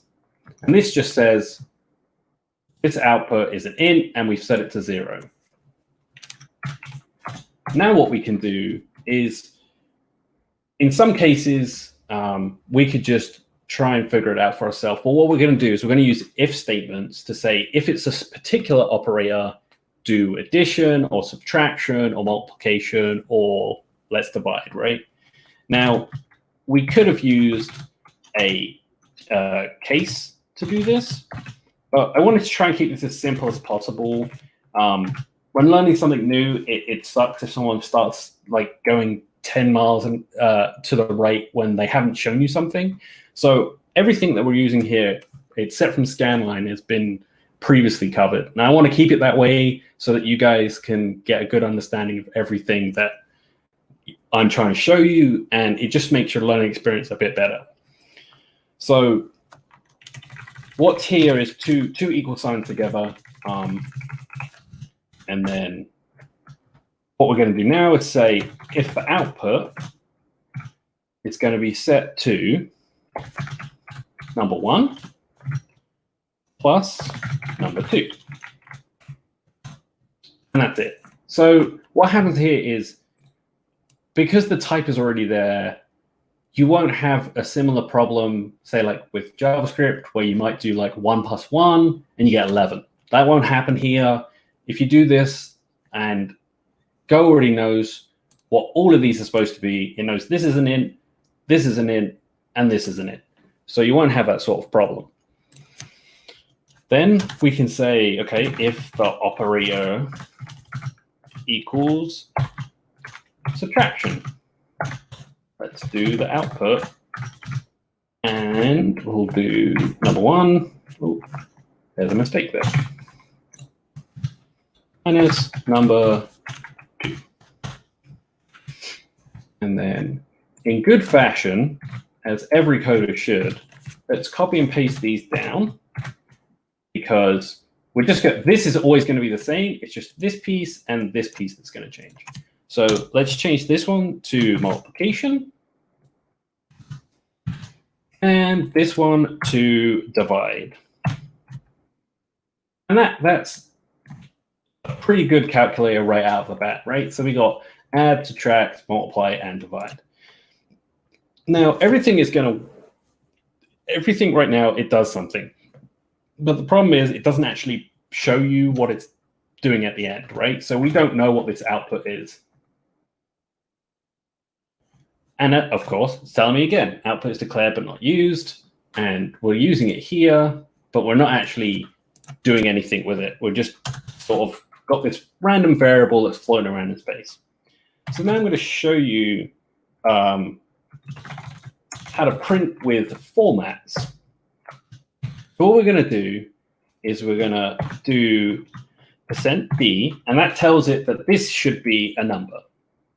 And then we're going to do space and an S with another %sign, and this says this is a string. And finally, another D that says this is another digit. Now, what we're going to do is when we finish this last piece of code, essentially what we're saying is this is going to be number 1. This is going to tell the user what the operator is. And finally, this is going to tell them what number 2 is. So any good calculator will give you the number at the end. So we'll do an equals, and then we'll do another %d. And this is going to say this plus this equals this, or this minus this equals this. And then what we can do, now that we have this string, is just do a comma, and then we can tell it what we want in each slot. So we can do number 1, then the operator, then number 2, and then finally we'll do output. Now each one of those will be matched to this. So this one is going to be number 1, this string will be the operator, this one will be number 2, and finally this one here will be the output. Now when we hit save, obviously you can see that squiggly line underneath that has now gone because we're actually using it somewhere. And I believe we are good to go. So let's give it a try, and let's see if I can code live. In fact, this. So right out of the bat, it's asking me, please enter the first number, which is this first line right here. And let's say it's 50. And then please enter the second number, which is this line right here. and what operator would you like to use? So let's do plus. And it says 50 plus 50 equals 100, and then it exits out of this application. So that, in a sense, and we can just test it with another one, just to make sure that I didn't make a mistake. So let's do 100 and 50, and we'll do multiplication. And there you go, 5,000. And that's like a really simple application that uses if statements, it uses prints, it uses scan lines. It shows you how to declare multiple variables on one line, a shorthand, and how to print formatted so that it knows that this is a string, this is a number, and it will handle things for you. So before we end, I just want to let you know where you can find me, and then we'll field some questions if we have any. So my Twitter handle is on the screen right now, right there, sort of over here. My email address is just my first and last name @hey.com. You can send me an email, and then it might take me a while, but I will get back to you. And finally, here's my site. It's just my name with .io at the end. You can find information about my YouTube channel, my Twitch channel, read my blog posts, get in contact with me, and much more. And if you're still interested in learning more Go, I do have a book. It's called Becoming a Pro with Go. And if you use the coupon code DevFest, it will give you 50% off. So write that down. I can probably throw that in the chat somehow. It's just payhit.com and then my first and last name. I'm sure Isaac will take care of that.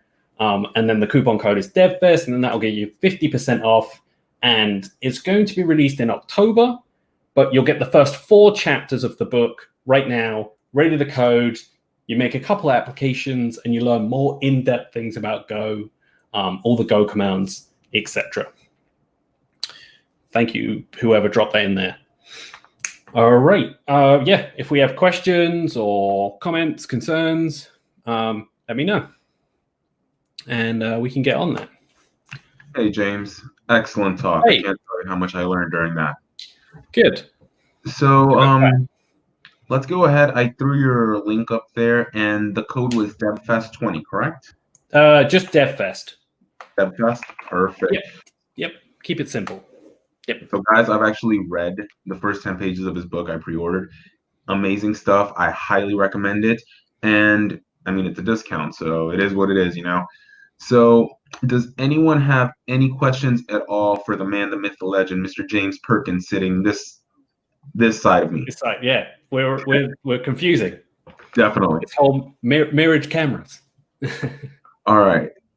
Come on, guys. We need some questions, or else it's just going to be me telling dad jokes for the next 19 minutes. And I know we've got 19 minutes left. Wow. Yeah, we kind of started off early. Tell you what, would you mind?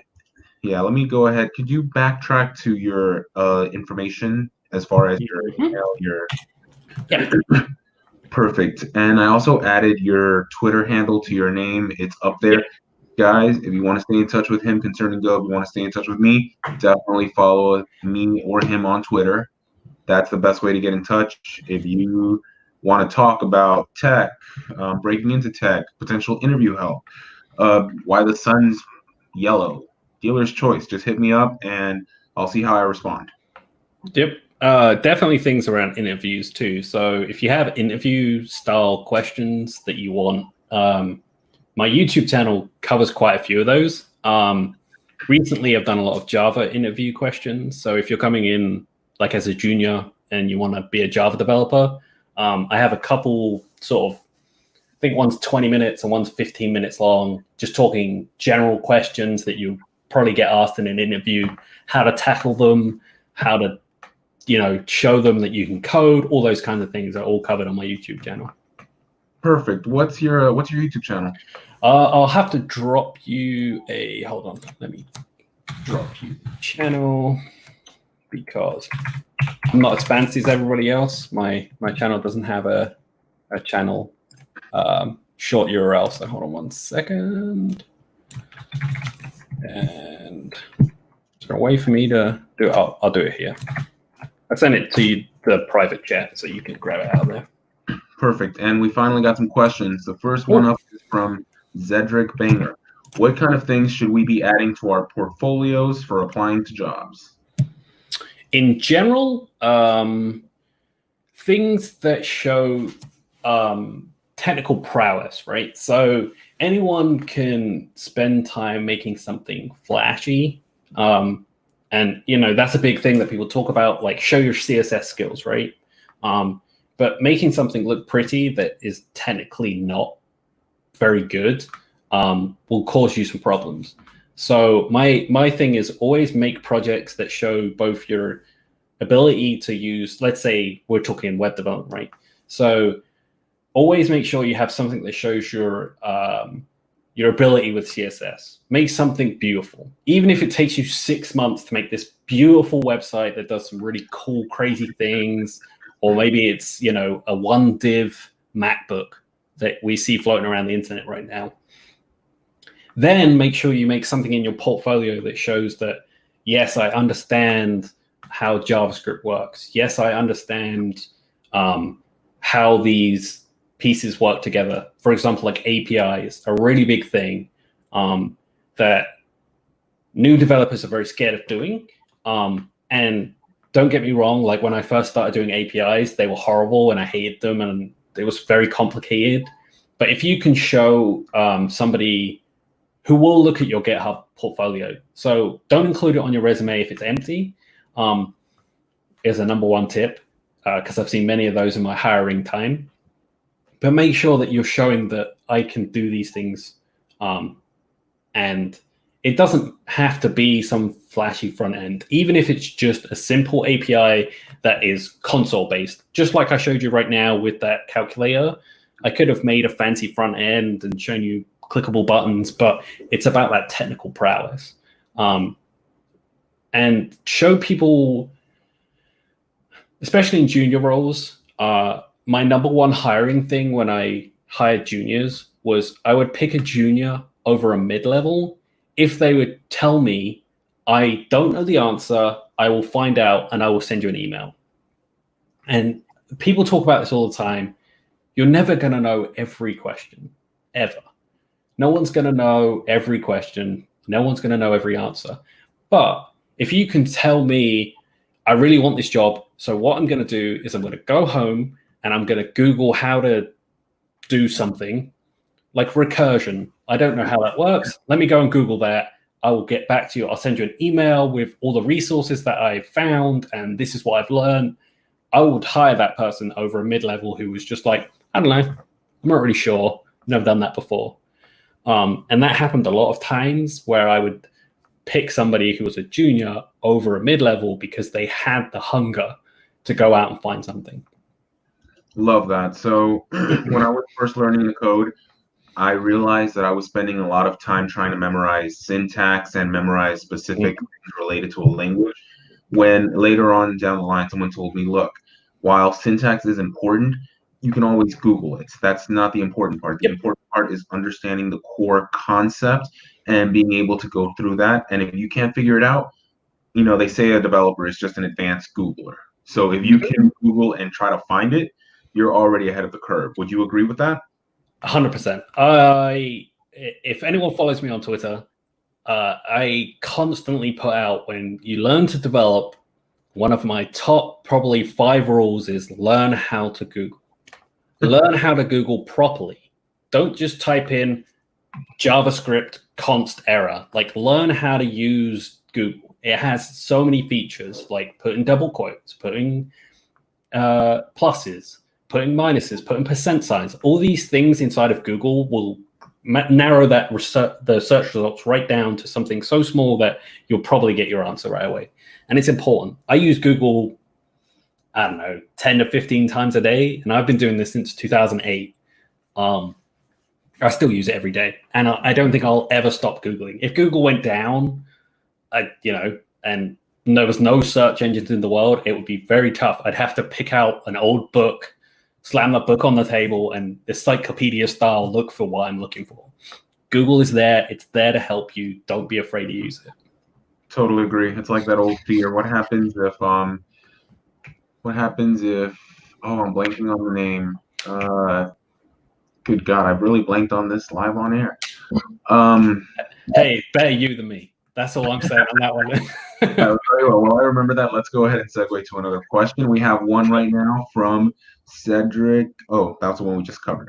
We have one from Douglas Engram. He asks, I apologize, but I missed the start of the presentation. What is Go and what problem does Go solve? Yep, let me go to slide. All right. So Go is just another open source backend language, Douglas.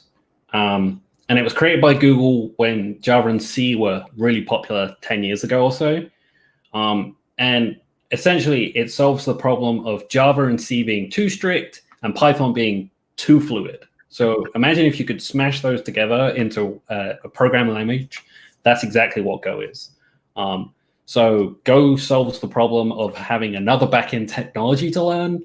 But honestly, yeah, it just solves the problem of the heavy lift of learning Java and C and the fluidness of Python and creating backend technology that's super fast, super easy to pick up, and is rich in type systems. So it makes it easy when you accidentally try and compile something and you've used the wrong type.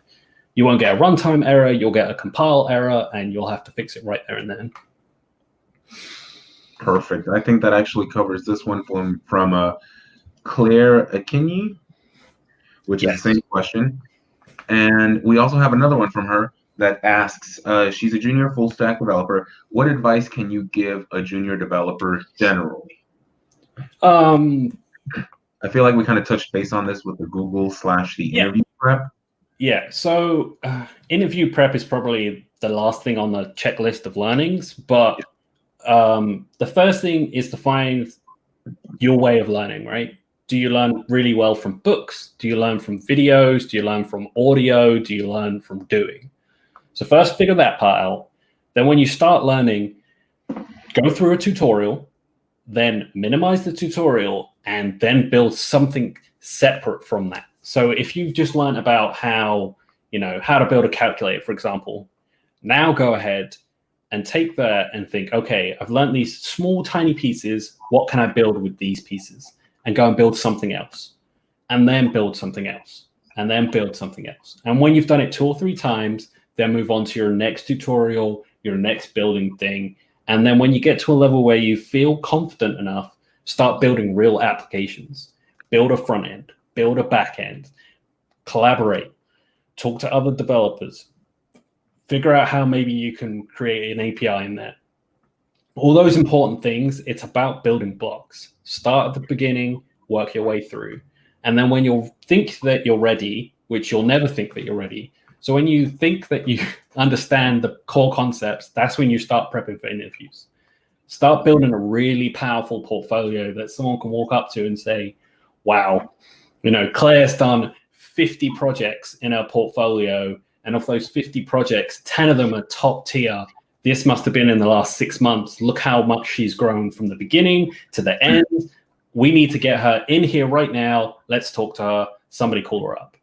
And then when you get into that position, that's when you can show them, hey, I'm really hungry. I want to learn as much as possible. Don't go in there being afraid. And then that first job will roll around. And then at that point, you're good to go. Love it. Yes. All right. Here we have something that kind of piggybacks into that. Terry Brown asks, for a true beginner, what priority do you think Go should be in adding it to the tool belt if your ultimate goal is full stack? This is sort of a tricky question because it depends on the sort of track that you're aiming for, right?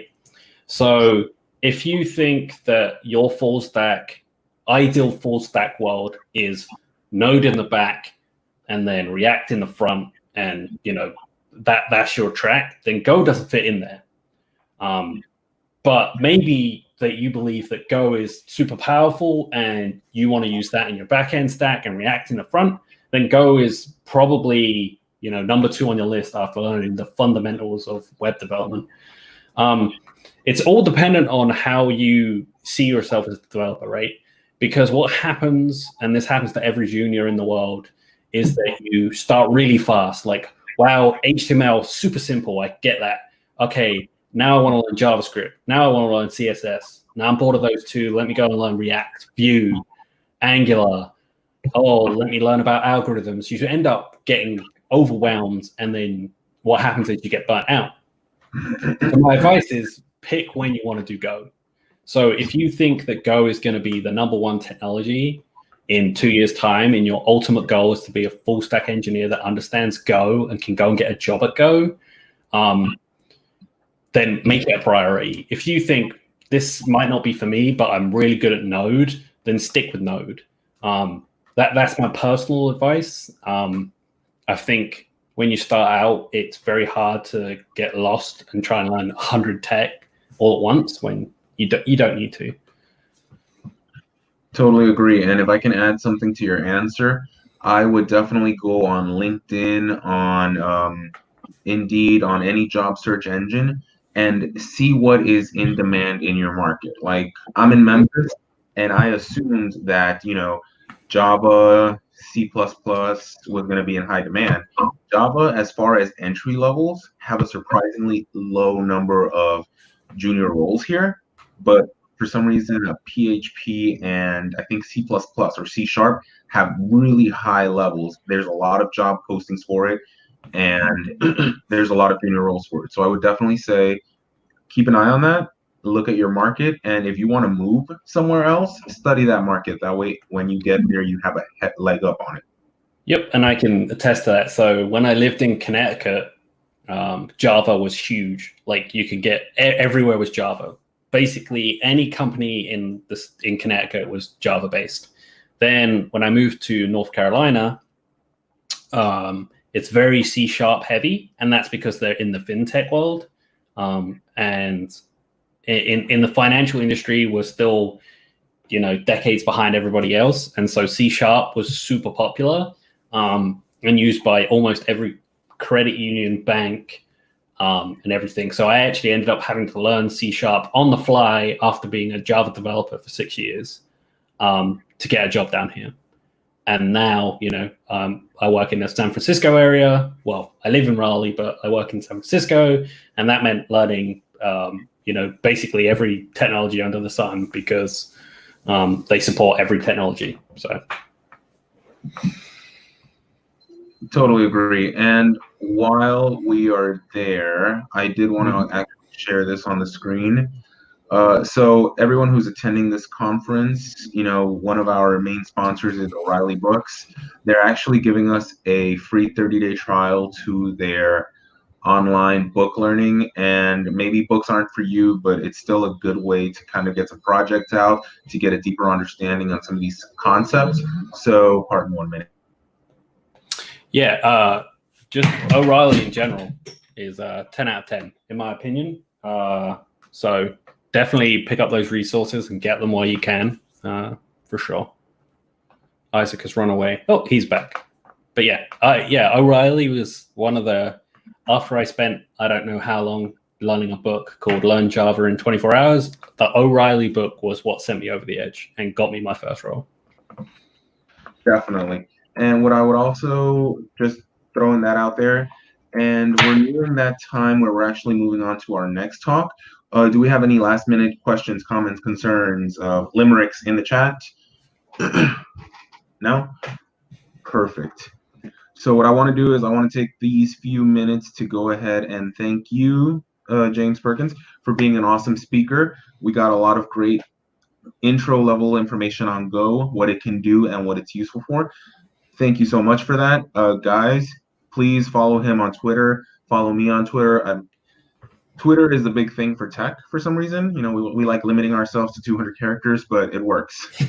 Yeah, so it does. Definitely follow us on there. If you have a question, feel free to reach out to me. If James Perkins is okay with you reaching out to him, please do so. Yep, you can email me, DM me, all that stuff. You can reach out to me. I'm always taking DMs. It might take me a while to respond because I get a lot of them, and I get a lot of emails. But if you do send me one, I will respond at some point. Definitely. And again, just reach out. Community is a huge thing in tech. just because you have to talk to people, you have to find a mentor. You have to do all of these things if you want to be successful, because it makes your career path a lot easier if you have someone to talk to. If you're treading the trail that 500 people have threaded already and they can help you with, then if you have their feedback, that makes it easier, as opposed to you just trudging along trying to make sense of things that could have been explained to you by someone with a single tweet. Yep, absolutely. So, thank you very much for your time, Mr. Perkins. Heavily appreciated. Love the talk, and I look forward to communicating with you, man. All right, take it easy, guys. Thank you. Thank you for your time. See ya. All right, now for everyone else, we have one more talk for the day, and this is going to be a good one, actually. So right now, I'm actually introducing Mr. Nader Dabit. He's going to be showing us transforming GraphQL full stack cloud for front end developers. And let me go ahead and actually put him in here so you guys can put a face to that name. And I think he's muted. There we go. Hello. Hey, Nader. What is up with your camera? So something's gone wonky with your camera. Let me see what I can do. Sure.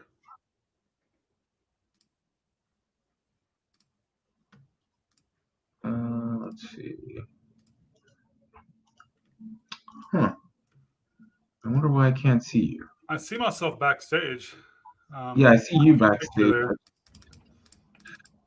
Hey, Danny, we're having some technical issues. For some reason, we can't see his video. Do you want me to log out and come back in, maybe? Yeah, you can refresh the page, try it. That solves 90% of IT problems. Remember that. Pretty much. Did you turn it on and off again? Did you refresh the page? It's funny, actually. At my last role, we had an issue with a help desk. And they asked, hey, we're having this issue with the Mac. What can we do? I literally said, have you tried turning it on and off? They're like, that's literally the most IT thing you have ever said. They tried it, and then they just went, but somehow it works. So, I mean, I guess sometimes that's all it needs. Sometimes that's all it needs. Nader, thank you so much for coming out and doing this. I literally could not jump out of that last track fast enough because I was psyched for this. I'm hyped.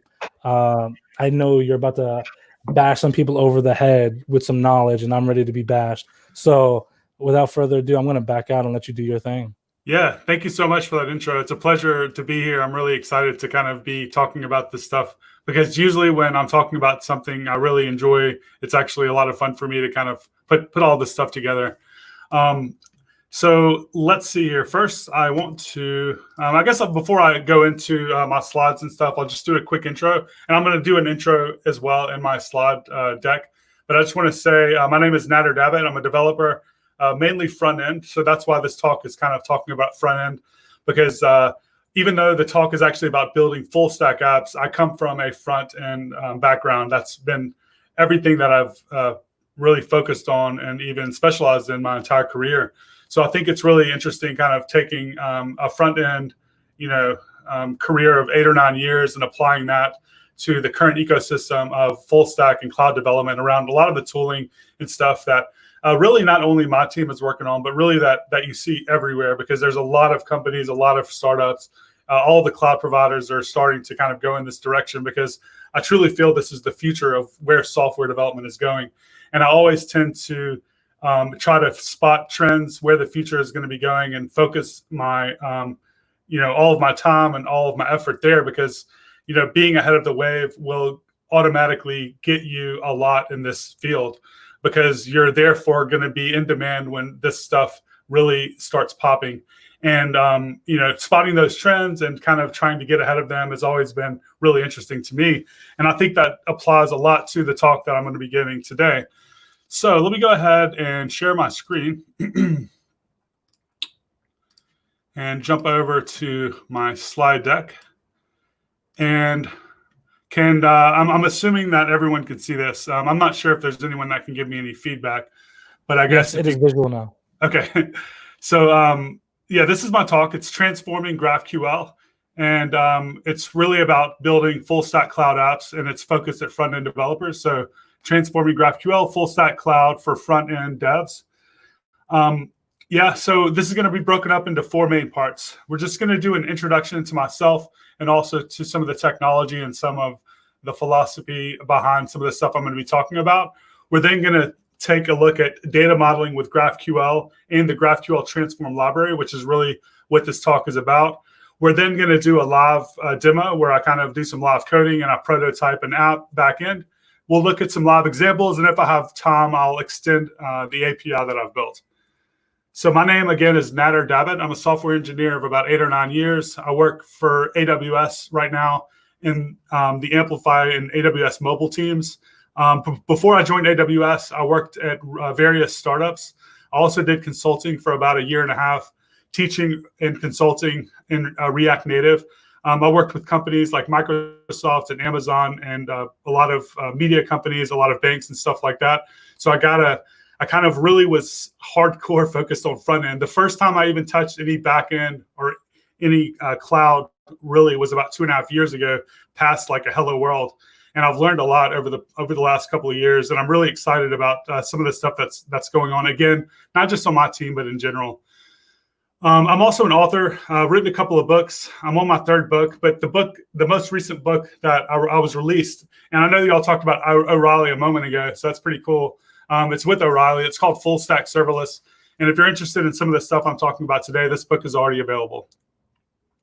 So the team that I work on is AWS Amplify, and I want to emphasize that even though everything I'm talking about today has to do with AWS, I think the philosophy around the stuff I'm talking about in general can be applied to any cloud provider, and also by gluing together other services like things that are out there like Versal, Netlify, you see Begin. There's all these companies that are kind of building similar tooling. So I'm not trying to sell you on the tech that we're building. I'm really bullish on it, but I'm not trying to kind of say this is the way to do it. I think there's a lot of ways to do it. But at the end of the talk, I hope you kind of get an understanding around some of the things that I'm really excited about and how you can actually accomplish some of this stuff. But the team that I work on, we're kind of focused on building full stack cloud tooling and SDKs. And we have a couple of focuses around what are the end results of the things that we're doing, why are we doing this?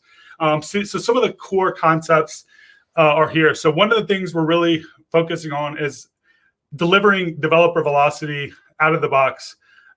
We want to be able to give you tools. We want to be able to give companies everything they need to be able to build quickly. When you're working in the market as it is, or you're working as a startup, or you're working in any field, you're competing with everyone around you.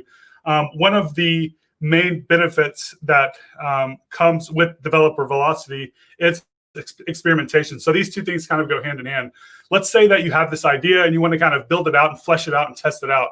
If you can build this thing twice as fast as your competition, you can come to market faster, but you can also take that idea and polish it quicker or discard it and try something new faster than your competition. So doing this over a long extended period of time will kind of take you and really give you more of a benefit versus your competition. You'll have that opportunity cost that they're losing, that you're going to be not losing because you're able to kind of iterate much more quickly.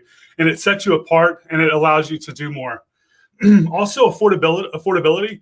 A lot of the tooling that you're seeing in the cloud is now moving more and more towards this idea of serverless. Serverless at first just meant functions as a service, but now it's kind of mutated and kind of come into this idea of more of a philosophy. And the serverless philosophy is the idea of not owning infrastructure that you don't have to own, only paying for the compute that's used, and not having to manage your own infrastructure at all, and using things that are already there as opposed to reinventing the wheel. And how does affordability play into that? Well, let's say that you have this app that you're building and you have 3 or 4 features that you can either roll yourself and build from scratch, or you can kind of take advantage of someone else's implementation and use that. And that implementation that you're taking advantage of is actually free until you hit 10,000 or 100,000 or 1 million users. You're not paying for that at all. So you're just okay, you're getting that feature out of the box, and you're able to, instead of reinventing the wheel again, you're able to kind of use that and just build the differentiating functionality that's going to make your app different. and therefore you're able to kind of deliver more value faster for less money. Now, let's say you do hit that scale where you get 1 million users. That's usually a good problem to have. And at that point, you can then decide, okay, do I want to stick with this serverless implementation or do I want to rebuild it? And that's a really good question to ask yourself, because it's never a binary decision to say you should build in this way, you should build in that way. But I think once you get there, that's when you should make that decision, as opposed to making that decision early on, because you're, again, having that opportunity cost that you're not having to kind of lose at the early stages. The next thing that we're really focused on is lowering the barrier to entry and releasing all the gatekeeping really around cloud computing. If you look at the things that are happening in the market, people are looking to build things with less money, with less developers. But the problem is that developers cost more and more money, and there are less and less good developers out there because the market is really good right now. Therefore, if you are a cloud developer and you're charging like $500 an hour, or you're making like a couple of $100,000 to $500,000 a year, there are definitely reasons why some people would not want to break that cycle, right? But I think that what you are seeing is that like everyone does want to learn this stuff. So why not make it easier for everyone to learn and also be able to do without kind of like, saying, if you are a backend developer, you should be able to build cloud apps. But if you're a front end developer, or you're just like whatever, you should not be able to like do this unless you spend like all these years like learning it. The things that we're doing, we're trying to like break that cycle. We want to make it to where anyone can actually build these scalable applications and do so using their existing skill set. And when I say scale, that's another really big differentiator here. If you are able to build something that 100 million or 1 billion people can use, you are delivering that business value. That's the reason why you're seeing these people making all this crazy amount of money. Because when you can spend X amount of time and have something that's usable by tens of millions of people, you're delivering so much value. That's exactly tied to scale. So when you can build at scale, you're actually delivering value, and you're able to make more money as a developer and deliver more value as an employee, or if you're building your own startup. So these are kind of the core tenets of the things that we're doing. And when I say full stack cloud, like we're basically trying to make it to where if you are a developer and you want to build on the same infrastructure that Netflix or Snap or Nike or all these other big companies are doing, we want to make that accessible. So what we're doing is we're building tooling and SDKs and libraries that kind of allow this. We're not really building any new services. I mean, we have a couple of new services like for static site hosting that we've built. But in general, we're taking all of these existing tools and services, we're taking all of these existing services that are already tried and true, and we're making them available and accessible by front end or beginner cloud developers. And the way that we're doing that is we have 3 main parts of our library or our tool chain, whatever you want to call it. We have a CLI. The CLI is just a binary that you can install in your terminal, and using the CLI, you can create, update, and manage your cloud services using terminology that makes sense to front-end developers or to people that are new to the cloud. So you don't have to be like, API gateway with this route and this proxy and all this other crap. You can just use language that you understand, like, I want to add an API. Okay, we're going to give you all these options then and explain exactly what's going on. And then we're going to generate that cloud formation or that cloud terminology that you would typically need to kind of build this yourself. We're going to generate that for you under the hood. So we're basically building a really nice high-level abstraction over existing functionality. We then offer client libraries. So if you're building an iOS app, or you're building a React Native app, or you're building a Vue app or JavaScript, whatever, we actually have teams that build client libraries specifically for all these platforms. So we have like a React Native team, we have a native iOS team, we have a JavaScript team, we have someone specializing in Angular, Vue, React. So we deliver all these client libraries that allow you to then connect to those services that you created via the CLI. And then when you want to deploy, we offer static site hosting that deploys not only the front end, but if you have a cloud backend, you can also deploy that using CI and CD. So kind of all these things put together are kind of what Amplify is. And the CLI workflow looks something like this. And we're going to kind of demo this in just a moment, but you initialize a new project with amplify init, you deploy amplify push, you update amplify update, you run all these commands, and we're doing stuff under the hood. We're creating CloudFormation, which is essentially infrastructure as code for you. You can share this infrastructure as code because it's really just put in a folder. We're generating the services for you and updating them as you make changes. And then we give you local code. So like when we say full stack tooling, we're generating the backend stuff, and then we're giving you front end code as well. So the front end code would be stuff like your GraphQL schema that you can then modify and deploy. But I guess really the front end code would be more like, okay, let's say you create a GraphQL API and you want to have the queries, mutations, subscriptions, and all of that local code that you need to interact with that. We'll introspect your schema and we'll generate that front end code. We're also going to create a local configuration that's kind of a key value pairing between the cloud service name and the resource location that we've created for you. So using that local file, you can then make calls against the different APIs. So that's all created for you by the CLI. One second, I'm just going to grab water.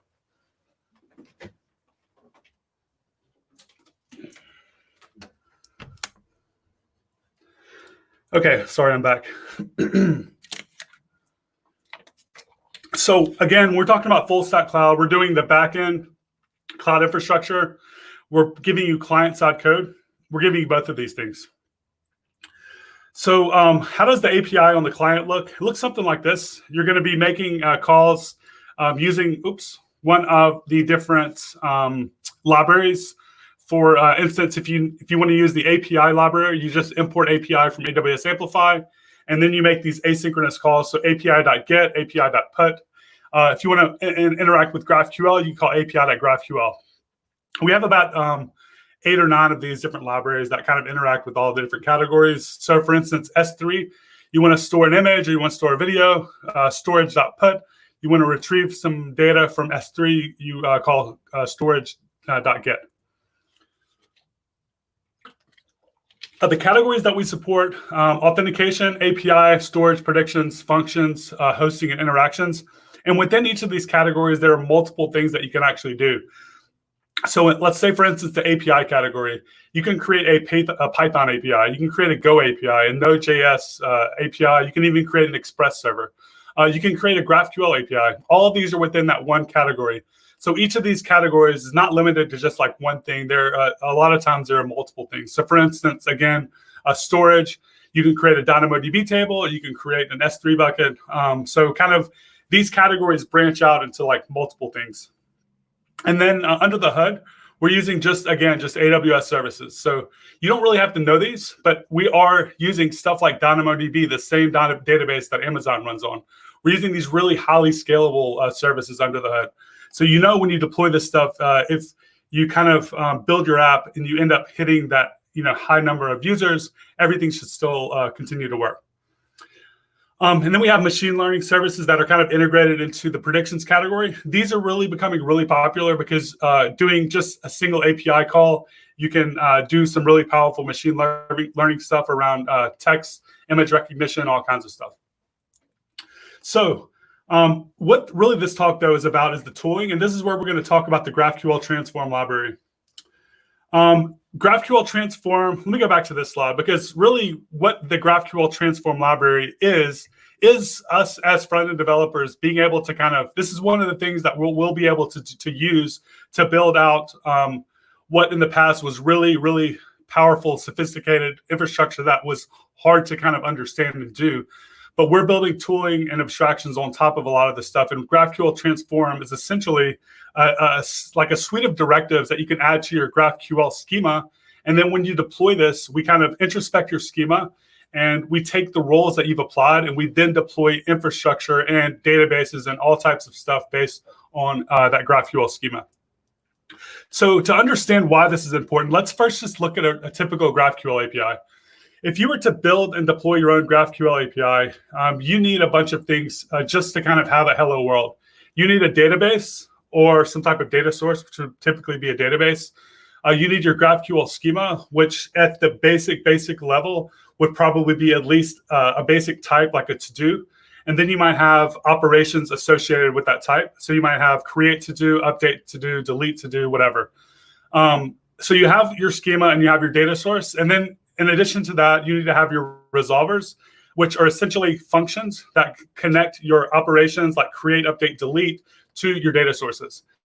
Okay, you create all this stuff. You have your data source, you have your server, which would be everything else. You then need to deploy that and host it somewhere and kind of maintain that. Now, that's a basic version. But if you want to have something that is production ready, something that you can actually ship and kind of like, say this is a real app, you're going to also need authentication and authorization and security rules around stuff like malicious queries. You're going to need to handle a lot of things. Really, I would say that some of the most complicated work is typically around scalability with subscriptions. Once you hit like millions of users, let's say, or you have millions of people making requests, like, is that going to scale? The other thing that is really typically hard to do is implementing the right authorization rules. So who has access to what, and how do you make sure that this is truly secure? So building all this stuff is the reason why really a lot of these services are coming up. And let's not just talk about AppSync and Amplify, but think about stuff like Hasura, which is becoming really popular. And it's really very similar. There are 8base. There's a bunch of other, like Prisma is even in a similar space. A lot of these things are kind of here because no one wants to do all this stuff. And even if we did want to do it, are we going to assume that we know better than this team of people that's been building this exact thing for 3 years? And that's their core competency. And that goes back to a lot of this idea of using managed services in general, as opposed to rolling your own. Am I more competent implementing this implementation detail than someone who's specialized in this for years? Or am I not? Like, that's the general question. It's not even about like how much time that you're going to spend building this thing and how much like pain in the ass it is to maintain it. But like realizing that is a big like thing that to me that became like really apparent when I started working with these massive companies that had already realized this. And I'm just like, wow, like, yeah, it makes sense. But so like, do you want to roll all this stuff from scratch? And it's fine at some point if you do. But I think when you're kind of like experimenting, having the ability to rapidly generate APIs and details is really powerful, because then you can build out this business logic and this business differentiating, features without having to spend a ton of time getting it rolling. Now, how can we take this one implementation detail, this GraphQL API, and make it easier to use and easier to kind of get up and running with? Well, the GraphQL transform library allows you to take those directives, decorate your schema. You essentially are running like a build, and the build process could either happen locally when you're mocking it or when you deploy. And then we're going to take those different directives and we're going to deploy infrastructure based on those directives. So some of these directives are right here listed. The ones that we're going to be talking about are at model, at auth, at connection, and at function. So the at model directive is really one of the core, most powerful and popular ones. This allows you to take a basic GraphQL schema. You decorate just a single type. So let's just take this one product type. We decorate the type with this at model directive. And what we're given is all of the CRUD and list operations that you would typically see for a product, for a type. So for this one, we would get create, read, update, delete, list, and subscriptions for on create, on update, and on to do. So we would have all those operations created for us based on this type. We would also get a product DynamoDB table, a product table, and we would get the resolvers that map all of that together. Now, taking that basic CRUD app, what you typically are going to then do at that point is you're going to have some business logic that's going to be a little different. So you would probably take that resolver and make some slight updates to it. But getting up and running with the base app, for the most part, this is kind of really what most people, all they need. A lot of times they don't even need to change any of that business logic. So yeah, that's what you get. You get the CRUD and list schema, you get the database table, and you get the GraphQL resolvers. And DynamoDB auto scales, so it's a serverless database, by the way. And then you have the at auth directive, and at auth does what it sounds like it does. It enables authorization rules. So let's think about a very basic type of application, a blog, where you have a post type. What if you only wanted to allow the owner of the post to be able to read, update, or delete that post? We could add this auth rule that just allows the owner only, And at this point, anyone that tries to access this that isn't the owner won't be able to read it. They won't be able to make updates against it. But more logically, you probably need to mix authorization rules, because if you think about a blog like Medium or something like that, you actually have different types of rules. You're going to have the owner that has full access. And then you might have the public, everyone else, that can do other stuff like read the post. Just adding these two rules here, we will take this base type, we'll create all of those different operations, and within those operations, within those resolvers, we're going to add all of the rules that kind of make this work. And you can mix as many of these auth directives as possible. So we also have directives around permissions with groups and stuff like that. So we also have the @function directive, which allows you to specify a Lambda function as a resolver. So in this very basic example, we're basically saying we want to have a query called add, and add takes in a number, two numbers, and returns an integer. What we're basically going to do is we're going to take those two arguments, number 1 and number 2. We're going to map those into the event, object of this addition function, Lambda function. And then in that Lambda function, whatever value you return is going to be that integer value on the left.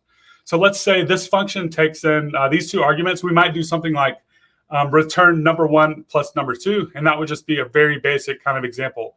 But essentially, the real power here is that you can then take your GraphQL schema and use it as an API gateway using both this resolver type and also HTTP resolvers. So anything that doesn't live in GraphQL, if you have anything that needs to be done in a Lambda function, this is your escape hatch. We also have the @key directive, and this one's kind of complex as far as the implementation details, so I won't kind of go too much into it. But really what this does, it allows you to add additional data access patterns without touching any of your resolvers. So let's say you have an inventory type, and by default, we're only going to give you the 2 queries for getting an inventory item by ID and listing the inventory. But let's say you have an app that needs to query inventory by warehouse ID, which is kind of probably a common use case. You could add a new GraphQL query field called items by warehouse ID. You could specify the field that you'd like to query on, and then we'll create an index called by warehouse ID, and then you have additional access patterns. You can add as many of these as you would like. And then finally, the ultimate escape hatch for a microservice architecture is this HTTP resolver. So if you have an existing REST API and you want to kind of move that into your GraphQL API, all you have to do is add this @HTTP, and you're able to make get, put, post, all these different requests against that. So the challenge for this talk is I want to create an API that has all the schema that we would need for an app. We want to create all the resolvers. We want to create the databases. We want to create the relationships between the types. So when I say relationships, I'm talking about like one-to-many and many-to-one relationships. Also want to define the auth rules, and I want to make sure that they work. And then I want to deploy this or test it locally to make sure it actually works. So in this demo, that's what we're going to try to do. So I'm going to go to a terminal. Here I have a basic Amplify app already kind of created. So let me move this here. And what I want to do is add an API. So I'm just going to run Amplify add API. And I might want to increase my font size a little bit because I'm really not sure how my resolution is looking to everyone watching this. Just want to make sure my font size is big enough for everybody. That's pretty big. Okay, I think that should be good. So when we want to create an API, we just run Amplify add API. I'm going to choose GraphQL.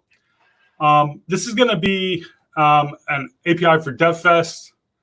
I'm going to choose the default authorization type. So this is kind of like if you don't specify an authorization header, like what do you want to be as the default when you pass something in. So I'm going to choose API key to make this public.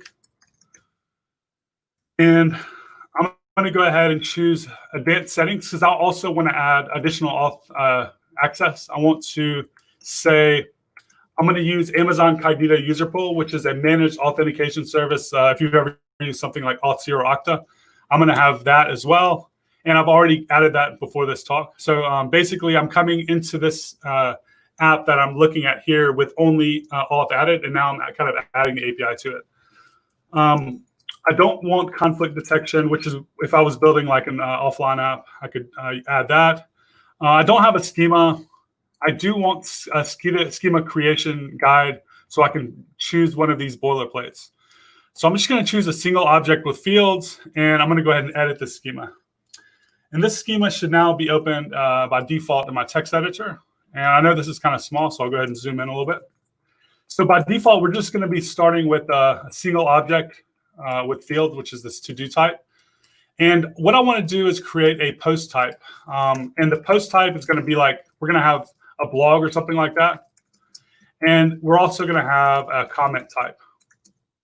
We want to be able to like have an association between a post and a comment. So I'm just going to put an ID on this post and a content field maybe. Then for the comment, I'll have an ID and I'll have like a message. Okay, so that's pretty basic. What I've added though is this @model directive. This is going to give us all of the CRUD, create, update, delete schema, and all that other stuff I talked about, resolvers, and a database. I also want to create a connection between the post and the comment. So I'm going to have a post that has comments, and this can just be an array of comment. And to make the association or the relationship, I can just add this @connection this @connection directive, and this will allow us to have a comment where we can pass in the ID of the post, and then when we query the posts, we can also get the comments for that relation. I also want to add some auth rules. So for the post type, I want to have a few different auth rules. So I'm going to pass in an array of rules, and each rule is going to be kind of like an object like this. And what I want to say is I want to allow the owner to do pretty much everything. So I'm going to go ahead and put that as the first rule. The next thing I want to do is I want to allow anyone that's not signed in to also be able to read. So I'm going to go ahead and add an operations array with a single operation. So I'm going to say I'm going to allow public, and I want the operations to be read. But what if someone is signed in and they're not the owner? I want to add one more rule for them. So I'm going to say allow private, which basically means they're signed in. And I also want to set the operations array to read. So those are our rules to make this work. And I can actually copy and paste these rules into this comment type because we want to set rules on the comment as well. We want people that are viewing the post to be able to read the comments, but only the owner to be able to update or delete the comments. All right, so let me go ahead and minimize that first rules array there, maybe this whole auth type, so we can kind of take a look at what we have now. We have a post type and a comment type. I'm going to go ahead and save this, and we're going to go ahead and go back to the terminal. And what it's going to do now, the CLI should introspect our schema. And if it's valid GraphQL, we'll get like this little green notice that says it compiled successfully.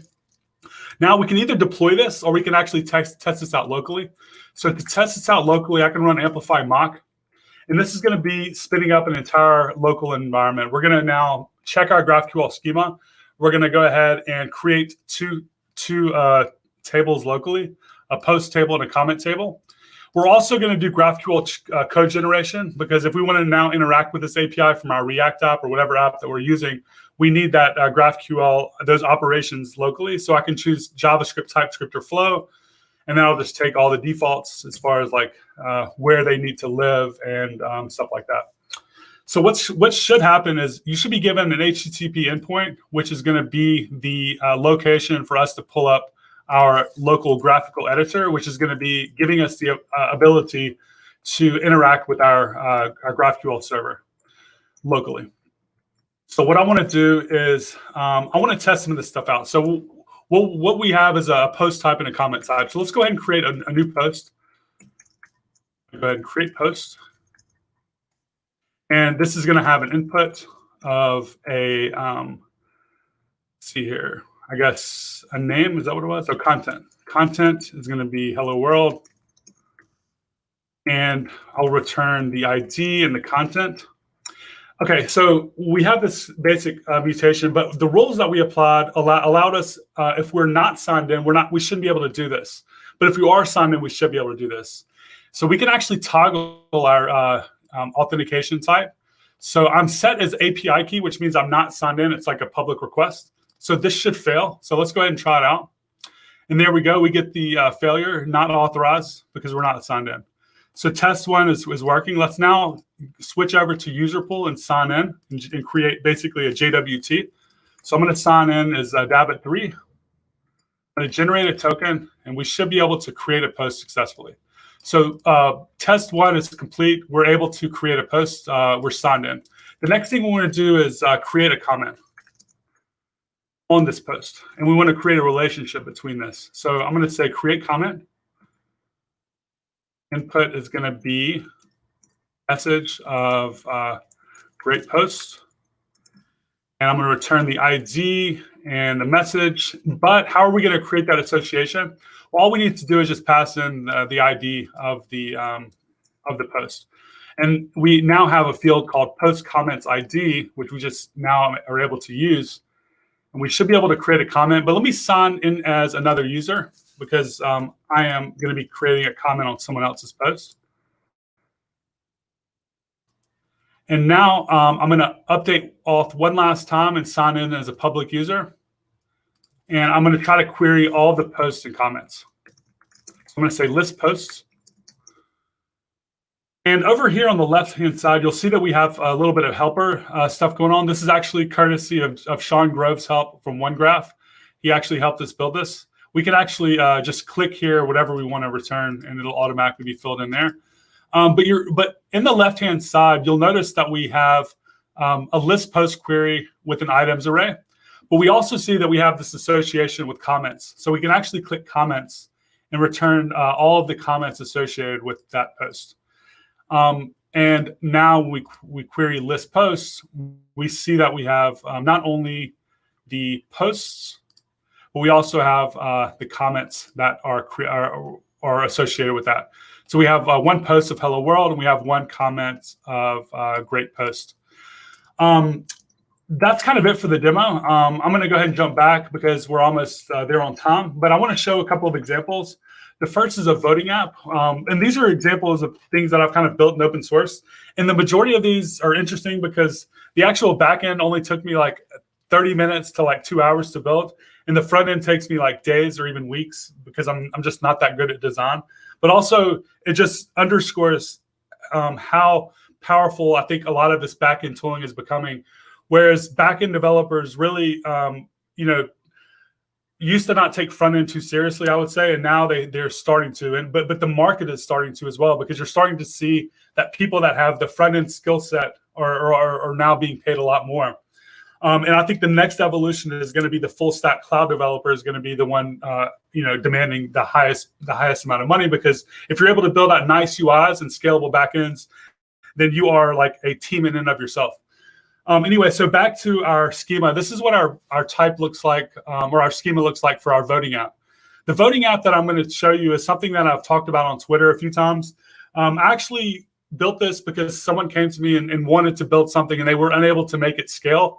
So what we did was like, okay, we want to build a voting app, and we want to test it out before we kind of like say anything about it, because I want to make sure it works. So I first invoked 10,000 votes within 1 minute, and everything worked fine, which is expected. But what was really interesting is I had subscriptions created for all of the updates. So I had 2 browsers running in real time. And what was really interesting is that the connected browser with 10,000 updates was consistent, and nothing, like it was 100% consistent. There was no breakage there.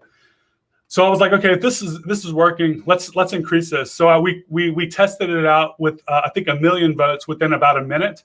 And we did the 1 million vote test, and that also worked. And after digging in and learning about a little bit more about DynamoDB, like from what I understand, based on some customer examples, you're actually able to hit your DynamoDB table with billions or even trillions of operations within a 24-hour period of time, and it should be able to handle that.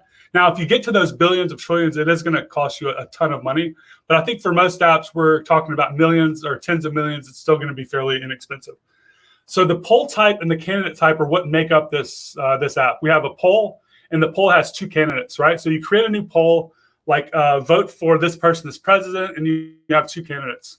And then the only custom thing that I created was this mutation for upvoting, because this needs to be an atomic update, meaning that you don't ever want to depend on anything you don't want to depend on any variable to have an upvote. You want to say no matter how many votes are there, you want to make this upvote increment by 1. And therefore, you can't have any dependent variables, because if you have something that is even off by a few milliseconds and you're depending on that, then there's liability there.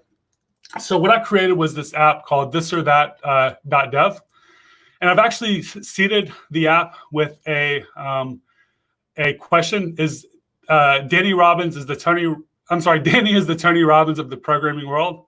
So you can actually go to this and vote it real time. And what I'm going to do is I'm going to open this up in another window, and this is at thisorthat.cloud, by the way, if you want to test this out. So you can go to thisorthat.cloud. I'm going to go and open this up in another window and kind of show you the real-time aspect of this. Now, no matter how many times you vote on this, it's not going to break. So I encourage you to try to break this in the next few minutes, because it just won't. But what we can do is actually click here and see that as we make updates in real time, then we should see the updates here. So I'm going to go ahead and bump this up to about 25 votes, saying that Danny is the Tony Robbins of the programming world. And I will come back to this in a couple of hours and see what the results are. Oh, there we go. Finally, some people starting to come in and vote. Looks like I'm not the only one that thinks that Danny is the Tony Robbins of the programming world. And that is a compliment, by the way. I'm a big fan of Danny. He motivates me. So, all right, let's go ahead and now go to my next demo. The next demo is document collaboration. I built a really basic document collaboration app with a backend with 7 lines of code. I thought that was pretty cool. I created a document type. Everything here is pretty generic except for the content. The content is a JSON stringified version of Markdown. So taking this JSON stringified version of Markdown, I'm able to build what I built right here. It's called writewithme.dev. I'm also going to kind of do this over here so we can test this out. Writewithme.dev allows you to create a post, and I'll call this DevFest, and you're able to kind of collaborate with people in real time. I misspelled that, so let's go ahead and fix that, because since this is editable, I can actually fix that right there. And what I can do now is I can actually write Markdown, and I need to go to Twitter and go to my profile and get my picture.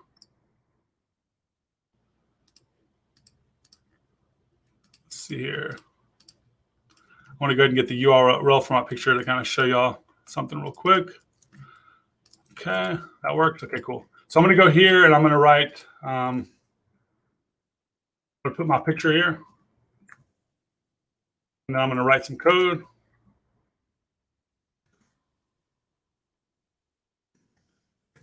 And then I might even do a header or a subheader here. And I can do a list. But we're able to write Markdown collaboratively, and then if I go here and I make a change, then I should see that change happen here. So that was done with the back end for that was done in a few minutes, and the front end took me a few days as usual.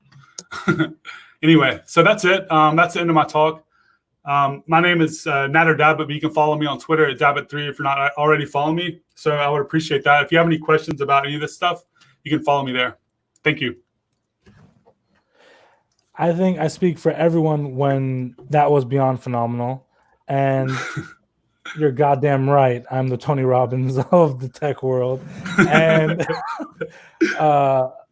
one thing that you kind of said that really stood out to me is that, a lot of developers that make $500 per hour, now they're, hey, it's me, your coworker. What's up, man? Hey. Yeah. I got no problem working weekends or whatever else you need. Oh yeah, yeah, dude. Okay, got it. I got you now. I see what you're saying. Yeah, man. No, yeah, I mean, I'm amazed, honestly. I'm never the one to lie about one of my motivations. Is I'm lucky to enjoy what I do, but my true motivation is I do want to make a lot of money, and I enjoy not having to worry about money and stuff, because I did have to worry about money for such a long time. So the thing that I like to do is find more ways to make more and more money, and consulting is a great way to do that. And I did that for a couple of years. But But what I did notice is that like once you hit that top of your like pay range in consulting, you have to learn a new skill to raise that. And what I learned is there are a few things that you can do. Like there's a bunch of things that you can do really in software consult to make a lot of money, but cloud consultants are making a crap load of money. I mean, I think I tweeted a few days ago. I work with people on the regular, like that are using AWS in their consulting services. They're charging. It's very common to see $300 to $1,000 an hour for consultants. And a lot of these consultants work for themselves. A lot of these consultants work for other companies. But when I see that, I'm just like, wow, that's crazy, because I worked for so long, like for minimum wage and stuff. So like seeing these numbers just blows my mind. And I'm like, okay, I want to get to that point one day. So if I ever stop working at AWS, that's what I'm going to be doing. I believe that's definitely like that good tick to be like, hey, Fang member over here, let's go get that $500 an hour going. You know? If that isn't the tick, I don't know what is. So we got a couple of questions I wanted to jump on before we did other things. So question another. Serverless is very promising, but the first question I'm asked almost always about is vendor lock-in. Say for AWS, Lambda, Azure Functions, Firebase, as those vendors increase price? Yeah, that's a really common question. I think there's a few questions within that one question even. So let's tick off the very last question about prices going up. If you actually look, I mean, I can't speak for all the cloud vendors, but I'm assuming it's probably the same. As computational power like gets less and less expensive, the prices actually go down. So AWS, Lambda, look at AWS in general. There's actually a website you can go see. They've never raised prices. In fact, they always lower prices. So the prices continue to go down. Now, vendor lock-in, that's a concern. That's a valid concern. There is, theoretically vendor lock-in. But when you build your own infrastructure somewhere, you also are kind of like I would say lock-in is more of like a spectrum than it is an actual thing, because you're going to have lock-in in some way. You're never going to be able to just migrate away directly from anything.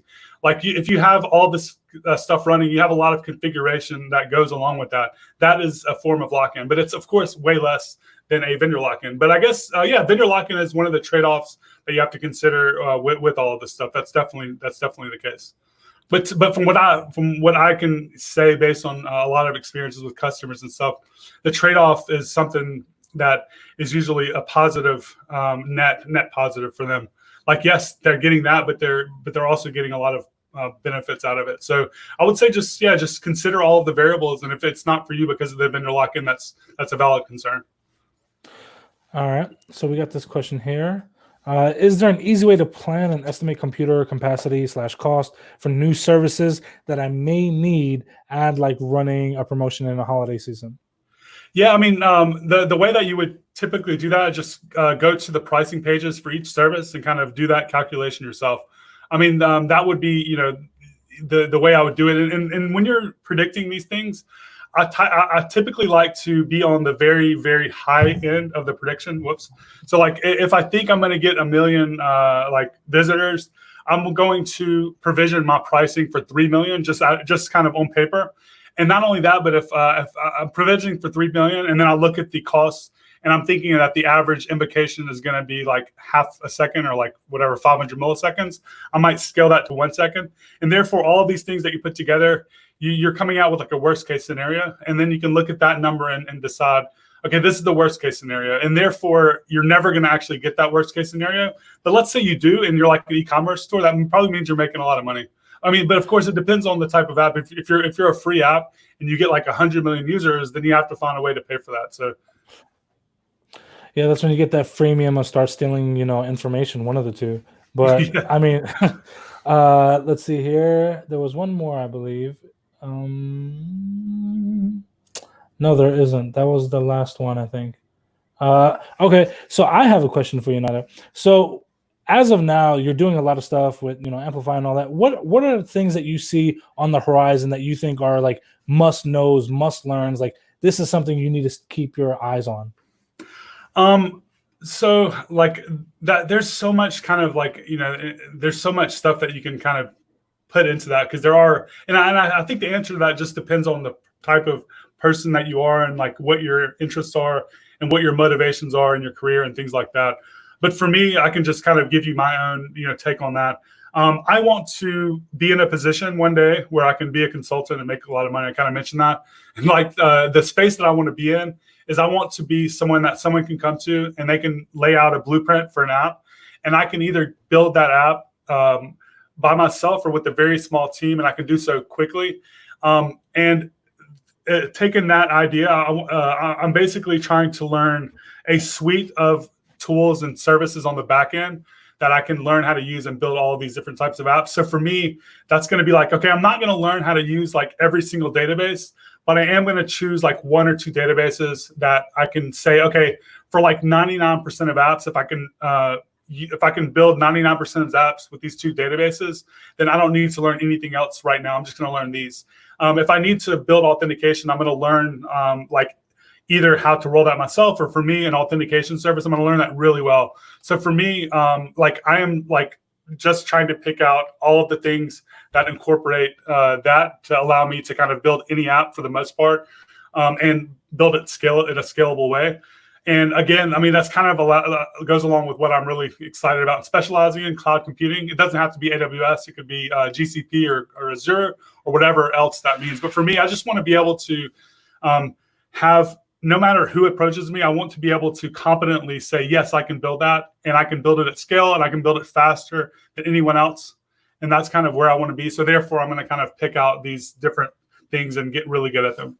And DynamoDB to me is like an exciting database because it's one of the databases that you see like it scales infinitely. And I don't know like how many, there's probably other databases out there that can claim that, but seeing it like powering, these massive apps makes me like confident. Okay, if I learn how to do this, like, and it can handle all of these loads, then the stuff I'm going to throw at it should be fine. So you've mentioned several technologies here. When you approach learning one of these technologies, what is the approach that you normally take? Like, how are you learning about this? Are you getting a book? Or are you doing a course? Like, what's your method towards learning? I think the best way is to find the top people that are in that field that are actually external facing. So like, okay, I want to learn this database, or I want to learn this thing. I'm going to go and I'm going to find everyone that is a specialist in that and that is an external facing person, like on Twitter or on YouTube. And I'm going to follow everything that they say to do. And then usually in their networks, they have other people that are also doing that stuff. And then you can spot people there. I think it's all about the people. I mean, of course, you can find tutorials and books and all that stuff. And you definitely need to be experimenting and building apps yourself.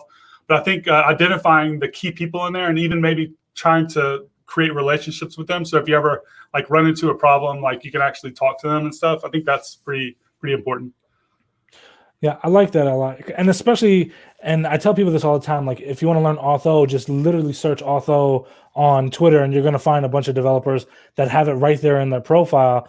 And obviously if they're advocating for it and they're teaching it and they're talking about it, they're going to have the best resources you could ever want to learn off of. So that's the exact same way I learned even, React. Dan Abramov, he's got a list of things that you can go learn off of. Why wouldn't you want to go learn from the people that know the most about it?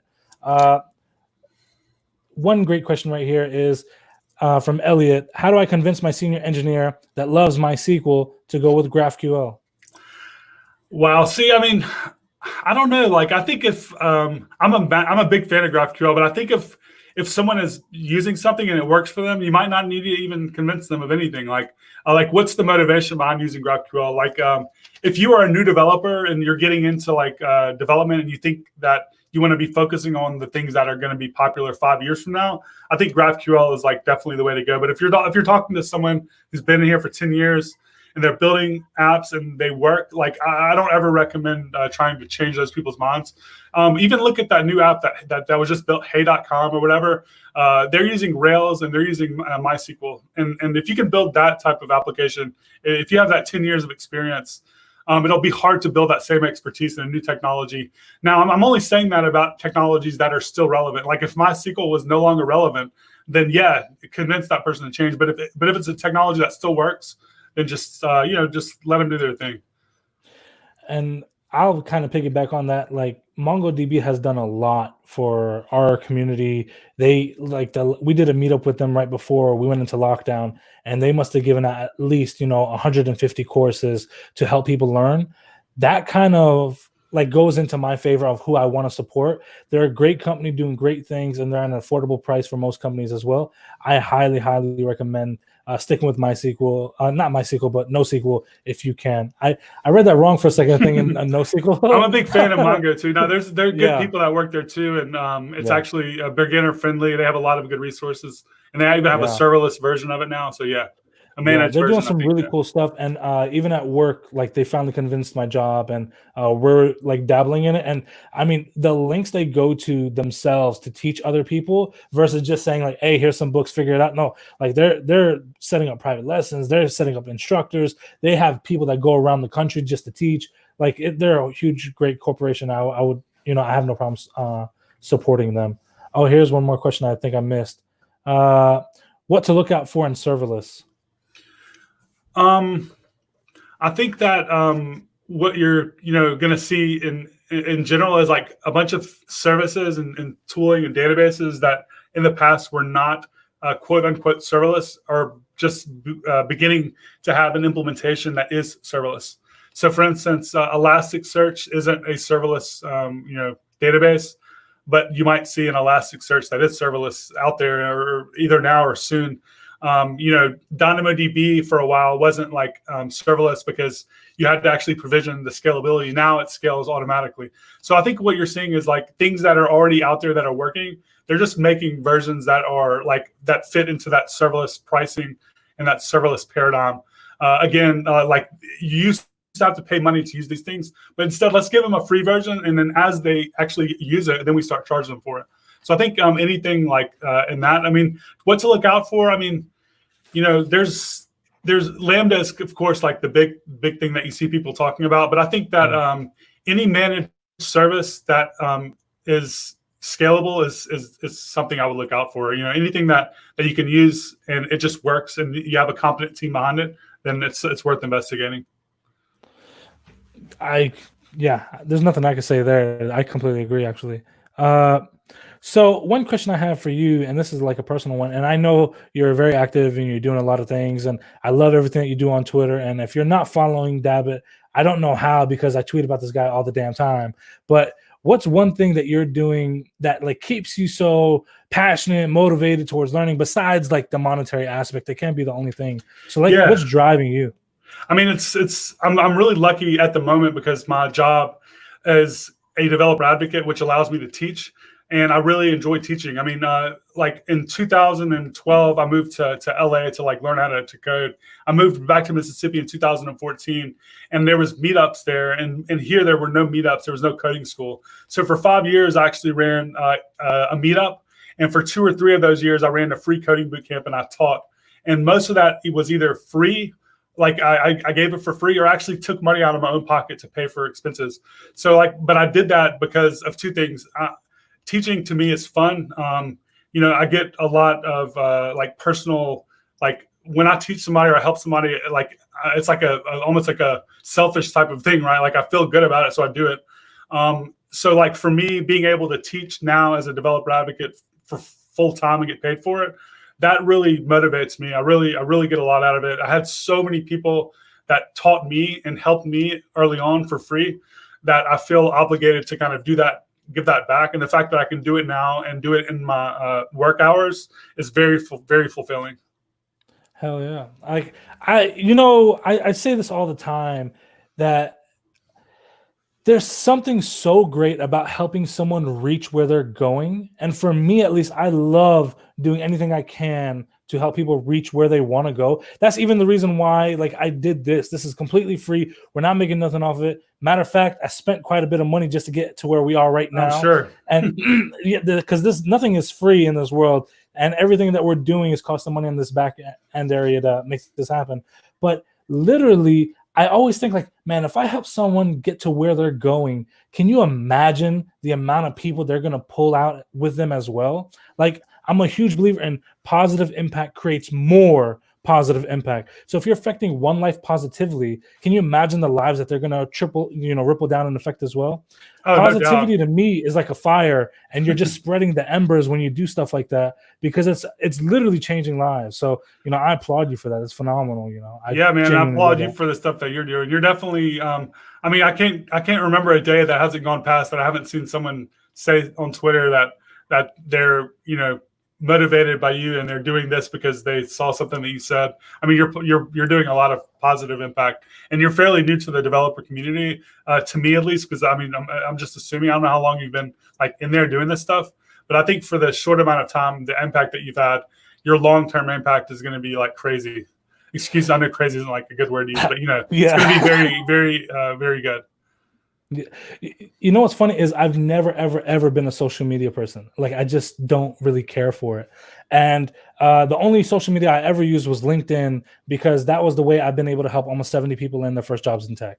And I just created a network. And real fast story, like, I never even planned to start doing meetups. I went to this meetup and I asked the same question everybody asks. Hey, how do you get the first job in tech?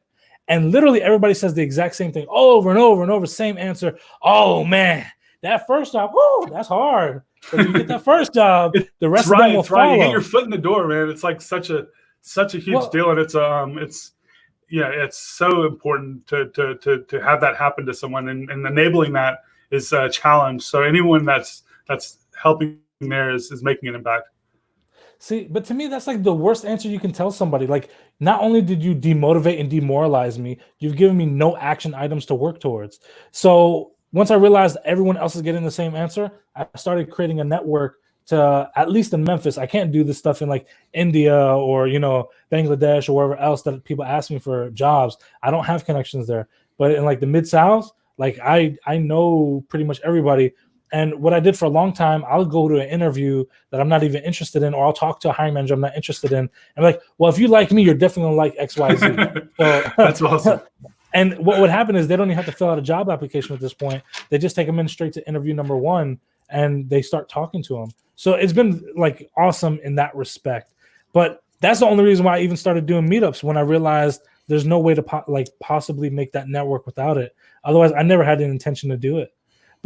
And so when I realized there's a ton of people that are tech related on Twitter, that's when I just started checking it out. And like February, for example, I made like 11 tweets, and I just put up like pictures of meetups. And then when I realized, okay, I can do this the same way I do LinkedIn, I just started pouring out content. And then month after month, like last 3 months, I gained what? Oh, so you've only been on there since February? March is when amazing. I started. That is wild.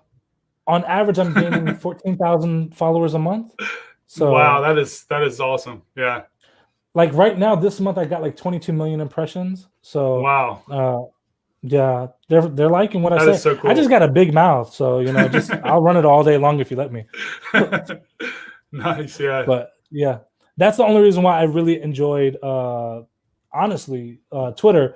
I feel like there's a very good portion of the community that's very positive. There's a portion that's very negative. And I just ignore one side and I stick to the positive side. I think anyone that supports positivity is someone that I want to keep around me, and I'll support them any single way I can. Yeah, I agree. There's, I can't even like explain the positive impact that Twitter's had on me, and all the amazing, like I can't even explain amazing people that I've met on there that have helped me. And I just hope I'm kind of able to reciprocate in some way. But every day, like, I'm thankful for the network and stuff that I've built via Twitter. Oh yeah. Like even for me as well, like I probably wouldn't be doing this conference right now if it wasn't for Twitter. I would probably be doing something a lot smaller, because it's kind of easier to get these speakers when I can just tweet at them. If they say no, it's like, all right, tweet the next one. Like, but on in real life, it's knock on a door, they say no, now I got to go 10 miles to go speak to the next one. It's a different conversation. Yeah, but Elliot's from Jackson also. So all three of us from the Southeast. Yeah, I know Elliot from Code Connector, and great dude, and I hope he finds a job, and I know he's going to be working. Oh, he's on the right track. Yeah, he's going to do some crazy things. Of all the people I know, I have a lot of hope for him personally that he's going to do something very impressive. One question I did have for you though, if since we have a bunch of beginners on here, we have some, experienced developers. What would be something that you give as a piece of advice to someone that's still trying to break into the field? They're still learning, they're still doing some things. What would be something that you advise them to do and to learn and to grow with? I mean, the number one thing that I feel that has gained people like the most for the least amount of investment, you could maybe say, is network. So, I mean, everyone's not good at Twitter. Everyone's not good at these things, but everyone can probably, at least for the most part, like find a local meetup somewhere and go to it.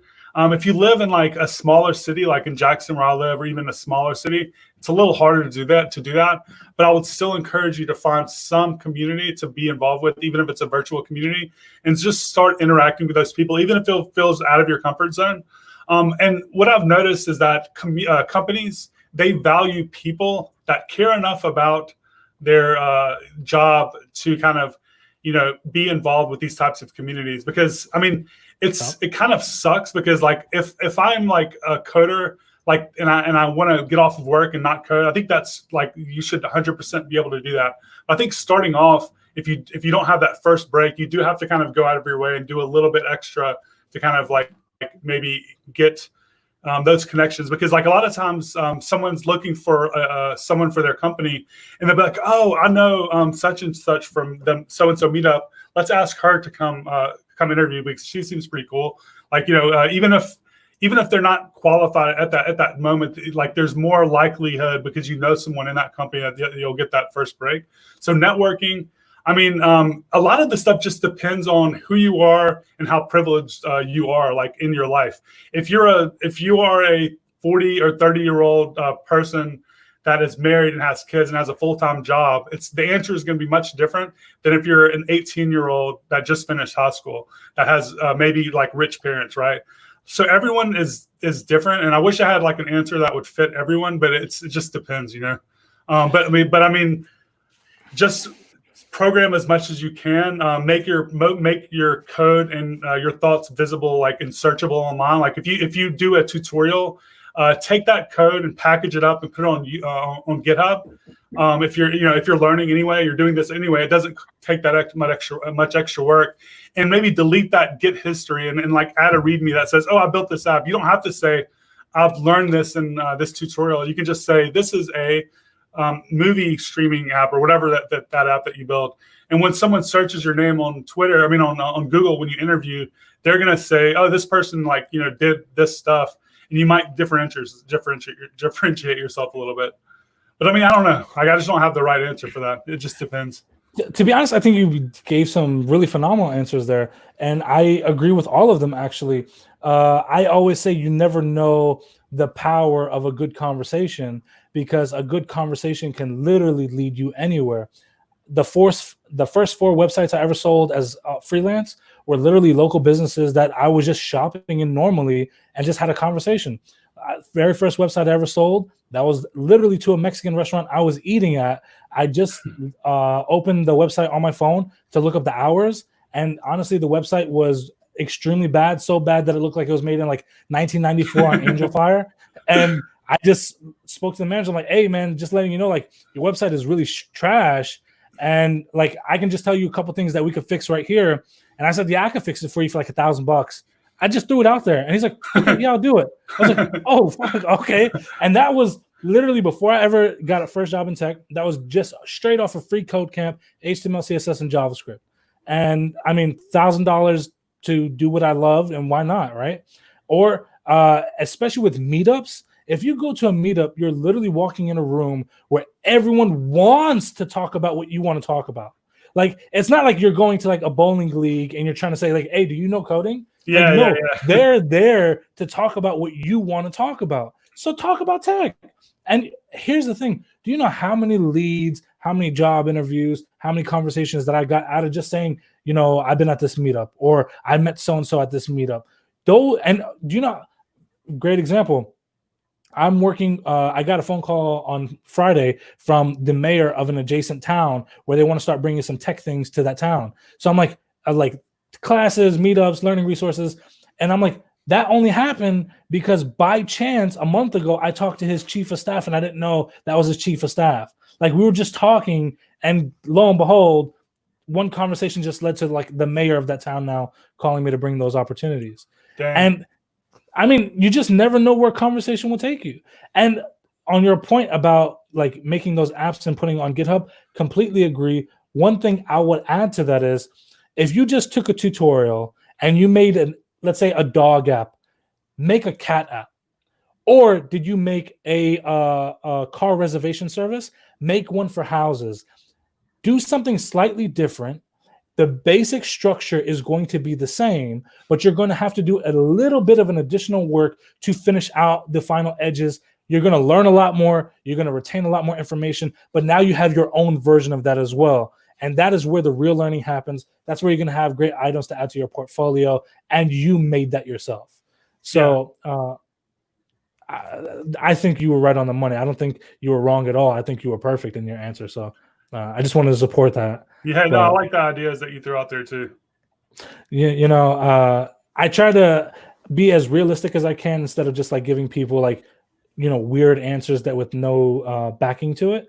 But these answers to me have been the most successful at people retaining their knowledge, landing jobs, filling out their portfolio with portfolio items, instead of them doing like, oh, here's a CSS grid example. That's not impressing nobody. But if you have the number one project I tell every single person that's looking for a job to do, and I see some people in here are beginners, make an e-commerce application. Doesn't have to be fully functional, but the example I give is overstock.com. You have multiple products on multiple pages that can be, for example, furniture, and then you have different options of furniture. And you have to have a shopping cart function. Now, the function doesn't have to be functional, like no one's going to put in their credit card details and all that. But if I select an item, it needs to go to another page where I can view those items that I selected. So you can put that in like a backend with like Firebase or whatever. But this is not a small thing. Like, you're not making this in a weekend. You're going to put a little bit of work into it. But that is the number one thing that you can build, and especially walk into an interview and talk about and actually give like real world examples of the things that you've done. Absolutely. Just building that app alone I can say that like 90% of the actual software development that I've done in the real world, I could have done using the skills that you would learn in that and what you just said. Yeah. So yeah, I love it. That's been my number one. And every single person that I've helped that has been built that has gotten a job. So if that doesn't tell you, there's merit in it, then you should really consider that. Many of those for us can't be at meetups in the US and UK. Let me guarantee you something right now.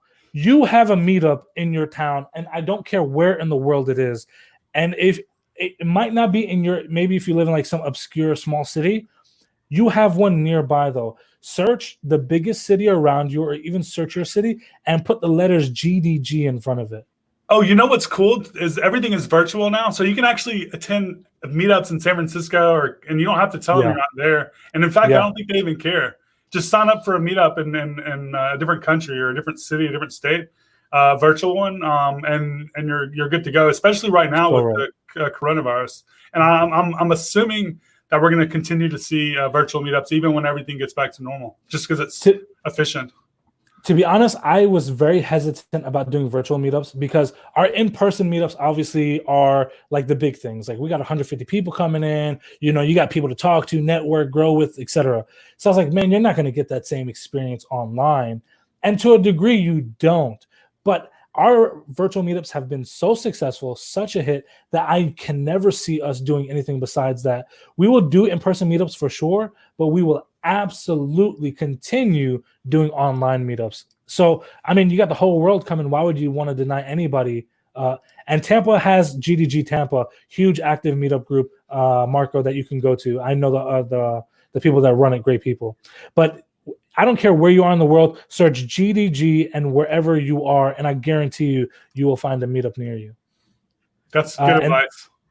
Yeah, that's why I love GDG Memphis. We're part of the whole global network now, and Google supports us. So, Google developers support us, and we try to. And it was for me. It was a smart partnership because my goal was to put resources in the hands of the people that need it. So, and just like this conference, I wanted to put the resources in your hands. And I'm gonna actually link this one more time, just so they have it. O'Reilly, where is it? And especially because Nader's book is there, that is the link to sign up for O'Reilly, and the promo code is DevFest20.